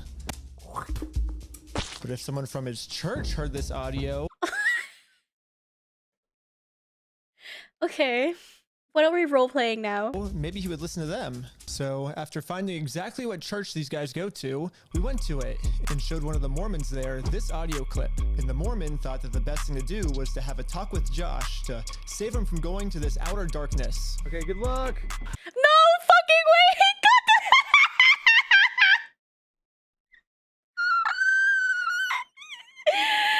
Bro, he went the religious route. Holy shit. I know. And I guess me and Tyler are staying back because we're already trespassed. So yeah, we ended up just driving home. But on our way back, this happened. What? Pulled over again? For what? How's it going? How's it going? I'm Officer Hawkins, American Fork Police Department. How you doing? Good, how are you? Good. Well, what's your name? Are you Ben? Oh my god. Hanging out down here. At this point, we realized what's going on. Yesterday, I told Brandon that our plan is to now sue them personally. We could just sue you guys personally and do the whole thing again. We would obviously win again. It seems like they're getting so desperate that they're gonna resort back to the same strategy they used in the last video. You know what's really funny is after you left, I got a call from my boss, and it was like, how do we get them arrested? How do we Dang. get them arrested? Yeah, Josh and Brandon think that if they can somehow get us arrested and thrown in jail, then we won't be able to sue them. I don't know what they told the police we did this time, but they caught us too late. The Mormon kid was already on his way to Josh's house to save him from this outer darkness and bring him back to God. What's going on, sir? You're gonna sit on down here for me first. What brings you here? I'm just here trying to talk to Brother Johnson. Okay. I'm in the Harbor Second Ward. There's been an audio going around with the young men group. Okay. What's the audio that you wanted to play? Here's the audio. I'm not gonna screw you. You have my word. That's not who I am. I promise you. I swear to God. I promise you on everything. Who's that? So, I guess that's him. No, I know that. I could tell that from the voice, but I was just gonna ask him, like, is he willing to give up everything like he said? Because he swore on everything. He swore on God. This might be a crazy ask, but could you take a selfie with me? But anyways, back to us. The police apparently got a call that we had heroin on us. this officer is going to conduct the search of your person. What? These are substances in the vehicle. Really? So he's going to do that. I'm going to put this away, and then we'll be right. Don't reach in your pockets for me, okay? Sounds good. Thank you, Chris. The vehicle will be searched. Okay. I'm gonna have you stick by with my sergeant.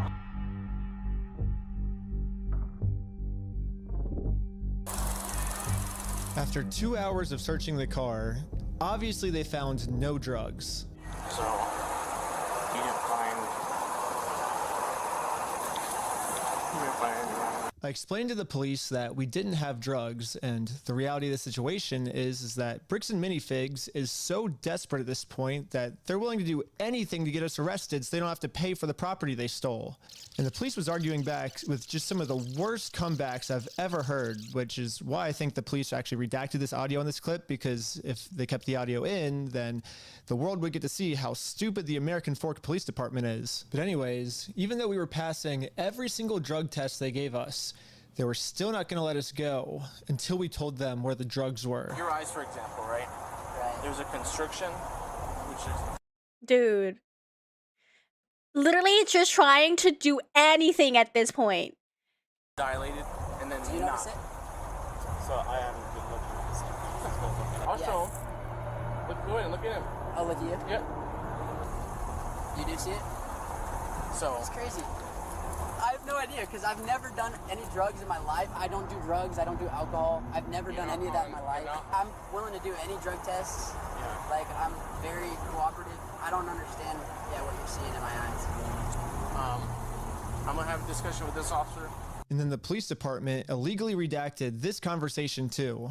My guess is that they acknowledged that it's very obvious we don't have drugs on us, but they were going to try and pressure us into giving some type of false confession anyway. Dude, like, this is so frustrating that the police are just being so...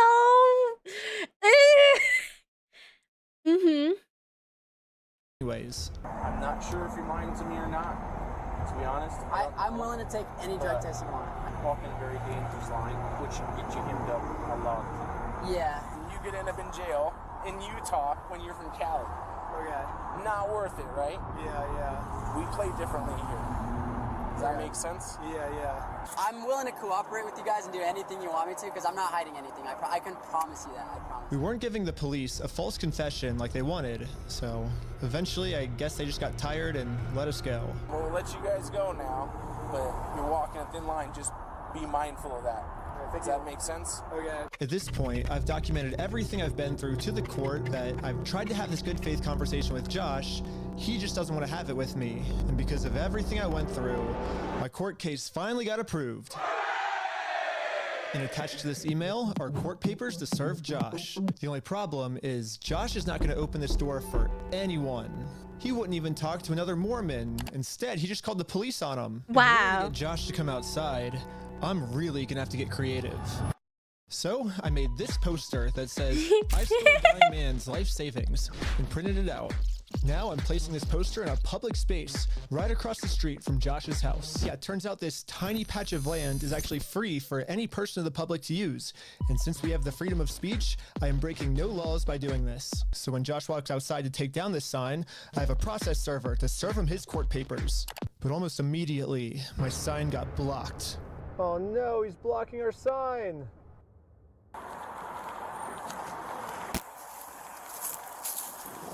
What are you guys doing here? So we are in a court case with them and we have to serve them legal papers. So I explained to the cops the entire situation. I'm not going on his property. Right, no, that's fine. Yeah. That's fine. The police realized that we're not breaking any laws, and they've been called here for a false reason, so they decided to leave. Awesome, thank you. This is going so much better than yesterday. So now it's time to serve Josh these court papers. And then we got the police called on us again. Hello. This man stole basically his family's life savings. So we're just here to serve him his court papers. Again, I explained to this police officer the Dude, like, this has to get tiring for, like, the cops at some point, right? entire situation. Like, the whole department must have talked about this. I wish we could just send him an email or a phone call, but yeah, the court requires us to come in person for some reason, so... Again, the cops realized that we are doing nothing illegal and decided to leave. Now it's time to serve Josh his court papers. But we got the police called on us again. Oh my god! Yep, I see those papers. Yeah. this is what you're trying to serve him with? Yes. That's required by the court. Again, the police agree that we are not breaking the law. They've been called out here for a false reason. This guy told me that he could even just serve the papers for me. Oh, thanks. If I give these papers to him? Yeah, for sure. Oh, thanks. Wow. Thanks, buddy. You know, you're one of the good ones. Give me 1 minute. Okay, thank you. Sadly, we can't see the police officer serve Josh because the police department redacted all of it. But the only thing that really matters is that Josh is getting served. He does not want the paper. So Does not want the papers? here's that back for you. Okay. Yeah, the police told me that they can't serve the papers for me because I'm lying to them, and these aren't even real court papers. Not sure what this is. I've never seen something like that. What? To be honest with you. These are court papers. Okay. It doesn't have a judge's name or anything like that on it? Because it hasn't gotten to the judge yet. So this is serving him, and then we'll go to the court, and then the judge will be there. So the judge doesn't get involved until we're in court. Why is he saying that you guys went on the property? Because he wants us arrested, so he doesn't have to go to court. It doesn't look good when you've been trespassed. Yeah. Trying to serve papers. Well, I think it looks exactly how we're supposed to do it legally. This is the legal way to do it. Well, we have 2 or 3 incidents. Yeah, well, first, so they're incidents because he's lying to you guys. He's making them incidents. We came to do a good faith conversation, which is required by the courts before you can get a court case approved. So we did that. He called the cops on us. He lied to you guys saying that we had heroin on us, and we did a 3-hour search of the car yesterday. We found no heroin in the car. He's going to make up any lie he can to get us arrested. We are doing things the legal way, the correct way. The reason he's hiding in his house is because he's the criminal. If something doesn't look good, it doesn't look good for him, not for us. Go the legal process, Which is find what an we're actual doing, yeah. process server. She is an actual process server. And what is your guys' relationship? I just met her today. Well, maybe just have someone not affiliated with you. That's her. Yeah, we have no relationship. That's why she's here. Yeah, that's why she's here. We have no relationship, and that is who she is. The exact person that you were describing. I always thought that the police were supposed to remain unbiased, and if they were going to take a side, they definitely shouldn't take the side of the criminal. But I guess I was wrong. However, I'm not doing anything illegal. I'm literally just following the instructions of the court, so the police can't stop me. Okay, I'm gonna erase your day. Okay, see ya.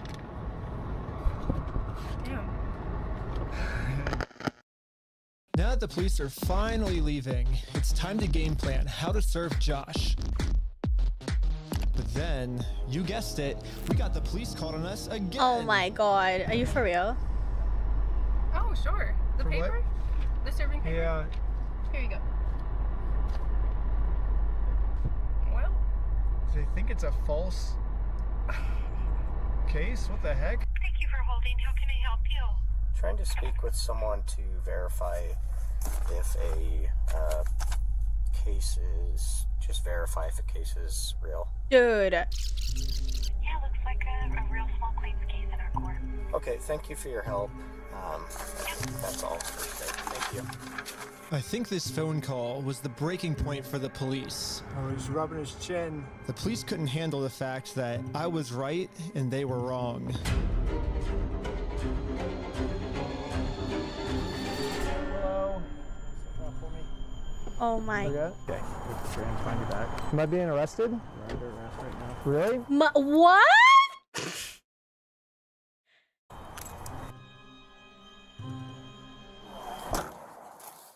Ben got arrested. Like, they didn't say anything when they were putting him in handcuffs. They just said, you're being arrested. I was confused on what I was being arrested for. I mean, the same police officers that arrested me gave me permission to do exactly what I was doing. You can film from the sidewalk wherever it's public, right? But you can't go on that property. If you do, you'll be charged, okay? Okay, yeah, for sure. I got arrested for just doing what the police told me to do. What's even more confusing is the police are supposed to be the good guys. Why are they arresting an innocent person to protect an evil criminal? Well, back when I was still waiting in the car to serve Josh, I got a phone call, and this call was from Brian, the collector's son who got all their stuff stolen. And he has a theory of what might be going on here. Yeah, the cops down there are definitely all in with the Mormon community, and being the bricks and minifigs is part of that and worth millions. I would not doubt that they have donated donated hefty sums to the Mormon Church, of which all the cops are probably a part of. Yeah, Brandon Best, Joshua Johnson, and Eamon, the CEO, Dude. are all Why is it that when it comes to America, religion just comes into play again? super Mormon. Like, the CEO even went to the Mormon University, and when I looked up all the police officers who were treating me unfairly, they were all Mormon too. And they take care of their own, man. They are like a huge clan that takes care of each other. And instead of trying to get rid of the few bad people who are making Mormonism look bad, they're for some reason choosing to protect these criminals. But eventually, I got released from jail. Out of jail now? And this is when it really hit me that the justice system has decided to protect these criminals. So now, there's really only one way I can think of to get this family the money back that got stolen from them. Which is a GoFundMe.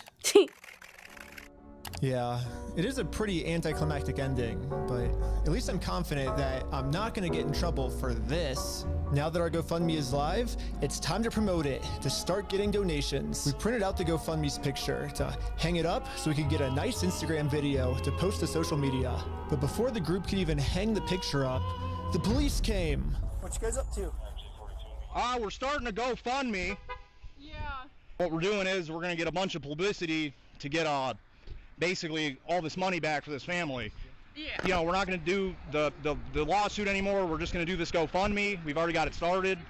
It can run into some defamation stuff. Again, the police were thinking of any technicality they could think of to protect their Mormon friend. Look at your stalking code. See if it's that. If it's not, we're going to look at disorderly. If it's not disorderly, then we're going to look at the city ordinance. But after going through every law they could think of, it turns out that hanging this sign on a fence and then taking a picture of it for Instagram is not illegal. In fact, what the group is doing is actually protected under the First Amendment, freedom of speech. So one of the police officers let the group know that they were okay to keep doing this. Right now, I don't think you guys break the law. But this other police officer wasn't able to accept this reality. We're going to take it down. What? And then for the rest of this footage, the police redacted all of the audio. So I called up the police station to find out why. All the redactions are done pursuant to the Utah State Code. We don't redact things just because we feel like it or, just because something looks funny. Everything is redacted pursuant to Utah State Code. And other than that, I can't really delve into any more detail. But the police made a mistake. They accidentally forgot to mute this police officer's audio, so when you sync the two clips together, I can actually hear what they're saying here. He sees it or give it back to him? Is it an occasional crime? Is it disorderly conduct? Why? Is he upset about it? I mean, I guess, but that's not. Yeah, this police officer is right. Just because this might make Josh upset does not make this poster illegal. So I decided to let the police department know that some of the redactions they made aren't exactly what they're claiming they are. I think you guys might have accidentally forgot to redact another clip that was at the same time. And when I synced the two clips together, I was able to see what they were saying, like what the redaction was. And he was talking about how what we're doing actually isn't illegal and how the police officer might be wrong. And so it wasn't about protecting a victim. It wasn't any personal information. And so I was wondering, it seems like there might be a lot of stuff like that got redacted, maybe to protect the police officers, not to protect the victims, if that makes sense. And so... Yeah, we don't do that. So like I said, anything that's redacted is pursuant to Utah State Code. I can tell because when I sync the two clips together, I'm actually able to see that that's what the redaction was. Okay, well, that didn't happen. That definitely didn't happen? No, I don't do that, Ben. I follow the Utah State Code, like I just said. Okay. Well, I don't know. It seems like the police department redacted this entire conversation because right here the police are actually admitting to themselves that none of this is illegal, but they're still going to try to arrest us anyways. It seems like the only reason they're getting rid of this audio is to protect the police officers from getting fired. I don't know what the police officers are saying in this next clip, but I'm pretty sure they're scheming up a way to get the group arrested, because this is what happens next. And Lieutenant Adamson can correct me if I'm wrong, but we're going to seize your phone right now. Do not do that. You understand me? Right now you're attempting to destroy evidence. Okay?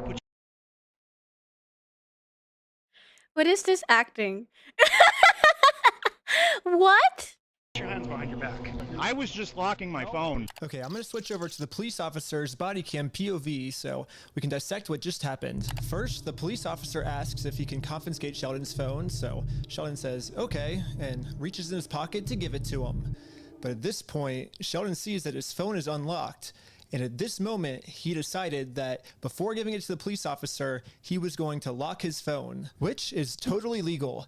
There's no search warrant, so Sheldon is legally allowed to lock his phone. But as the police officer saw Sheldon's thumb moving towards that lock button, he snatched it out of his hands. And now the police officer's claiming that because he tried to lock his phone, he's destroying evidence. Silence. Yeah, I was giving it to you. Stop talking. I was Stop giving talking, it to you. Okay? It's That's on my problem. it's on my money. Look, it's on my wallet. Okay, I was turning it off. Right now, this phone is being seized as part of this investigation, and you're being arrested. Okay, let's put him in the back of the car. And again, the police decided to break the law. How do they keep getting away with this? Arrest Sheldon, all to protect an evil criminal.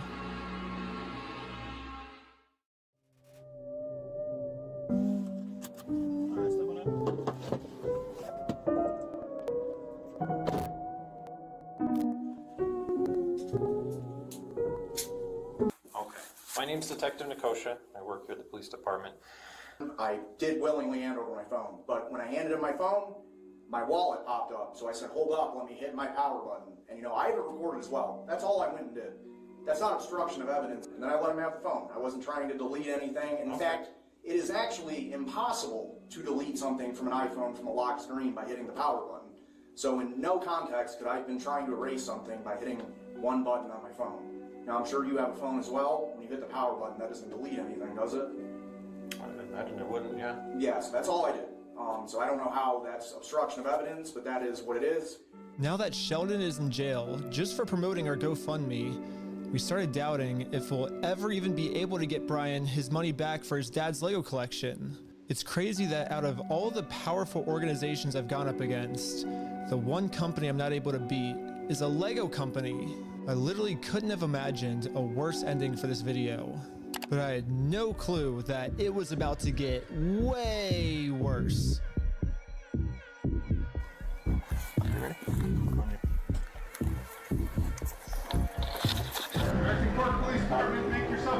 Are they swatting his house? Search warrant. A search warrant, okay.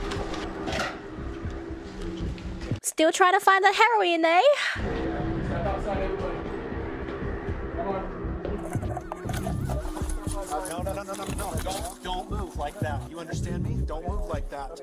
Okay? Yeah, this cop pulled my arm so far back, it dislocated my shoulder. He claims it's because I was attempting to make an escape or something. Don't move like that. You understand me? Don't move like that. Don't move quick. Everybody just chill. But if we go back a little bit, you can see I was being completely still when he grabbed me, and I actually made 0 quick movements. So this police officer is just straight up lying so he can give me a serious injury. Included in the warrant are Legos. Yes. The police department got an official warrant to search our house for stolen Legos. I should have seen this coming.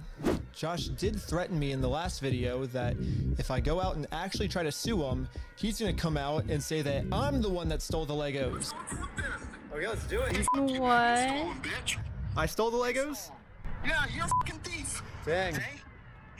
Okay. You can shut the fuck up. That's your fucking choice. I'm gonna fast forward a little bit just to give you guys some context, but I actually got a copy of this warrant. The reason they were searching our house was, it says there is now certain property or evidence described as any stolen merchandise, specifically Lego merchandise. Evidence of illegal conduct on us that— Bro, all this because of Lego. I just want it to sink in again. All this because of Lego. we stole the Legos. They're looking that we stole the Legos is why they stormed our house with no evidence. And this is after he's been proven to make up stories about us before. And so now he's just pulling something out of his butt. Oh, they're the ones that stole the Legos. And for whatever reason, the police take him seriously, even though he's acting like a crazy person. Anyways, the cops probably felt pretty stupid when they searched our entire house and didn't find any stolen Legos. Again, the police illegally redacted this conversation to avoid them looking stupid, but I'm pretty sure that's what they were talking about. But instead of doing what any rational police officer would do and let us go, they're sticking to their story that we're the thieves. And I've got a feeling I'm falling. Show me the rhythm, jump right through. I used to travel. I'm so glad they still got all of these footage because of police body cam. Because who would ever believe them?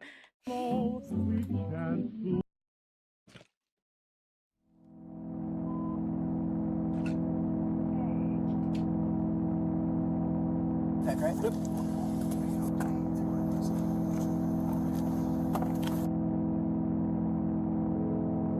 Yes, now the entire group, we are all on our way to jail.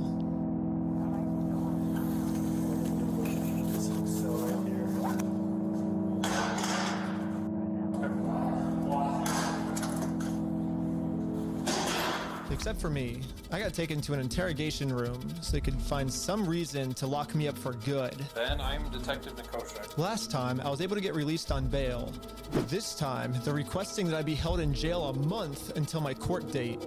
But there's honestly nothing for me to hide, so I went through the entire story with them to show the detective that this whole thing is just a big misunderstanding. If you think about it, 83-year-old man versus $400 million company. Even though the $400 million company's in the wrong, they're gonna win, you know? I wish we could just send him an email, like show up to court this day. That would be so easy for us, but this is how the law works. Like, that's not my fault. Like, I don't make the law. If I made the law, send him an email, and they're like, he doesn't want your papers, you just have to figure out civilly. I'm like, this is the civil method, you know? Like, to do it civilly, you have to serve. They're like, well, then just sue him then. I'm like, that's what we're doing. Like, do you see how this is a circle? I am very interested on Josh's side of the story because I think he said, might have said we had heroin in the car or something, and they did like a 3-hour search on our car. Obviously no heroin, so I don't know what Josh is telling them that we're doing, but suing him is not working for us. So let's do a GoFundMe. Right after I mentioned this GoFundMe, the investigator wanted to leave the room. Hang tight here, and then I'll be back with you, okay? Okay. Okay. Something about me mentioning this GoFundMe really caught his attention. All right. Good. Well, I'd just like to know more about this, like, GoFundMe. Like I said, I have no idea what's going on. Yeah, we were just trying to get, so basically what ended up happening is Ben got arrested, which we were pretty blown away he got arrested, but I'm like, all right, I'll take over now. Like, I don't want you to get in any more trouble. And he's like, yeah, I can't get in any more trouble. Like if you take over, like that, you know, that was my decision. Yeah, so I mean, I don't know. What other questions do you, like, I guess, have? Because there's not really, I guess, much else to say in the situation, to be honest. That's just the whole thing that just happened. I mean, I'm honestly, like, kind of shocked to be arrested at this point for that.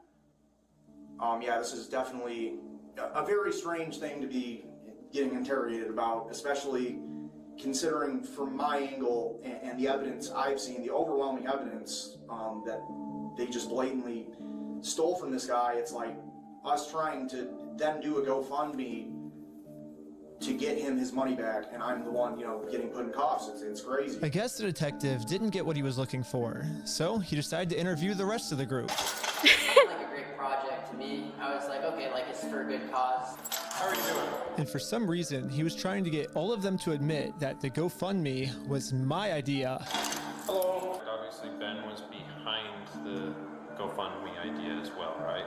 I don't know whose idea that was, because I kind of just started, I think they... But he was supportive of it as his channel, right? He said, oh yeah, let's do this for the channel. From my understanding. Was that kind of your... Oh no, all their stories lined up, and it's like they're telling the truth. Oh no. ideas to do this video with the GoFundMe and all that. But I wasn't afraid to admit that I actually made the GoFundMe for Brian, because a GoFundMe is a safe, legal way to raise money for a family if they got all their stuff stolen. I should be risking nothing by admitting this. Basically, the police told me, do not take this man to court, or else you'll get arrested. And so I was like, just thinking, and we're like, let's do a GoFundMe, you know? And that was their solution. But I was wrong. We're gonna book you back into the jail, okay?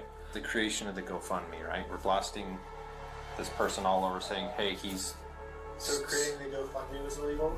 When I asked the detective how creating a GoFundMe was probable cause to send me to jail, this was his response. A lot of this stuff you may have to just get an attorney and fight it in the criminal side of court, right?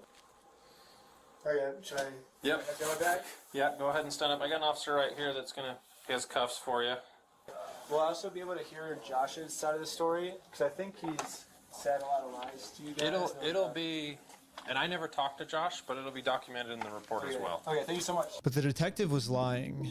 The police have illegally redacted every single claim Josh has made about me, and when I finally go to court, I'm gonna be completely blind to what I'm even being charged for. The worst part is that the police officers took away my bail, so now I have to wait a month in jail. Or do I? I'm waiting for that word.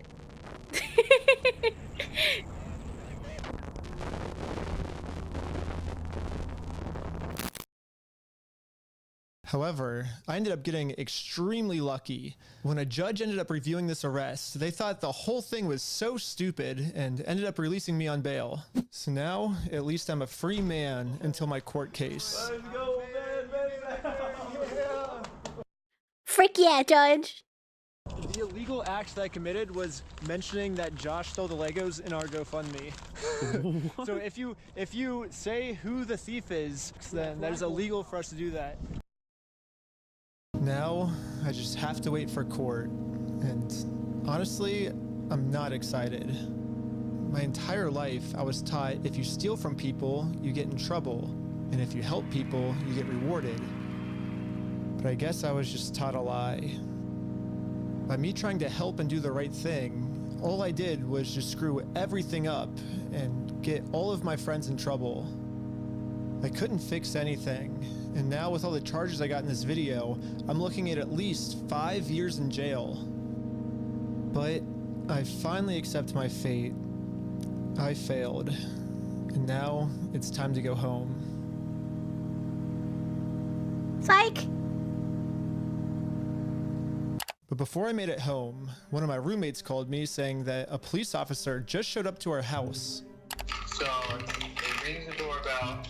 Ben, he's like, is Mr. Snyder here? I was like, why? I was like, can I deliver a message for you? He's like, how could you deliver a message? He said it just like that. He was like, just tell him he has a warrant for his arrest. Like, he thought he was in an action movie type walk off, and that was his like end scene line.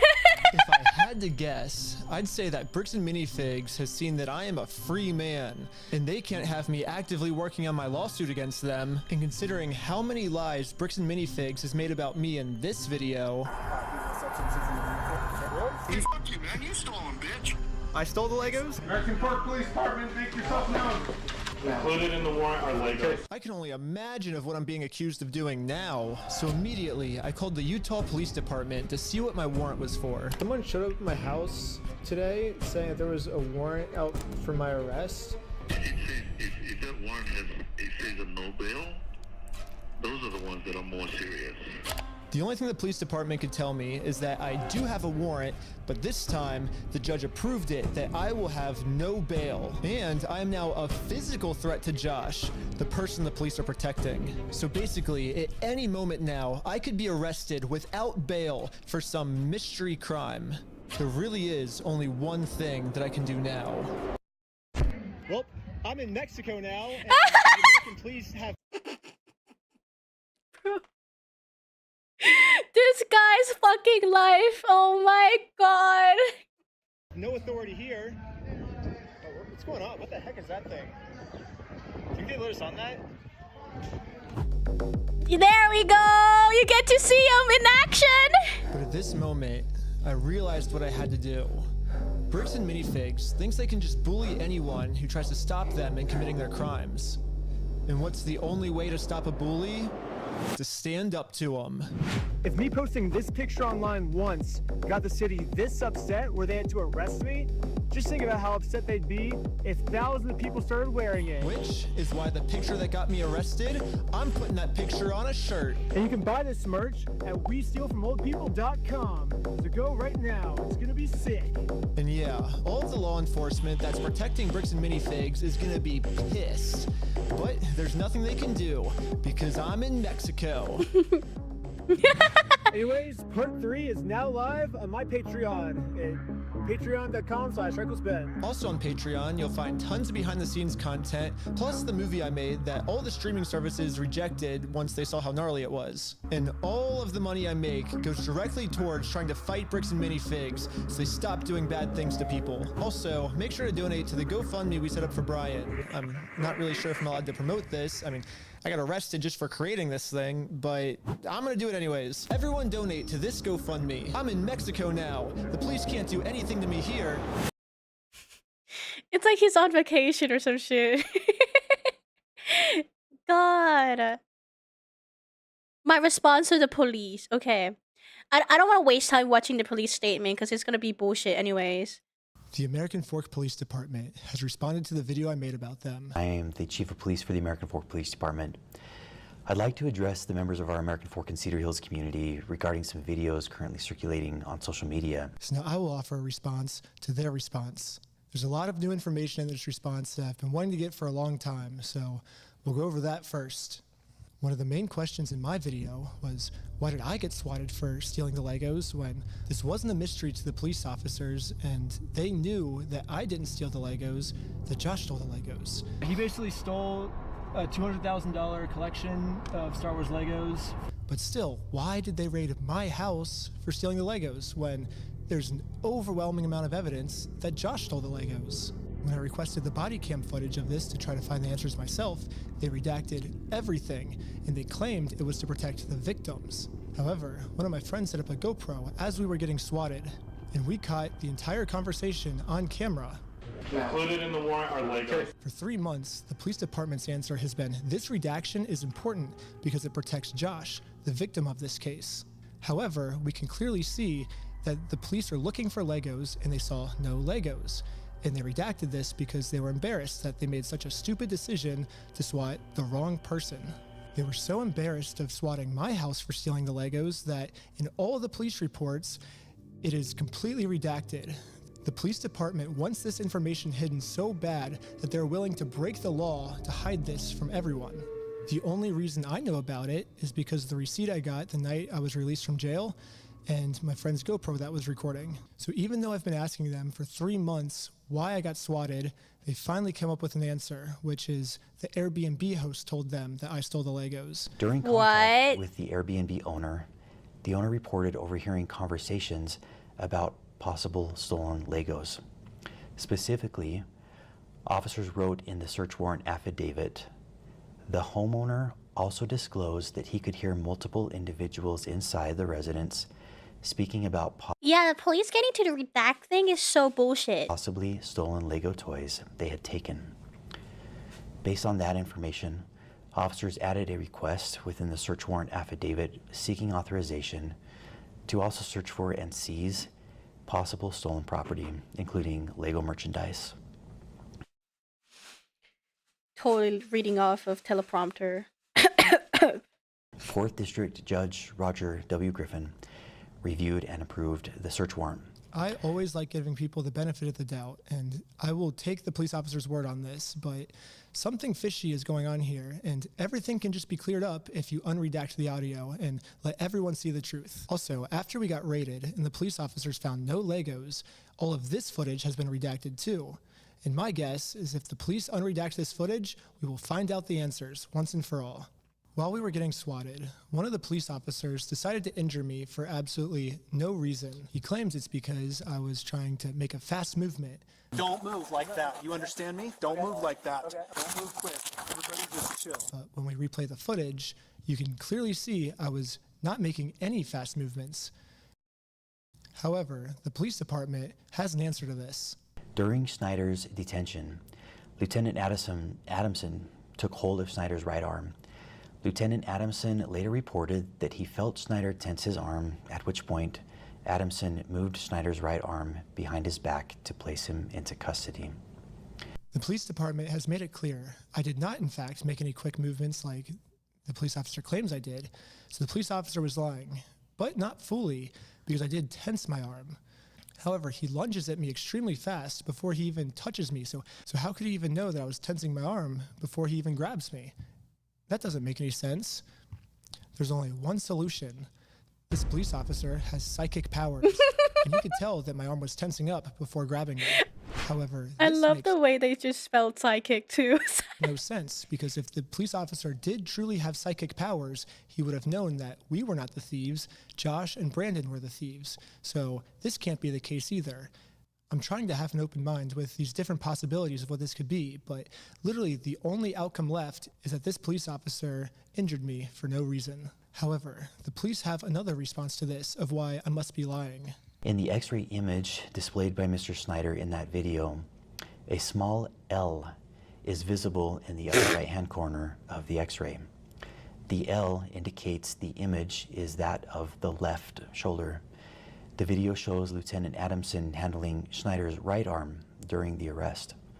Yes, the stock footage I used to show what a dislocated shoulder is, an image that's clearly not mine because I didn't go to the hospital, I went to jail, so how could I have taken this picture? But anyways, the stock image I used is of a left shoulder when my shoulder that got injured was my right shoulder. When I was editing this, I like to think highly of my audience that they would have known that this was a stock image and I wouldn't have to spoon feed every tiny detail to my audience. But now I realize that there's another portion of my audience called the American Fork Police Department that maybe I do have to spoon feed every single piece of information to. So I'm going to use this as constructive criticism, and in every single episode going forward now that I know that the American Fork Police Department's watching, I will be forced to spoon feed every single detail. As a professional slackliner, dislocating my shoulder is almost a monthly thing for me.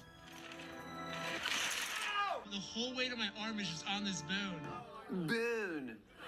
3 days before I got arrested, I had a really bad ski accident where I had a really bad dislocation of my shoulder, and any movement at all would have dislocated it. So I will say here, I don't think that the police officer was purposely trying to injure me. I think to a normal person, this would have been fine. But for me in particular, this was not good, but it was still unjustified. And the police officer was just making up an excuse, and now they're making up an excuse to defend it. Another thing I find shocking is the chief of police, even after reviewing the dash cam footage, says that we ran a stop sign. Richardson initiated a traffic stop on the vehicle for failing to stop before the stop line at a stop sign. Okay, pull the clip. Stop completely at Pull the fucking clip. that stop sign. The chief of police looked at this video and said, we ran a stop sign. And now he's using that to say, this was a legal traffic stop. The police officers did nothing wrong. At this point, we thought the best thing to do was to take Josh to court so he can be legally accountable for the crimes he committed. However, to do that, we are first required to serve him court papers. So we did what the law told us to do. I got a process server, and we went to his house to do this the legal way. However, Josh did not want to do this the legal way, and instead called the police on us. Joshua Johnson contacted police and reported he was going to shoot someone as a result of the ongoing harassment. Multiple officers immediately responded to the area. Josh was so scared of going to court that he would rather shoot us than accept these court papers. Josh's logic here is that if he can murder the process server and if he can murder me, then he can get away with his crimes because there'll be no one to sue him in court. However, sadly for Josh, murder is illegal. And now he just admitted his plans to the police officers. The American Fork Police should at least be arresting Josh for trying to use murder as a way to get out of court. But sadly, for some reason, they arrested me instead. Am I being arrested? Really? Something about this seems off, and all of the answers are in the body cam footage. However, they redacted all the body cam footage. So this is where I think if we all come together as a community, we can somehow convince the American Fork Police Department to unredact this footage so we can find out why they arrested me and not the guy who threatened to murder me. However, the American Fork Police does not want to unredact the footage right now, and now have made up a new excuse of why I was the one justified being arrested. Officer Sumbot contacted the Marion County Circuit Court in Oregon to verify the legitimacy of the paperwork. The court confirmed that the case was indeed legitimate, but that papers had already been served and no hearing date had yet been scheduled. The police department said the reason they arrested me and not Josh this day is because they called to confirm if this was a real court case, and they said it was real. However, the papers have already been served, and now I'm doing this solely to get YouTube content. And if that's true, I would like to see footage of it. They released all the raw footage, and that part doesn't seem to be in the raw footage. It's already been to court, or are you allowed to tell me kind of where they're at with the case? There is no hearing date set, and there hasn't been a hearing in the case yet. All I see is the claim that was filed. I don't see proof of service or anything. The hearing wouldn't be set until a response is filed by defendant. Okay, so the defendant needs to be served with papers before the case will, I guess, start? Yes. Okay. Okay, thank you for your help. I think that's all for today. Thank you. Wow! Blatantly lying! Right here, the police officer admits that it is March 10th. On March 10th, 2026. However, you can see here that Josh doesn't get served until 3 days later, March 13th. So how could Josh have already been served on March 10th if he didn't get served until March 13th? Unless Josh is a time traveler. There's only one way to clear this hole up. American Fork Police Department, show me the time machine. So now they say that I have done all the check marks which constitute stalking. Let's go through them. Individual commits stalking if the individual intentionally or knowingly engages in a course of conduct directed at a specific individual. So yes, I did do an action that was targeted at a specific individual, but that's what's required by the court if I want to take someone to court.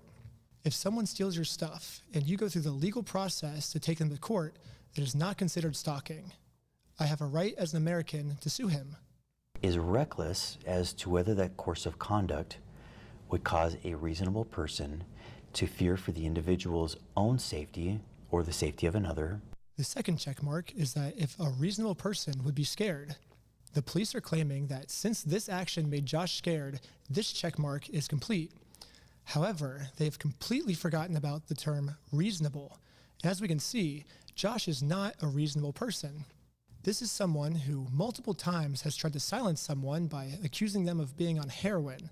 Here's the crazy thing. They told me that they took over that location because the owners were using the location to fund their heroin addiction. What? Yeah, and that's how they took it over, and saying they had like a pigeon in there that was crapping all over the Legos, and it smelled bad, all this stuff. This is someone who threatened to murder me just for trying to serve him papers. This is not a reasonable person. It is not reasonable to threaten to murder someone just for serving papers. A reasonable person would accept the papers, so that second checkbox does not meet the requirements. I even tried explaining this to one of the police officers early on. What the law says is if the average person would feel unsafe by our behaviors, so I think he's feeling unreasonably unsafe. A reasonable person would not feel unsafe in the situation. Well, I can say the same thing. I feel unsafe trying to conduct business with him, and he calls the police on me to hide. I feel unsafe because of that. Because we had a 3-hour search in our car. He said we had heroin in our car yesterday. We had a 3-hour search in our car. That makes me feel unsafe. I think that's reasonable for me to feel unsafe. It's not reasonable for him to feel unsafe. So Josh is actually the one who said he was going to murder me if I take him to court. But now, I'm the one that's being looked into for threatening to murder Josh. How does this make any sense? Mr. Johnson alleged that Mansell had hired Benjamin Snyder to harass, stalk, vandalize the store, threaten to murder the manager of the store. Now, let's go to the heroin claim. We got pulled over by the police, and they claimed that we had heroin on us. This officer is going to conduct the search of your person because there are substances in the vehicle. Really? Most of this footage is redacted, so again, there's a big mystery of what happened. can we all come together and convince the American Fork Police Department to unredact this so we can find out the truth? However, what the police is claiming now is that they did not get a call saying that we had heroin on us. Instead, they could just tell from the second we pulled over that our eyes were glossy. During the interaction, Officer Fraughton indicated he believed Shaw's eyes appeared glossy and expressed concern regarding possible impairment. If we look back on the raw footage, this is what the police officer said his first interaction with us was like. Good with these guys being able to drive? Yeah, I think so. I didn't see anything clear as day with Tyler that I noticed. What's the goal of... Right now? Yeah, I was gonna scare him a little bit and let him go is all I really was gonna do. Do we have charges, or are we just tired of them being annoying? Wow. To take what the chief of police is saying seriously, because so far almost everything he said is a lie. So the only way we can actually find out the truth is if we unredact everything. That is We crazy, know isn't The it? victim's name is Joshua Johnson. Why do we have to keep that protected? His name is already out there. None of these redactions are protecting anything except for the police. And now I want to acknowledge my friend Sheldon's arrest. The group stated they were supporting a GoFundMe campaign for a dying man. Dying? One of the individuals later identified as Sheldon Norcross. Officer Richardson then decided to seize Norcross's phone, pending the approval of a search warrant, in order to preserve potential evidence and prevent the deletion or alteration of any data. According to Officer Richardson's reports, when Norcross was informed that the phone was going to be seized, Norcross immediately began manipulating the device. The police officer claims that Sheldon was arrested because he opened his phone to start deleting evidence. However, we can clearly see in the footage Sheldon's thumb is heading towards that lock button to lock his phone. His phone was open when he pulled it out, and the phone was transitioning from on to off, not from off to on. From this response, it almost seems like the police officers didn't even watch the video. So American Fork Police Department, if I'm your teacher, here's your homework. First off, learn the facts of what actually happened. Second off, stop lying about the facts. No one's believing it. The third thing is unredact the audio that makes the police look bad. Some of the best lawyers in the United States are reaching out to me right now, so eventually this is going to get released. Wouldn't you just like to get this over with sooner rather than dragging this out? The more we drag this out, the more content we get, so this only benefits me to drag this out. It doesn't benefit you. If you unredact the illegally redacted parts now, you'll win over audience support much faster. It's kind of funny because a lot of you guys probably think I'm trying to make fun of this other cop by how he was talking. Brother, you mind turning up the volume? Holy, it's actual ASMR. Wow. I cannot really hear him. Why is he whispering? No, I'm actually just super sick right now. I haven't been sleeping because I'm trying to get out part 3 as fast as I can. And that's caused me just to stay up all night, every night, and not sleep. And now I'm sick and have no voice.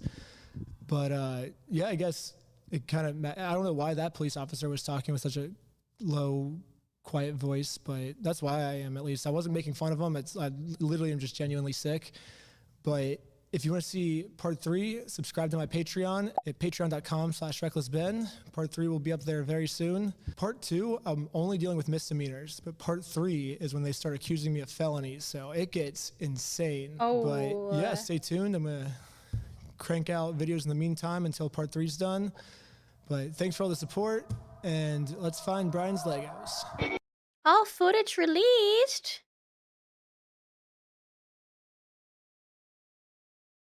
I have so much shit on this actually case. Hacked into the American Fork Police Oh Department. my god! I thought they released it! Someone hacked into it! Oh. I mean, at the end of the day, just gotta rely on the all reliable, the American citizens.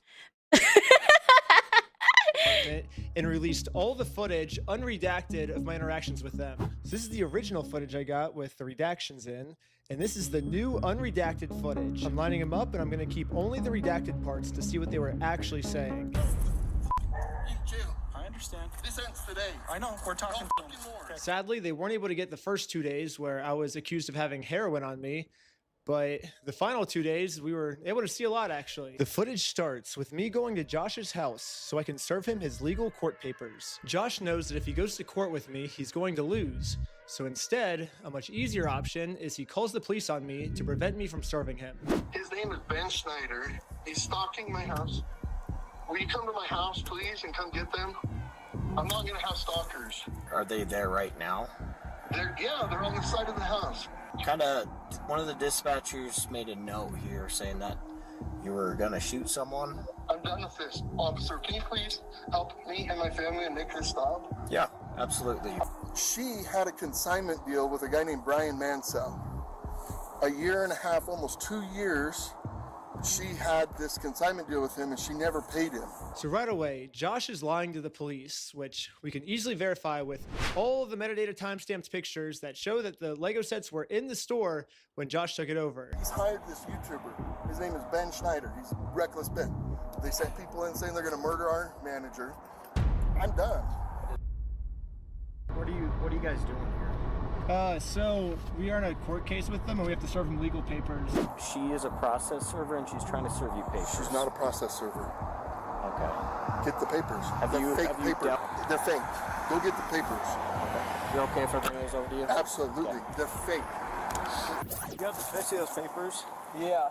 So this is what you're trying to serve them with? Yes. I wish we could just send them an email. I wish we could just send them a phone call.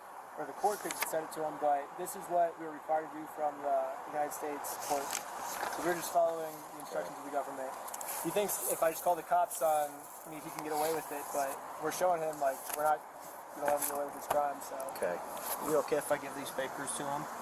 Yeah, for sure. Okay. Hang tight. Are you okay if she just gives you the papers so we can just get Have her? you looked at the papers? I've talked to the Kaiser Police Department. There's nothing filed. So no, I'm not accepting service from him. Okay. Absolutely not. It's fake. Okay. It's not real. That's completely fine. You have that right? Yeah. Literally, all this police officer has to do is be like, "You are served," and then he doesn't even have to accept them. He can literally just drop them. But as long as you say "you are served," that counts as illegal serving. So why doesn't this cop just do that? Like this whole thing could be solved in literally 3 seconds. Like here, I'll time it. You've been served. Yeah, like literally 1.5 seconds, and this could be solved. This could literally be solved in 1.5 seconds. And this police officer is just purposely choosing to make this way more complicated than it has to be. Hold on. All right. What are you wanting done today? Besides, obviously, talk to... As much as you humanly possibly can. I can screen charges. I'm open to screening charges through our attorney.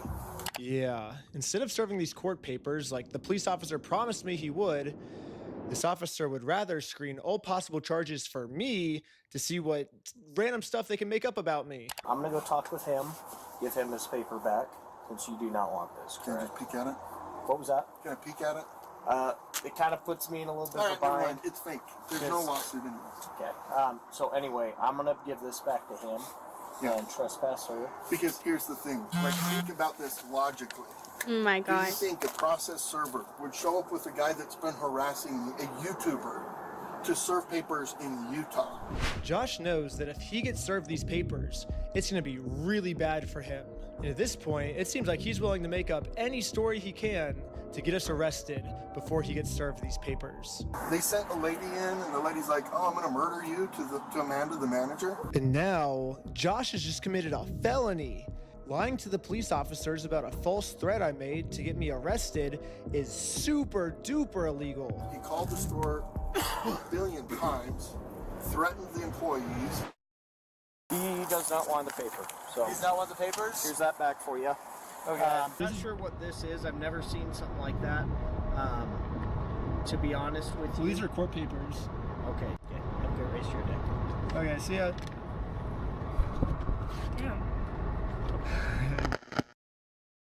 Yeah, process server's really gonna ride with the YouTuber. I mean, how stupid does he think I am?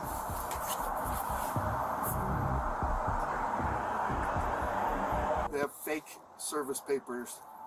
Then the girl is like, she's like, "Oh no, I gotta serve him these papers." Like they printed up a fake lawsuit, you know? And I'm like, "Oh yeah, do you think the process server would really be riding with the YouTube guy to deliver papers to a guy that he's been harassing?" I'm like, do you think I'm stupid? I don't know what to do, man. So, did you call the police again? I just don't know what to do, man. I'm done with these guys. We're ready and willing to arrest these individuals for Utah statutes for cyberbullying and digital stalking, because they're using electronic means for communication and coordinating their stalking habits. Oh, it's digital stalking, not stalking. It's all of the above. Okay, got it. But because they're continuing to use additional tactics and other things like that, thinking that they're being cute and whatnot, can't continue. So somebody has to be arrested to show that they can't continue to do this. Wow. Okay. We just kind of want to know what you want done on this. As much as we humanly possibly can. He's going to submit, have it screened for charges with our prosecutors, right, with our city prosecutors. He is very adamant that he wants to serve you with papers. Okay. That's fake. That's illegal. You can't pretend to be a process server. So you can't. It's illegal. Why not? In the state of Utah, to be a process server, all you have to do is be over the age of 18 years old. You got to be not affiliated with the case, and you can't be an attorney. And this girl meets all three. She is over 18 years old. I literally met her like 10 minutes before we showed up here, and she's not an attorney. So legally, in the state of Utah, this woman is a process server. And I already explained this to the police. So anyone can be a process server. You have to be 18 years old, and you have to be not affiliated with the case. So she is not affiliated with the case. She's over 18 years old. That qualifies as a process server. Okay. Well, maybe just have someone not affiliated with you. That's her. Yeah, she's. Yeah, we have I no just relationship. That's why barely she's met here. her. Yeah, that's why she's here. We have no relationship, and that is who she is. The exact person that you're describing. That's fake. It is a lie. She's impersonating a process server. So for this girl to be impersonating a process server in the state of Utah, she must either be under 18, which the cops took her ID and verified she's not under 18. Do you have an ID or anything like that on? I like how all his argument is they're lying and the cops are taking it. Yeah. She has to be related to this case, which Josh says he's never seen her before, so she can't be related to this case. Josh has verified that. And so the only option left is Josh must assume that she's an attorney. But if Josh has never heard of her before, how does he know she's an attorney? And spoiler alert, she's not an attorney. But so I don't know what Josh means when he says she's pretending to be a process server, because it seems like he's verified that she meets all the requirements to be a process server. So basically what Josh is saying is, even though she meets all these requirements, and I acknowledge she meets these requirements, she still doesn't meet these requirements. You're making no sense, Josh. Impersonating an officer of the court, that carries it's pretty significant, Yeah, you can't pretend to be a process server. Sorry. Yeah, you can't. That's got to be illegal. And that's, like I say, he's getting combining charges. It's a Class A misdemeanor to impersonate a process server in the state of Utah. So right now, I want her arrested for impersonating a process server. So right now, I can't just go and pretend. I can't go print up fake documents and go try to process serve people. That's illegal. So these papers that he printed up are fake. Yes, 1 billion, trillion, gazillion %. Again, this is Ammon. I'm with the corporate office. He's the CEO. Oh, hi. So what's happened is we had a former franchisee. Mr. Schneider is just a YouTuber that got a hold of the story and then went to this guy and said, hey, if I can harass these guys and if I can do some stuff and get some money out of them, will you pay me some of that money? And that's what they're trying to do, is the individual who actually owes the money went to the United States. And now Amon has just committed obstruction by lying to the police officers. Created a fake contract, forged a manager's signature up there, threatened to kill her. I didn't sign no agreement. I'm not beholden to somebody else's stupid agreement. I like how he can just lie to you guys. Just Dude, what?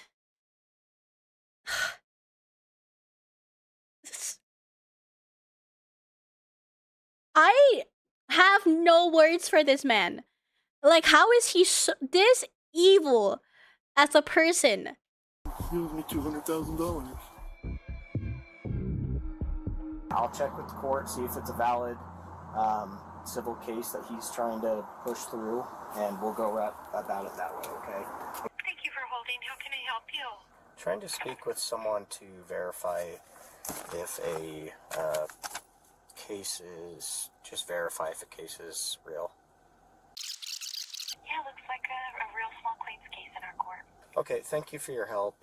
I think that's all for today. Thank you. And after this phone call, I guess the police officers turned off the microphone on their body cam because I guess they really didn't want literally anyone to hear this, even if someone gets a hold of the unredacted stuff. Not even we now can get it to hear what these police officers are saying. But anyways, the police officer ends up going back to talk to Josh. They're screening some charges, okay? Yeah. But we're just kind of working through. It looks like this is a real case. It just hasn't gone to court, okay? It's a real case. Who's it against? It against you, him versus you. Ben Schneider? Mm-hmm. What an idiot. So. He's just racking up the charges, and we're working together. So basically the consensus is, we were all wrong here. However, let's just arrest Ben anyways. Like, letting them go cannot be an option here, guys. Like, there's got to be something for cyber stalking, bullying, like all of the different things. Like, there's got to be something to arrest them and send a message that this is not appropriate, this is not okay. I'm in agreement with you. Again, that's why we're kind of working through this right now. Hello. Benjamin, step out for me. Okay. Okay. Friends find you back. Am I being arrested? You're under arrest right now. Really?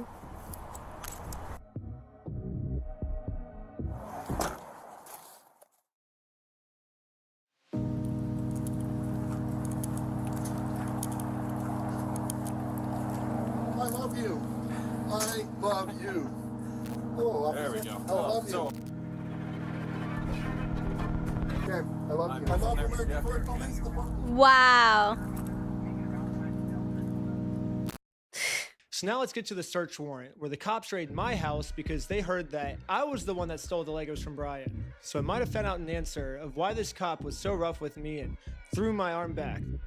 Before we enter the property, the cop warns all the other police officers to make sure we are not filming. Hey, they're probably going to be quick to film. They're probably going to be quick to pull their phones out, so just be aware of that. However, when we got raided, I instantly pressed the record button on my phone because I was They are quick to record. terrified these police officers were going to do something and try and hide it from the public. But I guess the police officer sees that I'm filming, and once he sees I'm filming, I think he was like, as punishment for filming me, I'm going to bend your arm back upwards and injure you, is my guess of what happened. Get it? Bend his arms because he's Ben. Because afterwards he says this. The main kid had his phone recording, so I shut it off, but The other kid had a GoPro. How many did you get? You got Ben? We got 5 right now. Including Ben Schneider? Yes. Sweet, that's good. Next we got Like, that just sounds like a villain. How do you know? How do you actively have that conversation and go, maybe we're supporting the villain here, guys? I don't know, but he just sounds exactly like what a cartoon villain would say. some unredacted footage of me using the bathroom.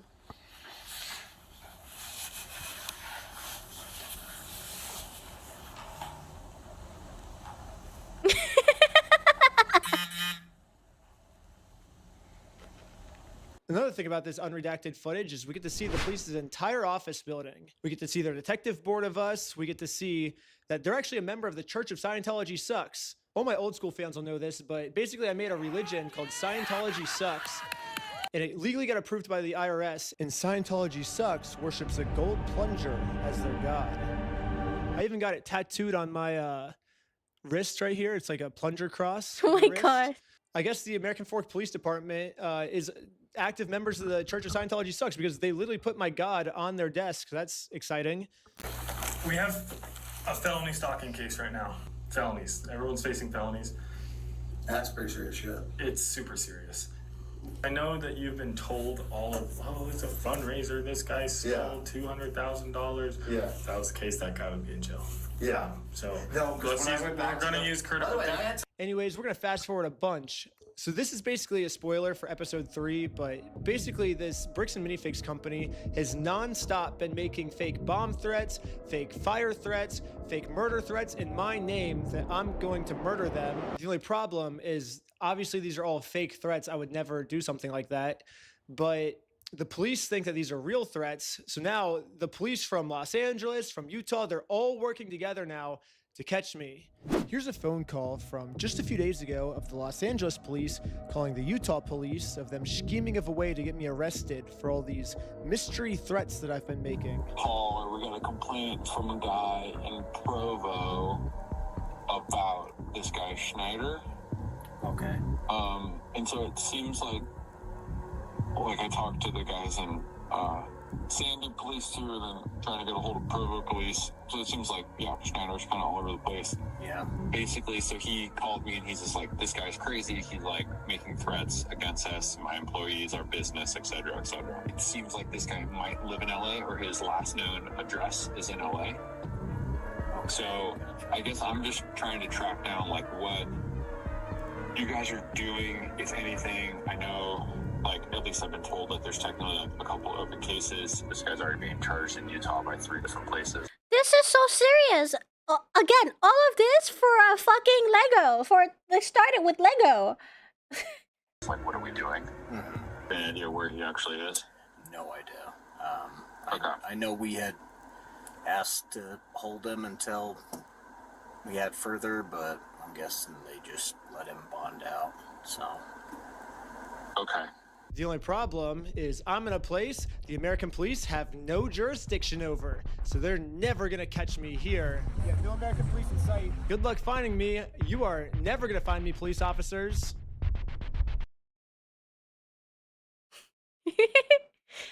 Dude, this is just so insane. Like, my final message, I can talk again.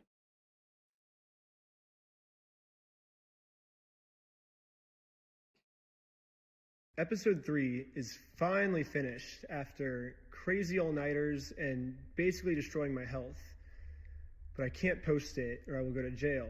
And not only that, I will also immediately lose my lawsuit of $300,000, and the GoFundMe we made for Brian will go straight to this mystery company that I am no longer allowed to talk about. They sent court papers to my email, which I guess a judge approved for them that this was a valid form of service. And so now that I'm officially served, I cannot even mention this company or I will be in jail and everything. Normally I would be like, screw the big guy telling me what to do. I'm going to do what's morally right. But in this situation, if I do that, then all my friends get screwed with this lawsuit and we lose all the GoFundMe money we raised, like, immediately. So I am no longer allowed to even mention this mystery company.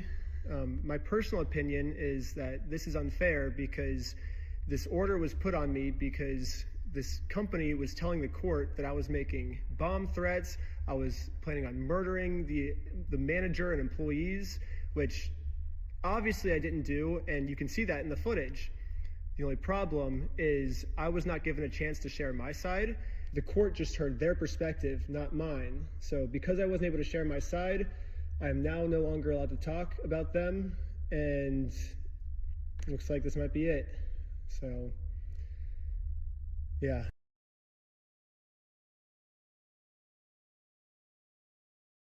Pricks and mini dicks. That's good. That's a good one. I've gone from wanting them to give back the Legos to now wanting everyone involved to go to jail for corruption. Agreed. Like, this is just crazy. If they give back the Lego, that would have been a happy ending and no one would bother with them ever again.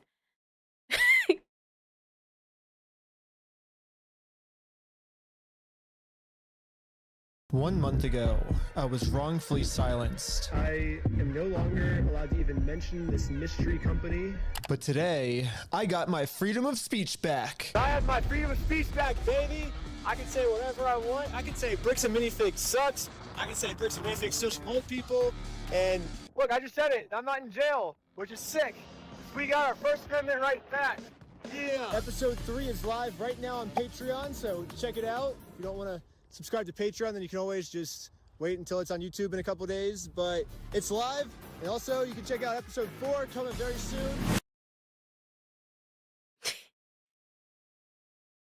He filmed in such strange places.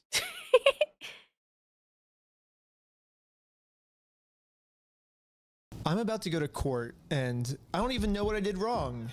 Yeah, Bricks and Minifigs is making up tons of lies about me to the police to try to get me thrown in jail so I can't release my documentary about them. But the crazy part is I'm not even allowed to know what they're saying I did. Legally, I'm not allowed to film inside court, so I formally requested the audio, but since there was no visual, I hired an animator to animate over it.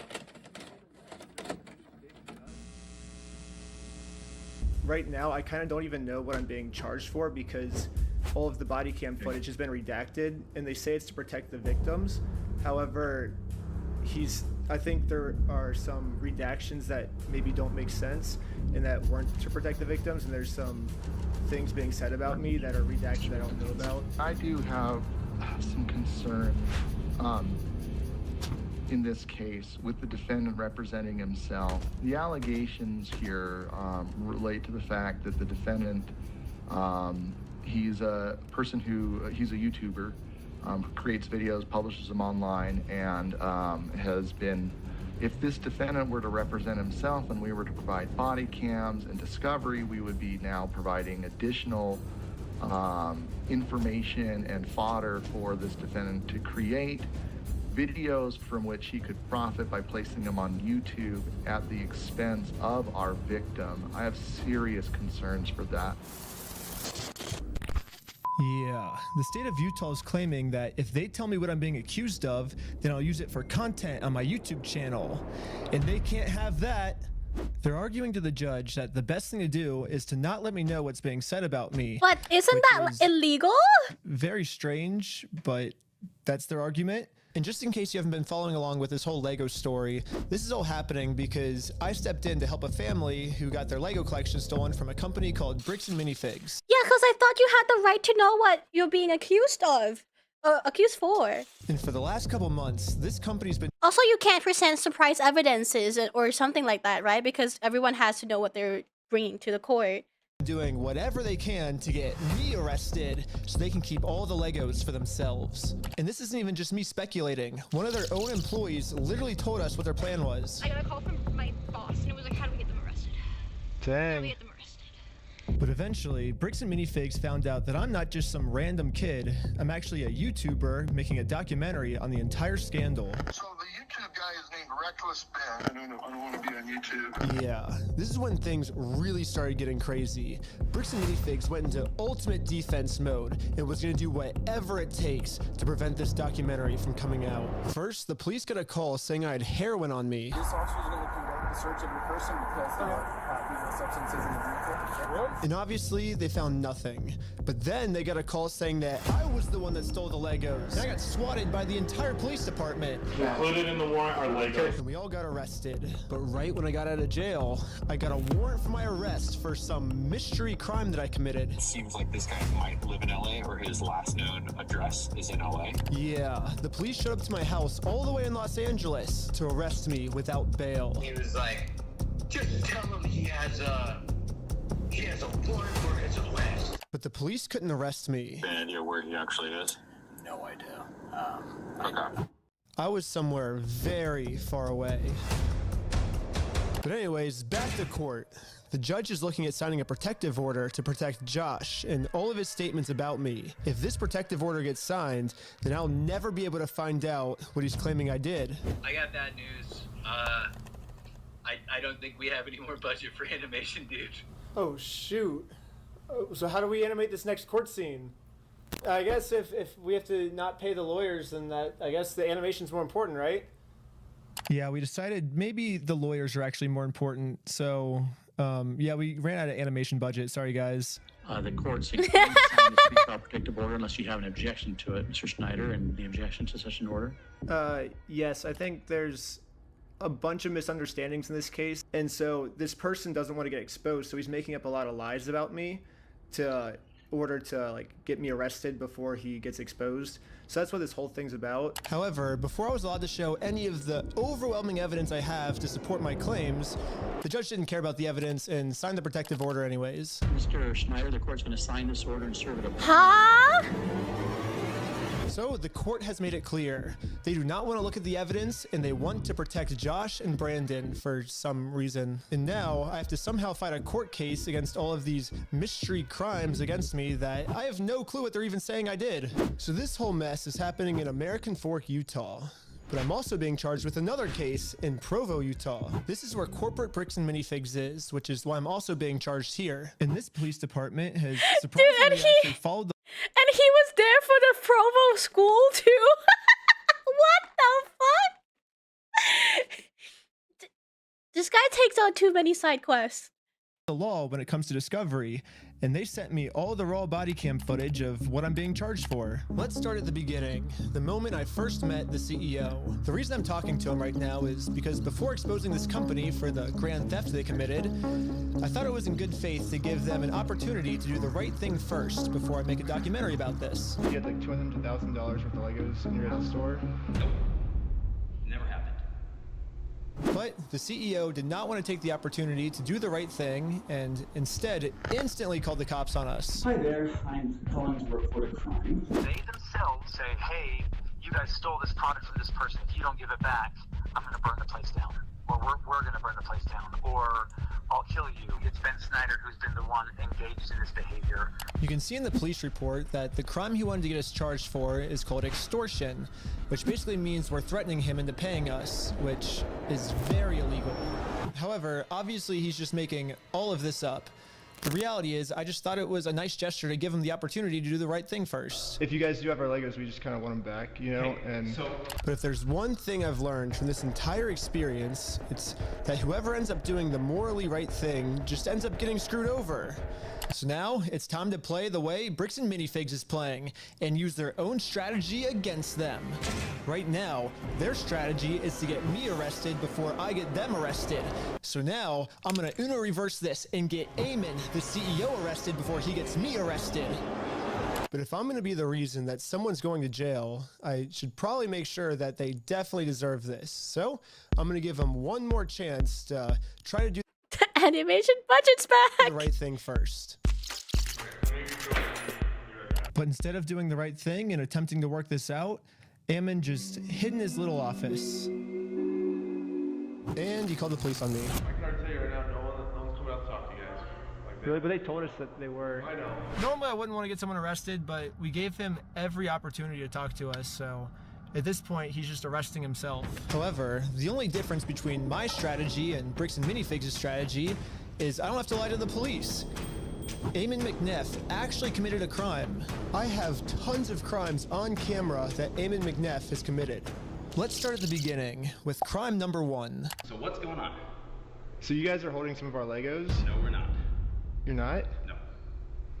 So who's Brian Mansell. Okay, and who's that? He's a guy who had he had like $200,000 worth of Legos in your guys' store. Nope. Never happened. Eamon was first trying to claim that he's never even heard of Brian Mansell, and this guy definitely never had any Legos in a Bricks and Minifigs store. But once we showed him all of the social media posts his own company made, it was very obvious that we just caught him in a lie. So the CEO decided to change his story, and now the story is the Legos used to be in the store, but the previous owner, Crystal, she stole all the Legos right before they took over the store. Back up the easy way. We don't have the Lego. Crystal sold the Lego. The only problem is their security camera footage of the previous owner getting kicked out. These are ones that he has not been paid his percentage yet. And if I don't have the tickets, I won't know how much I need to pay him. That's a business thing and not necessarily yours. He's taking on the business, he takes on all that consignment. Corporate just said that they're going to be the ones to take over the consignment deal with all the Legos that are still in the store. And as extra proof that these Lego sets were still in the store, the owner went into the back and started taking pictures of everything that you can verify in the metadata with the timestamps that match the exact moment she's getting kicked out. And then you can see her leave the store with nothing in her hands, proving that the sets were still in the store and the CEO is lying to us right now. But that's only one side of the story. I also thought it was fair to hear his side. You sent a bunch of pictures of the Legos still in the back, and you can see in the security camera footage, corporate comes and throws her out. Like great. I understand what you're talking about, but you have a misunderstanding of what has occurred, and you're taking one person's word over another person's word. You need to go after the party that's responsible, and you don't want to because that's not easy. You have accepted a narrative that is not real, and you are continuing to pursue that narrative because it's easy and it gives you views and it gives you all sorts of clout and does all sorts of things that way. So basically what the CEO is trying to explain to me is we shouldn't be looking at the evidence. Instead, I should just be taking his word for it because he said so. Crystal Law was a former franchisee of Bricks and Minifigs. Yeah. She took Mr. Mansell's Lego, sold it, didn't pay him, she has his money. But she sold his Lego, she has his money. To make it easier for you guys to understand the CEO's argument, we're going to demonstrate his argument with a little skit. Oh, that wasn't a backflip. No. Oh, are you sure? You have a misunderstanding of what happened. Yes, this is the exact argument the CEO is trying to make. Something we just saw in video, the CEO is saying never happened, which would mean the CEO's lying. And most people would agree that lying is morally wrong. However, if you lie about a crime, the way Eamon's lying to me right now, then that's not just morally wrong anymore. That crosses into new territory called illegal. The specific crime is called obstruction. If someone commits this crime, they can get arrested. We're at the police station and we're going to charge them with a criminal crime, obstructing of evidence of a $200,000 theft. And good news for us, we found out last week that all of the police in Utah take obstruction very seriously here. The police arrested my friend Sheldon for obstruction just for locking his phone. Right now you're attempting to destroy evidence. No fucking way. I love the guts they have to go back to the fucking police. I was just locking my Like, the Utah police? phone. You're under arrest for obstruction of evidence right now. The crazy part is, the police didn't even have a warrant, so Sheldon locking his phone was 100% legal. But the police arrested him anyways because that's literally how serious the police take obstruction crimes here. They do not mess around when it comes to obstruction. So now, just imagine how angry the police are gonna be when I go into the police station and tell them that someone is actually, for real this time, committing an obstruction crime. And this obstruction crime is on a much bigger scale. Later, the police called me saying that they were going to do a police investigation on this. Hey, Benjamin, this is Officer Halpern from Provo Police. I told it. Hi, Raiders! Welcome in! Hi! It's a productivity stream today, but we're watching. I did some work, and then now we're in this rabbit hole of the bricks and minifigs. It's getting so intense. Mira Raid! Hello, welcome in, everyone. Thank you, Mira, for the raid. It does, it gets wild. I haven't watched it, so I'm so behind on this whole shenanigans. Yeah, the Breaks Minifig saga. It's... I didn't expect it to be, like, this crazy. You know, like, I've heard of it, and I was like, that's insane. But then, like, seeing all the corruptions here are like, what? That's even more insane. I'm on a third video now, right now. So, he went to Mexico, and he came back. Yeah. The Mormon arc was... Ooh. Hello, welcome Mira Raid. Welcome, everyone. Welcome in. Ooh la la, it's Banana. Yeah. Detective the entire situation. He was saying that this family's Lego sets were never even in the store, like all of this stuff, and it's all documented. I have video of all of him saying this. I think he's like falsifying evidence, and I think that's obstruction. And now that we stole Bricks and Minifigs' strategy, I think the plan is finally gonna work. Looks like the CEO is going down. I mean, I submitted the videos of Eamon saying we're gonna burn down the building and shoot him. They themselves say, hey, you guys stole this product from this person. If you don't give it back, I'm gonna burn the place down. Or we're gonna burn the place down. Or I'll kill you. And then I submitted all the raw footage of the entire conversation I had with him, proving to the police that we never even said anything close to this. This raw footage verifies that everything I told the police is true, and everything Eamon told the police is a lie. On top of that, I even got access to the complete case Eamon made against me, and he doesn't have a single piece of evidence to support any of his claims. Which I guess makes sense. Like, how can you support evidence if you're just making everything up? Like, of course you can't submit anything. So if the police have to decide what case to pursue, they're obviously going to pursue this case because it has like a ton of evidence. And then they're going to throw out Eamon's case. It has no evidence at all. The person you're trying to reach is not available. Hello, my name is Ben Schneider. A couple months ago, I made a case, and you were the officer that was helping Oh my god. Don't tell me. me create it. I submitted a bunch of evidence through a link you sent me, and this was a couple months ago, and I haven't heard anything back. And so I'm just calling to see if I can get some type of update on how the case is going. It's about the CEO, Eamon McNeff of Bricks and Minifigs, in an obstruction case. And so if you could give me a call back at your earliest convenience, that'd be awesome. We're sorry. Your call cannot be completed. Dude. Yeah, literally no matter what I tried, I could not get a hold of this police officer. So I'm traveling all the way back to Utah to go back to the Provo police station in person to see how the police investigation against Eamon is going. And I just so happened to get a hold of the police schedule and arrived at the exact time this officer was supposed to arrive. But before I could speak to this officer, one of the other police officers called into the front desk and asked to talk to me. I'm not seeing him on duty right now. Really? They said he was going to be here today at 3 o'clock. There's always the chance that they might have called out sick or something. Is there any way that you can like check if he's here, or? He's definitely scheduled to be here. Like I said, they might have called out sick or something. Are you able to look and see how the case is going? All I really want is kind of just an update on the case.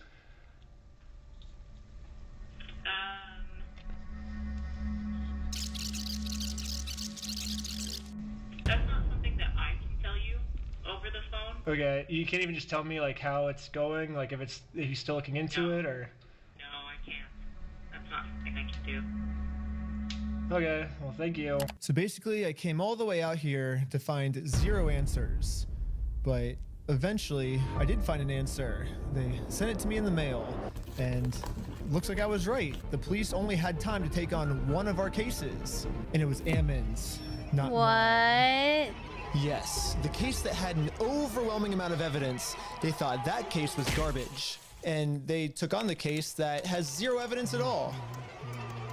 In the police body cam footage, after the police watched my full conversation, proving that I didn't threaten to burn the place down or literally anything, they even admitted to Eamon that there was no credibility with his entire case against me. We agreed that there really was no extortion code that would fit your situation. However, you know, at the end of the day, we do want to help you guys so you're not having to deal with this fool and all of his issues. We did find that there was How is this a justice system? Another code that fit, and it's called aggravated commercial obstruction. The police just told Eamon that even though there's absolutely nothing to his claim against me, if they work together, maybe they can fabricate some type of charge against me. However, the tricky thing is that we have to prove that this individual either entered or remains unlawfully on the premise. When he came to the property, did you have to ask him more than once to leave? Yes. Okay. You know, we're not leaving until we get it. And he's like, no. Like, So Eamon's telling the police that even though they continuously told us to leave, we didn't leave.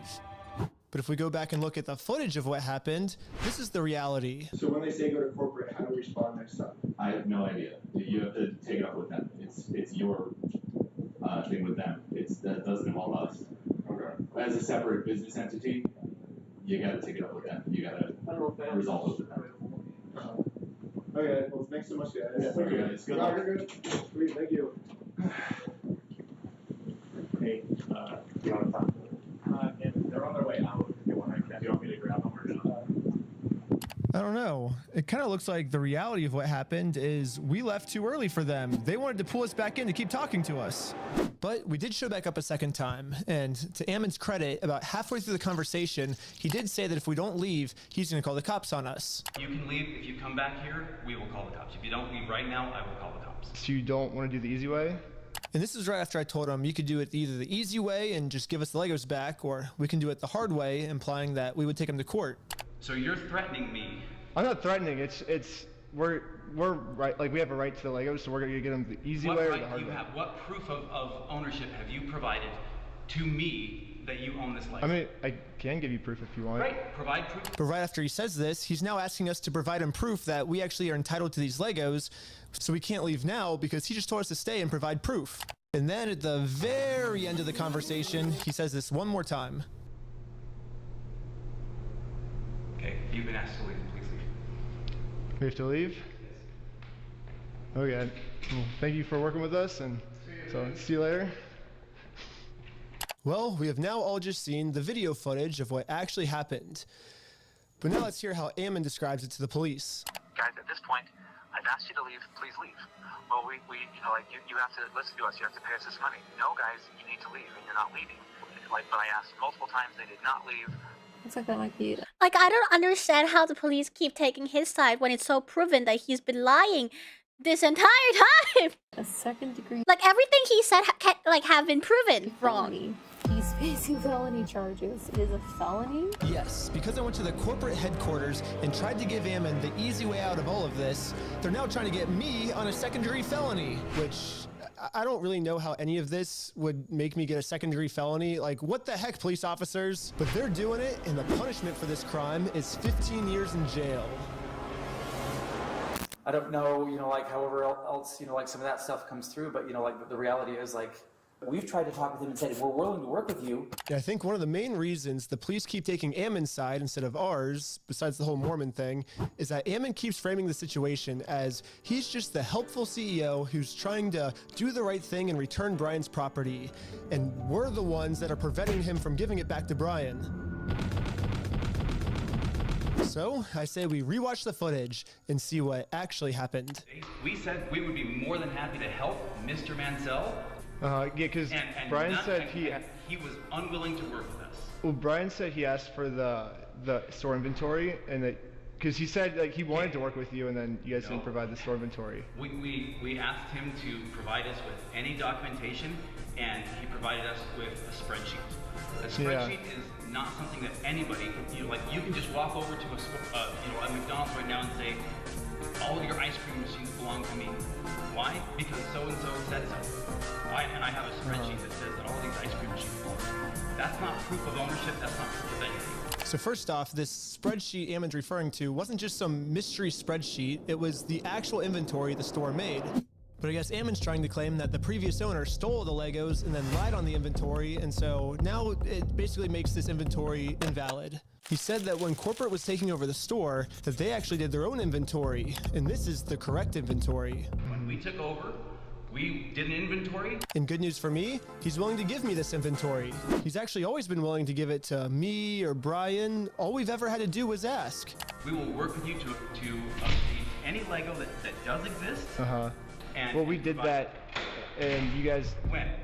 I think like 5 or 6 times, and we've gotten 0 response back. Yeah, literally the first thing I did right when I heard about this entire situation was I googled Bricks and Minifigs, clicked on their website, clicked contact us, and sent them a message. I actually got a message back from corporate saying that they would love to help, but after a few months, I kept trying to reply to this message, and they just completely ghosted me. When? I think we've done like 6 over the last 4 or 5 months. Pull it up. Find out. Tell me when. Let's see. I say like, hey, I don't think this ever got resolved. I'm just reaching back out right now, and then never. Hit forward right now. Resend it. What's the email? That is I don't know what email address that is. This was on your guys' website. That says fbc.team. I said franchise at bricksandminifigs.com. Well, this is just on the website, so. Did I tell you look up something on the website and send it there? Well, what? Did I say that just barely? Well, that's what. Yes or no? Did I say that? No. I just said, send me an email to franchise@bricksandminifigs.com and we will work with that. But you're getting mad at me because I emailed the email on the website? You keep saying that you, like, so that, I understand that, but I'm telling you right now, and you're trying to argue on something that I didn't give you any information about. I'm telling you, send it to that one. Yeah, but you're like getting upset at us that we emailed the email that was on your website. No, I'm telling you the way to do this, and you've been probably trying to communicate with a ghost. Well, that's your guys' fault for putting that email on the website. Sure. Okay. Understood. Ben, so why are you getting mad at us because we emailed the website for your instructions? Because you continue to harass us for all sorts of things. I'm not getting mad at you. Well, we're not harassing. We're just asking for our Legos back. If someone stole money from you and you went and politely asked for the money back, is that you harassing them? It seems like Ammon kept either trying to stall or switch the subject. It almost seems like he doesn't want to actually give us this inventory. What? He keeps saying he's willing to give it to us. You guys can send that inventory list to us? What? I do believe so. Yes. I think we have sent that to Brian. He says he said that's all he wants is the inventory list, and he'll stop like bugging you guys. Well, then, Mr. Mansell and you, and if you want to be included on the emails with Mr. Mansell, that's totally fine. You guys can email us, and we can go. But you guys will give him the inventory list, because he said he's been asking for it for over a year now. We can show the inventory list that was obtained when the store was originally taken over from Crystal Law, and we can work through that process and try and identify what was or wasn't there, and also try and identify how to proceed from there. Yeah, I think Brian gets upset because he says they always say that they'll send me the list, kind of like how you're saying, oh, we can send it easily, but then when it comes down to it, you'll never actually send it. So maybe if you actually go ahead and send it, it would make him feel better. Well, I understand what you're trying to get at. We're more than willing to work with you and help you. That's what I'm saying. Send an email to that email address that I just gave to you, and that will produce results. Anyways, I sent an email to the email he told me about, not the one on their website. That's a bad email. Don't ever email that one or the CEO is going to be pissed. But according to Ammon, now that I've sent this email, I should be receiving the inventory list very soon. So I waited all day. And I got no answer. So the next day I sent them another email. I patiently waited again for about a week. And finally, this is the response. Mr. Schneider, BAM Franchising Incorporation will not participate in any form of communication that appears designed for public provocation, harassment, or manipulation of facts for the purpose of media content. Attempts to obtain privileged or confidential information through misrepresentation or the creation of fraudulent documents.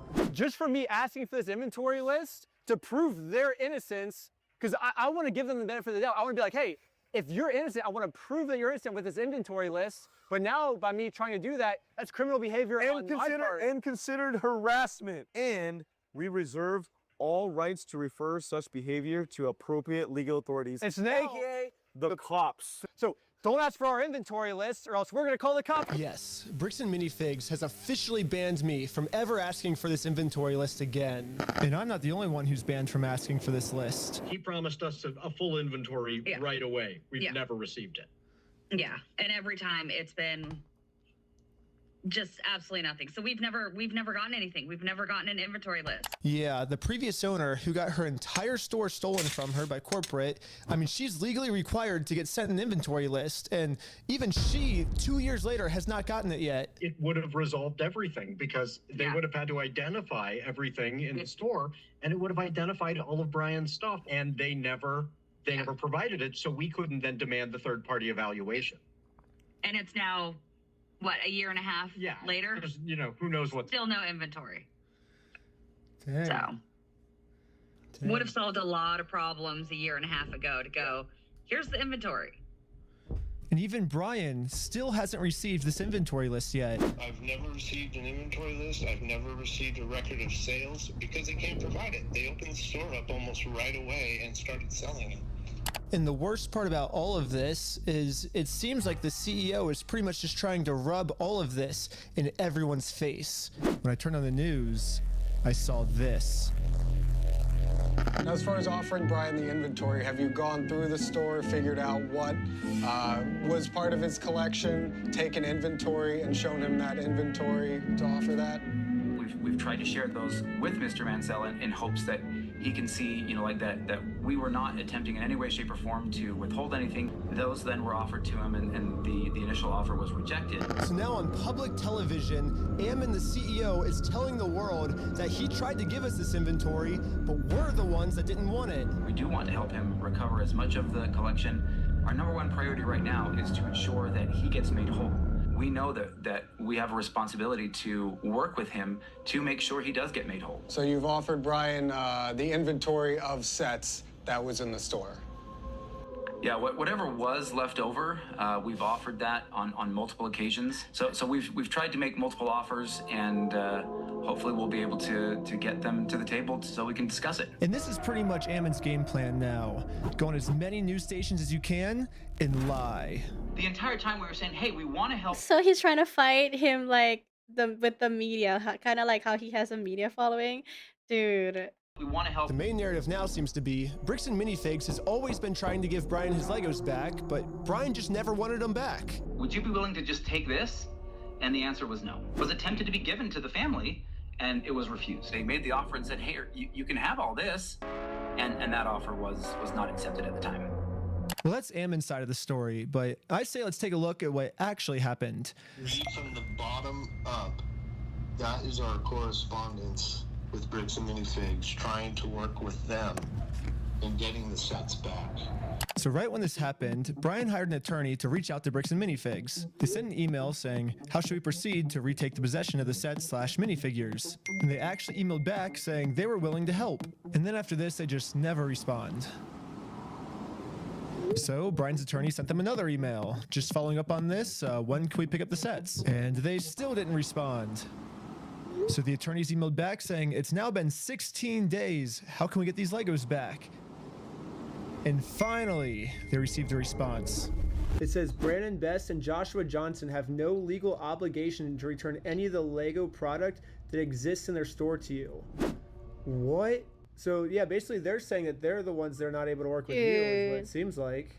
Exactly. They finished this email saying, we consider this matter closed and will not be returning any Lego products to you. So as you can see, that's the reality of what actually happened. But then Ammon goes on Fox News and says this. So they actually did have an attorney send information to us. We said, great, appreciate this. Let's see what we can do to work this out. Yeah. And then we never heard back. So why is Ammon going on like Fox News then and saying, we wanted to give Brian his stuff back. He's the one that didn't want his stuff back. He didn't want any of his things. That's my point. I don't know. He's lying. I truly do. This is so movie plot. I believe in the sentiment of integrity, and I believe everyone should have integrity. But anyways, another thing the CEO seems to be pretty upset about is that when Brian kept demanding his stuff back and couldn't get it back, eventually he had enough. And he was like, I'm gonna make a Facebook post about this. And in his Facebook post, he called Bricks and Minifigs thieves and liars. And this Facebook post, like, really pissed off Ammon. I mean, Bricks and Minifigs is literally suing Brian now for millions of dollars, all because of this. I mean, back when I was talking to him at corporate headquarters, he made it very clear that what they did is technically not actually considered theft. There is no theft. Do you understand the legal definition of theft? Legally have to be So the definition of knowing that the property was stolen or otherwise not belonging to that person. And on my phone, That was not known until Mr. Mansell came in days later and said, I have some of these things that need to be... And that's another lie again, because... It is not another lie. So I showed Ammon the security camera footage where corporate acknowledges that they are now going to be responsible for these Lego Star Wars sets. These are ones that he has not been paid his percentage yet. And if I don't have the tickets, I won't know how much I need to pay him. That's a business thing and not necessarily yours. He's taking on the business, he takes on all that consignment liability. And after showing him this footage to try to bring the conversation back to reality, this was his response. Now extortion? Because we caught you guys? No, because you are attempting to extort us, so... That's what you're doing. He just say fancy words. It's illegal, it's an extortion. So catching you guys in illegal activity, that's illegal on me. Nope. We have done nothing. See, I agree too. I agree. Nope, it's not illegal on us. Thank you for. We have done nothing illegal, and you are doing something illegal right now. I don't think that's illegal. I think us catching you guys for doing the illegal thing doesn't make that what we're doing is illegal. That means what you guys are doing is illegal.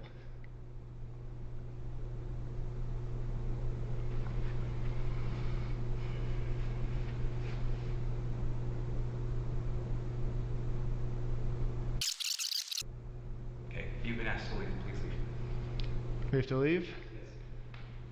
Okay.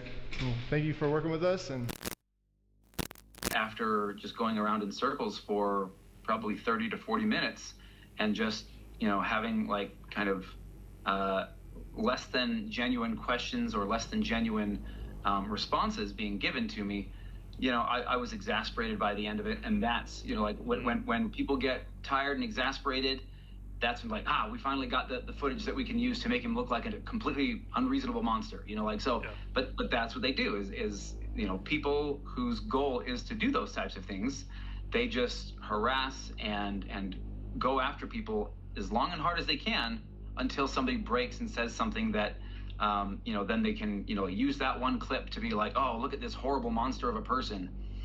So that's what I feel like has kind of really happened here. So Ammon's claiming that I just harassed him for 30 minutes and finally he got fed up with us, which that was the one clip at the end that I used in my documentary. So I say let's go to the very beginning of the footage, my first interaction with them, and see what actually happened. So what's going on? So you guys are holding some of our Legos? No, we're not. You're not? No. Yeah, literally from the very first sentence we ever exchanged with each other, Ammon's goal was just to lie to us. But anyways, I'm now starting to think that the only reason Ammon wanted us to email him about the inventory list wasn't actually to give us the inventory list, but actually, it was a trap. Yeah, Ammon only wanted me to email him so he can find out my email and subpoena Google and find out all of my private information. You think I'm lying, but they actually did this. They subpoenaed Google asking for all private information tied to this email address. And Google sent them like hundreds of hours of all the raw footage from everything I've filmed to the Lego video so far. All my emails, all my search history, all my data that shows everywhere I've been. But anyways, you can do that? The police officer after she watched my entire first episode. I'm really curious to see like if this fool even makes any money doing this YouTube stuff. I'm like, if it's enough for him to travel to another state to go get some footage. It doesn't even sound like his like secret information doesn't even seem credible from my understanding. No, so it sounds like you were able to watch the video. I think by secret information, the police officer is referring to the security camera footage that proves that everything Bricks and Minifigs is saying is a lie. My first question is, how could this not be credible? It's literally just video evidence of what happened that night. But at least now I can see why the police aren't listening to me. They're basically just saying that all of the evidence I submit to them is not credible and therefore case closed. Ben's wrong and we're right because we said that the evidence is uncredible. At this point, Bricks and Minifigs is working with the police to just come up with whatever story they can to make any evidence I give them seem as uncredible as possible. In all of his actions to just generate clicks and likes to get, you know, like social media clout without putting in work and just doing the crummy stuff. Without putting in work? Hello? How can you watch his video and still say that? Interesting. He seems like a fun gentleman. No. Oh, and you know, his MO really seems to follow somebody who's like a paper tiger, right? Like who, like behind, you know, or like a keyboard warrior. They'll make threats. And this is the craziest part of the video to me. Ammon's claiming that I'm a keyboard warrior. And a keyboard warrior is basically just someone who talks a lot of smack online, but then when it actually comes down to it, they won't do anything in person. Which, I mean, if we look back at the footage, I accomplished almost everything I set out to do. I didn't get scared of anything. If someone in this story is a keyboard warrior, I don't think it's me. I think it's Bricks and Minifigs. I mean, let's double check by looking at the footage. Ammon claims with his words that he can give us the inventory list. We can show the inventory list. But when it actually comes down to it, he's terrified to give it to anyone. Bricks and Minifigs this entire time has also just been begging me to sue them. If you think it's illegal, why don't you sue me? Let's go to court. Sue me for us. Sue me. Let's go to court. Let's go to court then. So when I finally go out and actually sue them, they close down their store. And now Bricks and Minifigs is going to absolute extreme lengths to hide from this lawsuit. Are you okay if she just gives you the papers so we can just... No, I'm not accepting service from her. Okay. Absolutely not. I mean, Bricks and Minifigs is showing all of the signs of a keyboard warrior, but for some reason they think that I'm the keyboard warrior. At this point, it almost seems like everything Bricks and Minifigs is doing, for some reason they think that I'm... I think it's like partly due to like being biased, you know, like they're this like believing an older guy, you know, an older man who owns a business, part of the community, just is easier than believing some random like young adult who is a YouTuber, you know, because like usually it's more likely to look like they're the one causing troubles, you know? the one that's the one doing it. I'll keep my fingers crossed for you guys. Hopefully no more issues. There's so many other things that this guy could like be talking about, right? No, 100%. But sometimes. Yeah, it's just like they have like such hard evidences, but then these people are like, nah, it couldn't be. How would they have all the evidences? Must be fake. I'll believe this old villain mustache guy. You know, like it's a sunk cost fallacy. They just think, oh, I put so much time and effort into this. I gotta make sure something happens. All right. Thanks, guys. Appreciate it. Yes, Ammon just completely proved my point. Obviously, I'm not suffering from the sunk cost fallacy at all. Ammon's the one suffering from the sunk cost fallacy. I mean, they literally already admitted to me that they've held onto the Legos for so long, it's not worth it for them to give it back to us anymore. I'm not going to distribute those things at this point. We've kept them on hold for this long, so... Let's see what else Bricks and Minifigs is accusing me of. Well, they're suing me for defamation.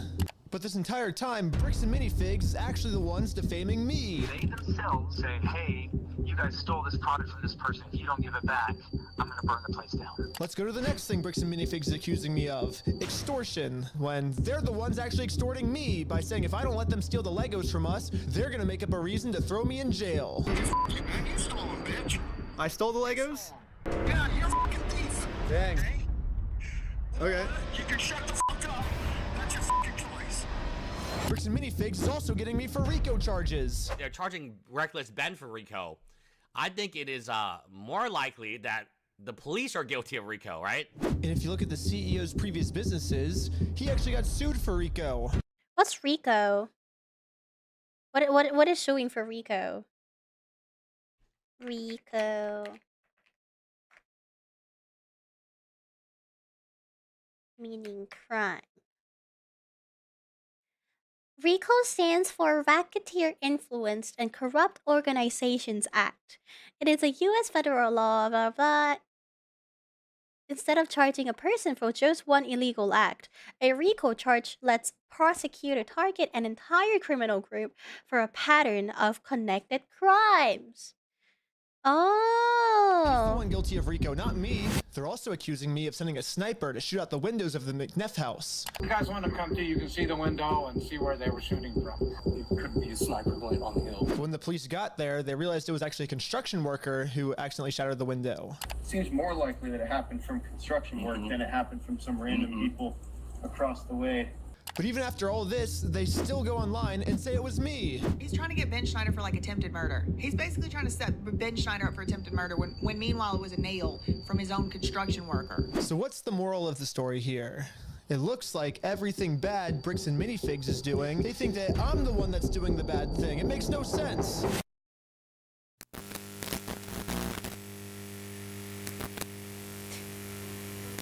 It's so funny because like we have so many POVs camera just because it's from the police too. So, just to let you know, we call it double blind. The person who committed the crime may or may not be in the lineup or depicted. So I will give this to you. You'll have as much time as you need to choose someone or to not choose anyone. Whenever you're able to feel that you have ID'd somebody, I just ask that you circle it and then initial next to it.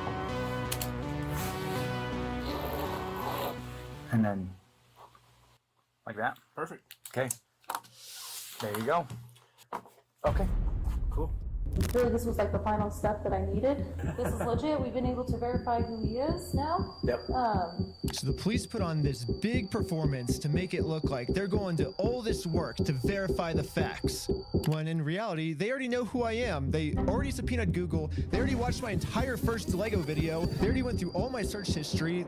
To me, this just feels like a staged performance so they can show the world, hey, look, we verified everything, when if they would have just put an equal amount of effort into watching the raw footage I submitted to them, they would have found out that Ammon's just completely lying to them, but for some reason they didn't.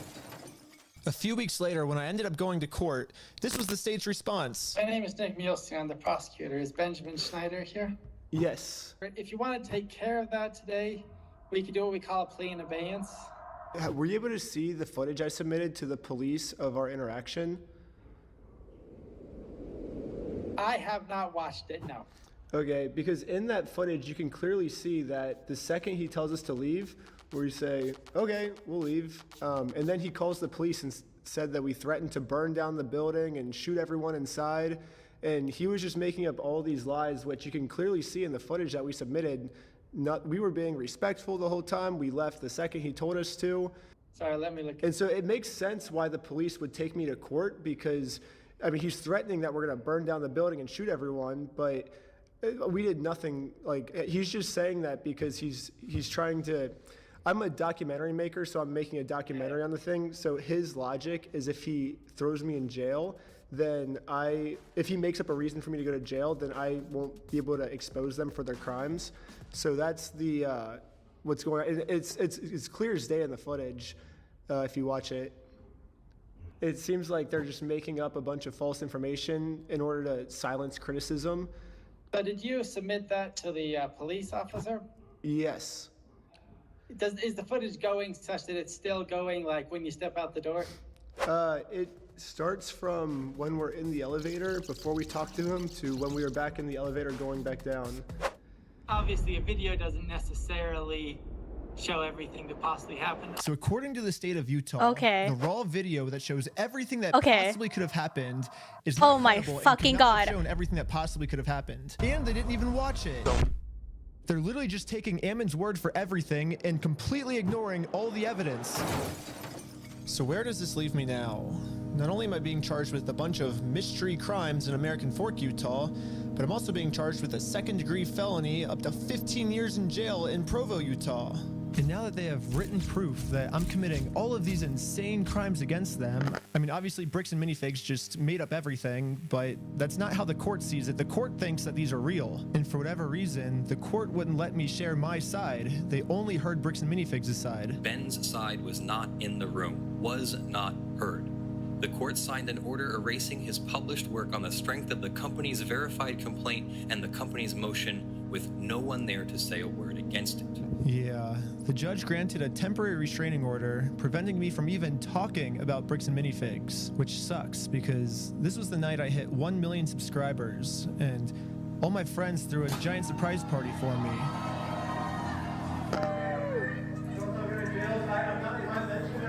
Damn. Yeah.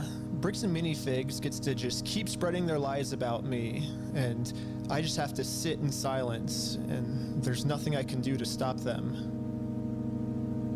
It's crazy to think about how much public support I was getting. $200,000 Lego dispute that's turning into one of the craziest legal cases and an internet crusade that is just exploding. A $200,000 Lego collection. This $200,000 Lego scandal is literally one of the craziest things I've ever seen. I think this might be the best video that I've seen. This is one of the crazier stories I think I've ever covered. Run by Mormons. Legos. Reckless Ben. Reckless Ben. It really seemed like the entire internet was uniting to stand up to this bully of a company. Bricks and Minifigs can stuff it. Brick by brick. Brick by brick. Brick by brick. Brick by brick. It really did seem like we were right about to get the Legos back, but I was wrong. Now the court has silenced me, and it looks like all the work I put into this was just for nothing. However, people were pretty upset that I was silenced and decided to protest. Brick by brick. It sucks that I'm not even allowed to be a part of this movement anymore. What the fuck is this fuck headshot?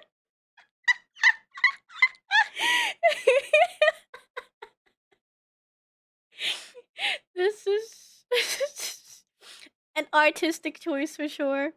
I don't know how these people have a job. Yeah, no. Or maybe I can be here. I just have to be in disguise so no one recognizes me. No.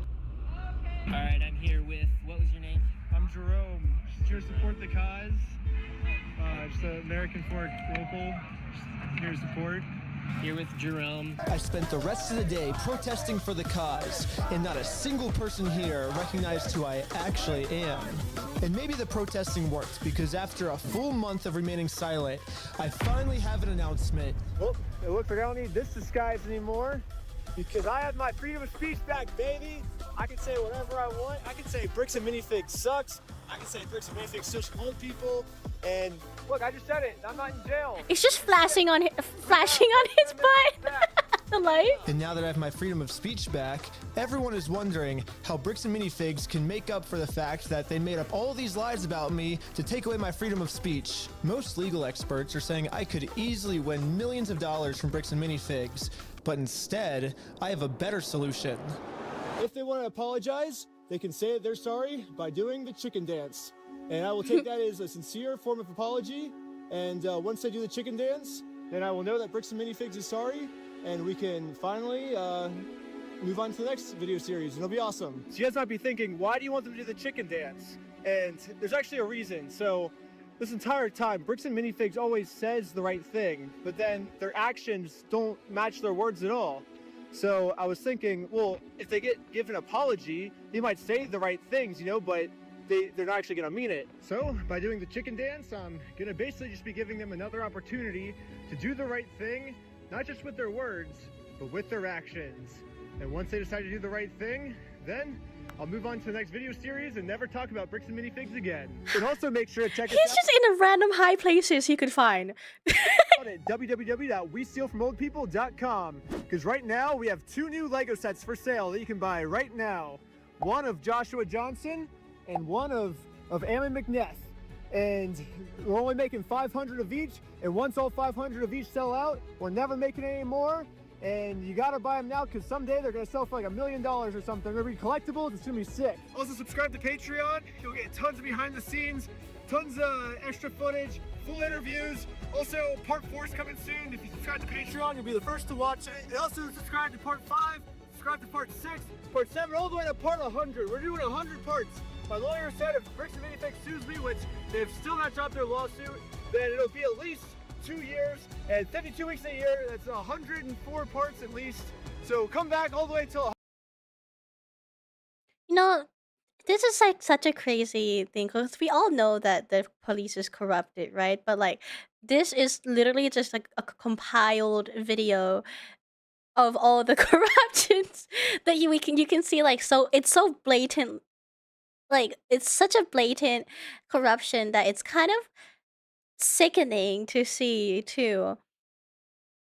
Like, it makes you like kind of uncomfortable, and you kind of like lose faith in the justice system a little bit. Like, one day you could be in this situation and still got completely fucked over. And that's kind of crazy that they're allowed to like get away with this. And I hope that we have a happy ending in this story and prove that once and for all we can still have faith in humanity. No, they're not even batting an eye to it too. They just want to take sides. A bunch of new body cam footage came in. No one's ever seen it, and we're gonna watch it right now. He came to harass us at our place. He's out of state. So this is filmed right after I get released from jail the first time, because I got arrested because I was trying to serve them court papers to take them to court. They're just making up reasons for me to be arrested, but then I get out of jail because I paid for bond. I get out of jail, and now Ammon's just calling the police because he's like, you guys let Ben out of jail? Like, what the hell? Like, how could you guys do that? Ben needs to be in jail right now. So he was arrested, and I think he was booked into the Utah County Jail. Okay. And he must have been released, even though he's an out-of-state, you know, like, flight risk. He was released. And so he's a YouTuber that does this stuff for videos and clicks. Okay. He was arrested in California for doing this kind of trespassing and kind of stuff, you know, like before, just, I think in 2024. Right. My first time getting arrested ever was for serving my court papers. This is my first time ever being arrested. This is my first time ever getting arrested, but I think Ammon's thinking, oh, well, if I lie to the police and make it seem like he's a criminal, maybe they'll just keep him in jail this time, you know? So that's what's happening. And so, but we like, he's also been passing fraudulent gift certificates to financially harmed others. Fraudulent gift certificates. Does he mean the Guinness World Record? Oh, I was so confused. I've watched that part like 5 or 6 times. I was like, what's he mean gift certificates? Yeah. I think he means the world record certificate. This is an award for most Legos stolen by any company in the world. That's what's going on. But at this point, I just need some information so I can tell our staff what is going on, because if I need to go and get some of my staff armed so that he can't threaten them, that's what I need to do. Or they're going to go find him and rearrest him because he clearly had to have violated some kind of rule. There's got to be something to stop this guy from continuing to intimidate our staff. Yeah, how'd you guys let this guy out of jail? If we let this guy out of jail, he's gonna kill our staff. Like, how can you possibly think of letting this guy out of jail? You watch this, I feel like you're just like, dude, this is hilarious. I'm like, dude, this pisses me off. Yeah, it's pretty funny, yeah. What the heck? Like, he's literally lying through his freaking teeth. I don't know what has been done since he was arrested yesterday. Sure. I mean, they did say that, you know, the better liar you are, the better you are as a businessman. So. Like, we all sighed a big sigh of relief this morning knowing that he was arrested last night. And then to have this happen all over again, like, everyone's feeling some pretty significant trauma that he's just not going to stop. Yeah, so it's not the police or corrections that let him out. That's going to be a judge, right? And so that would be a complaint that would have to be directed towards their office to find out what's the deal. Why would you let this guy out when he's stalking us, right? That's Yeah. So really quick. Sorry, let me grab a pen. Who do I contact for that? He's like, dude, what are you talking to me about this for? Talk to the judge. The police officer's like, we tried to keep him in jail until his court case for a month, but the stupid judge let him out. So, like, don't complain to me, complain to the judge. Yeah, what are you doing? I suggest you put all evidence that you have against this guy on that. He acts really, like, cutesy, like he's clearly got some form of sociopathic disorder, because he lies through his teeth. He says and does whatever he can to just... This guy is just full of irony. How could you say that with a straight face? I legit don't understand how someone have the audacity to be such a hypocrite. And that's what's pissing me off. I hate it. You're literally doing it. Yep, get away with whatever he wants. Again, multiple arrests, I think, in the past in different states. So obviously, if you look in the police records, you can see that I've never been arrested before. But because Ammon says so, maybe the police will just listen to Ammon, you know? Taking his word every single time. They're taking his word over your evidence. Doesn't make any sense. I don't know. That's another charge, obviously. I mean, we'll stack him until he leaves you guys alone, I guess. You know what I mean? Or they put him in jail, one or the other. Dude, that's so insane to freaking say. Basically, I think Ammon lied to them saying that there's a restraining order when there wasn't. And so he's like, oh, well, that's another charge, and we're just going to keep making up charges about me until I'm in jail for good is kind of what it sounds like. Even though the evidence goes against everything you say, I want to help you out, Ammon, because I can stack, I'll try to stack it on this stalking case. Oh my God, dude. Does he not know that he's recorded? I am just going to figure this out here. Okay, sir. I'm going to call the jail, and then I will meet you over there, okay? Okay, perfect. See you there in a little bit. Yep, bye. Hey, it's Abrams with Orem Police Department. How you doing? You guys let a guy go this morning. It sounds like named was released from the jail today. Officer Abrams? Yep. Nice to meet you. Yep. Man, is there any way I can use your bathroom? Yeah, real quick? for sure. We've got one right back here. Taking my body camera off and setting it down for a second so I can use the bathroom. You shouldn't be doing this stuff. Right. You know what I mean? All 5 of them should be charged. Right. Basically what they're saying now is not only should we put Ben in jail for forever for trying to serve these court papers, we should put all 5 of his team members in jail for trying to take you guys to court. You guys don't deserve to go to court, and anyone that tries to take you to court, we're going to put them in jail indefinitely. They started threatening to kill some of the staff. Hi, Serene. Welcome to Banana Paradise. Oh la la, it's Banana. We're watching the bricks and minifigs video. It's kind of getting very crazy. But hello, thank you so much for the raid. I hope to get lots of rest, and I hope you had a good stream. So they're just like, hey, if you don't, we're gonna kill you if you don't give this guy his money back and all this other stuff and like all these things. And so we're like, dude, like you guys have to go through the appropriate legal channels. This guy has nothing to do with it, other than he just gets off on making videos and like if you look him up again, he goes by the name of and he films himself doing illegal things all the time, and then he gets his videos taken down, do all sorts of research on him. That's what we're dealing with, is a guy who, like, honest to goodness, he's a sociopath. As we've done some additional, searches on him, he has, it appears that a relative of his, because he's originally from Ohio, and then he moved to LA, some relative of his with the same name, that, based on what we can piece together, was convicted of child porn or child sexual contact. Some of these. Hi, Tsuri. Thank you so much for the raid. I hope you're doing okay. But also, this is such a crazy story to spin. I mean, I guess that goes to show you even more that if you have enough confidence to say something, people will believe you. Things. So there's a very real chance that he may have been abused as a child, but that set him through a mental disorder, kind of whatever the case may be. He's clearly a sociopath and does not care about the system. My whole family's pretty close, and I'm 99.999999999% sure that's not true.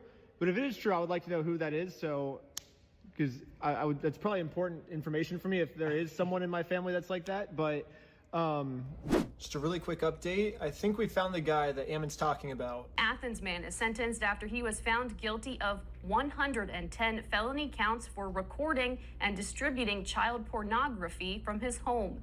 Benjamin Schneider is sentenced to 8 years in prison. So yeah, I guess this guy also got charged in Ohio, and he has a very similar name to me. It's actually the exact same name as me. And maybe he thought that this person was me. Maybe that explains why he's saying I have been arrested multiple times. I mean, clearly this person is not me. I mean, it's... Dude, come on now. Don't act like people have... I feel like that's the thing with, a lot of Westerners, especially. I feel like because America is such a large country, you have people with the same exact name all the fucking time. Hello? But also, maybe Ammon's not the smartest person in the world, so maybe he thought that we were the same person. I don't know, but this is the closest I was able to find of what Ammon could be talking about. We know this guy's a sociopath, and so we are very afraid for our staff. Yes, sir. And these guys coming in, they've threatened people before. They don't care about the law, right? Right. And that's what makes us very scared, is because again, and I'm kind of asking a serious question. In your opinion, would you go get a shotgun and bring it in the store? He keeps asking you're the police officers, you think it's a good idea that we should have guns to defend ourselves next time Reckless Ben comes in, right? I think what he's trying to do is, because Josh Johnson said he was going to shoot... Oh, they wanted to shoot him. ...us just for trying to serve him papers. Holy crap, dude. Wait, hold on, this is Okay, but... who is the sociopath here? I'm just gonna... legit, who is the sociopath here? How do you just have that thought? You're the one that's a whole villain trying to school this guy over, and now you're thinking of shooting them. insane. So he's basically asking, hey, officers, do you think it's a good idea for me to have a gun, a shotgun, in case this guy comes around again? So he can get the okay from the police officer. Yeah. So he's like, hey, the officer said I can, insinuating that he can kill you. Well, the police officers would have told me to do this. I'm just within my rights. He was trying to kill me, and I'm just defending myself. Yeah, he's trying to come up with a reason to justify murdering us, I think, which... This is actually insane. Yeah, it's a little scary, but... In a situation like this, where some people we feel like are in danger. I personally encourage people who are able to carry legally to carry. Okay, so that's basically all the footage after I got arrested of them freaking out, and I think that kind of explains why, because a few hours later, we do the GoFundMe. Sheldon gets arrested just for promoting this GoFundMe. And then they send a whole SWAT team of police officers to my house to just arrest everyone. So basically, Ammon's doing what I like to call the 3-year-old method, which is basically if a 3-year-old really wants something and they're not getting it, what do they usually do?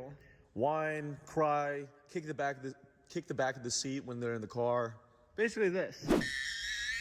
That's kind of what Ammon's doing. Like, Ammon at first isn't really getting what he wants. It's like, I mean, I guess he got me arrested, but then I get out of jail, and he's like, oh, shoot, if I just keep saying he's stalking us, they're not going to keep him in jail for I got to make up some story to put him back in jail. It's exactly what a 3-year-old would do, right? And then he says, we're going to murder him.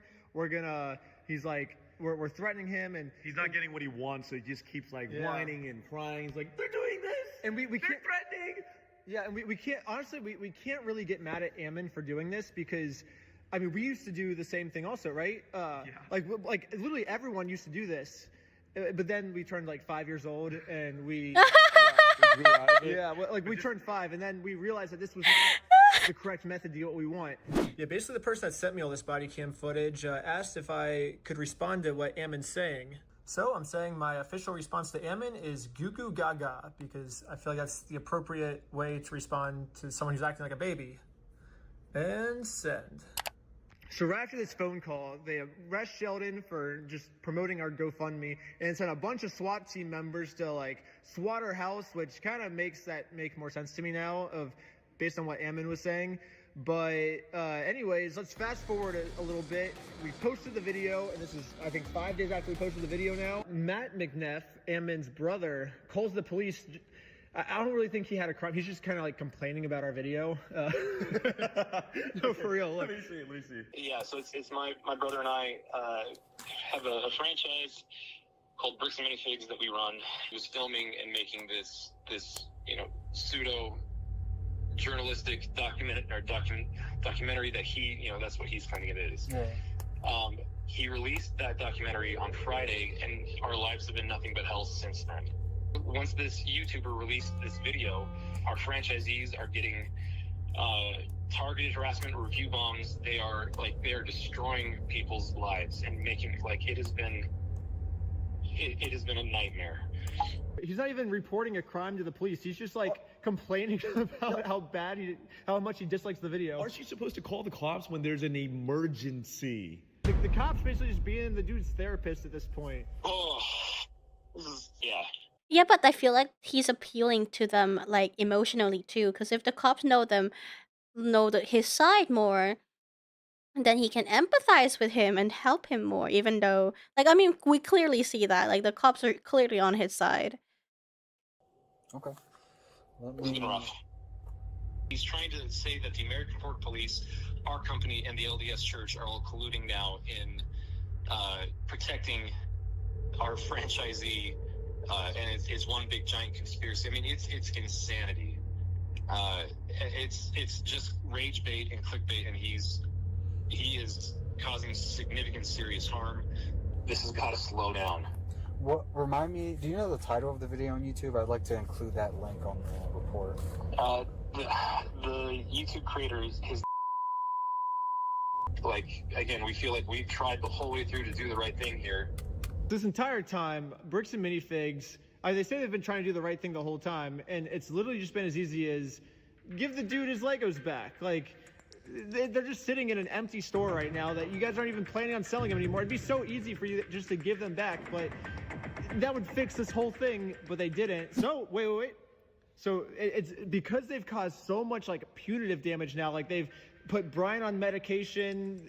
He's been having panic attacks. They've tried ruining his whole life and all this other stuff. Now, it's a little bit more complicated than just giving the Legos back now. Basically, our lawyers are saying that this is going to be a slam dunk case. We could just get millions and millions of dollars out of them and just basically bankrupt their entire company. So Bricks and Minifigs will get completely destroyed. Or dang, that sounds insane. We've given them another easy way now. They can say that they're sorry by doing the chicken dance. And I will take that as a sincere form of apology. And once they do the chicken dance, then I will know that Bricks and Minifigs is sorry, and we can finally move on to the next video series. It'll be awesome. But it's weird. Bricks and Minifigs still hasn't done the chicken dance yet, which to me makes me feel like they think doing the chicken dance will cause them hundreds of millions of dollars worth of damage. They're that scared of doing the chicken dance. They think that by them doing the chicken dance, it's probably, I don't know, but they think that's a worse decision than destroying their $100 million company and all of the innocent franchises that have nothing to do with this. They think it's worth destroying all their franchises just so they don't have to do the chicken dance. Well, time is running out and they have 1 week left as of me posting this video right now, and then there's gonna be a third thing. So right now it's just give the Legos back and do the chicken dance. But if they wait 1 more week, then they're gonna have to do 3 things. Whatever this street is, it's the street Joshua Johnson lives on. They will have to rename this street Reckless Ben Street.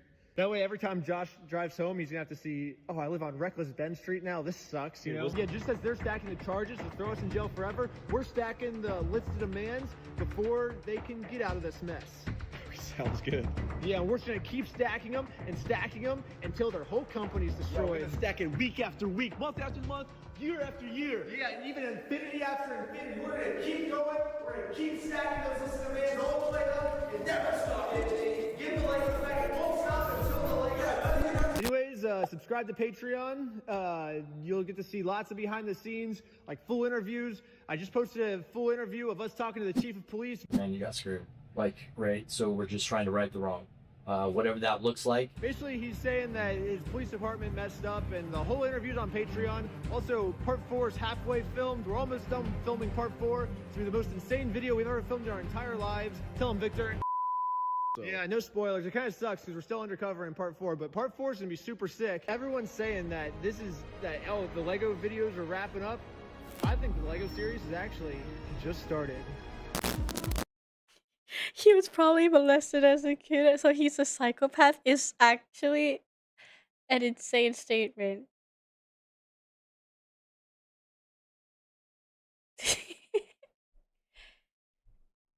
Yeah, like making falsified threats shouldn't be allowed. I mean, I don't know, like they just think they can get away with everything. That's how comfortable they are. Just keep making these lies without a fear.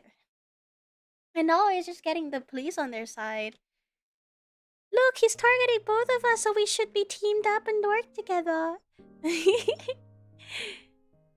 Man.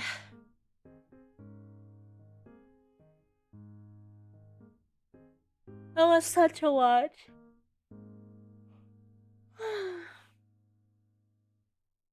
Just comes naturally, yeah.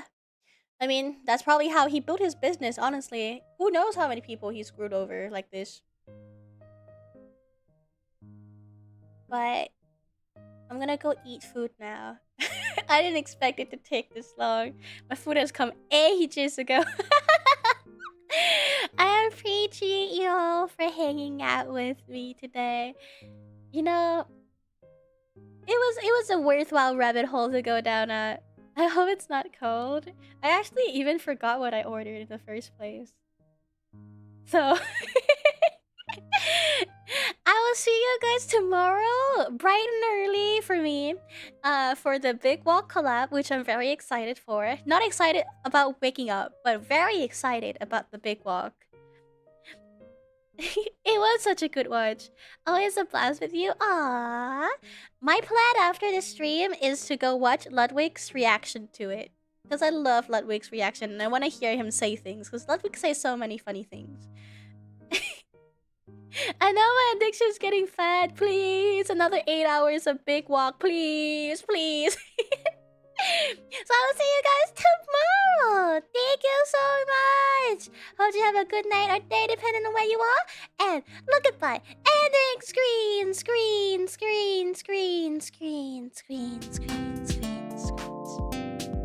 I will enjoy my food. Oh my god, I forgot to raid people. Let me see who's live right now. Goodbye, cute banana. Me.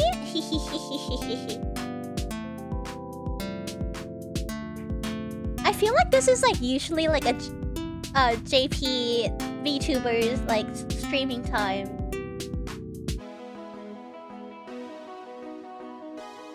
Oh, it's Merry birthday? No, wait. Lullaby for the birthday boy? Oh, it's for someone else's birthday, isn't it? Okay, I don't think I've rated this person, have I? Let me get to that. And then on Twitch? Ooh, I love her design. Let me get you there.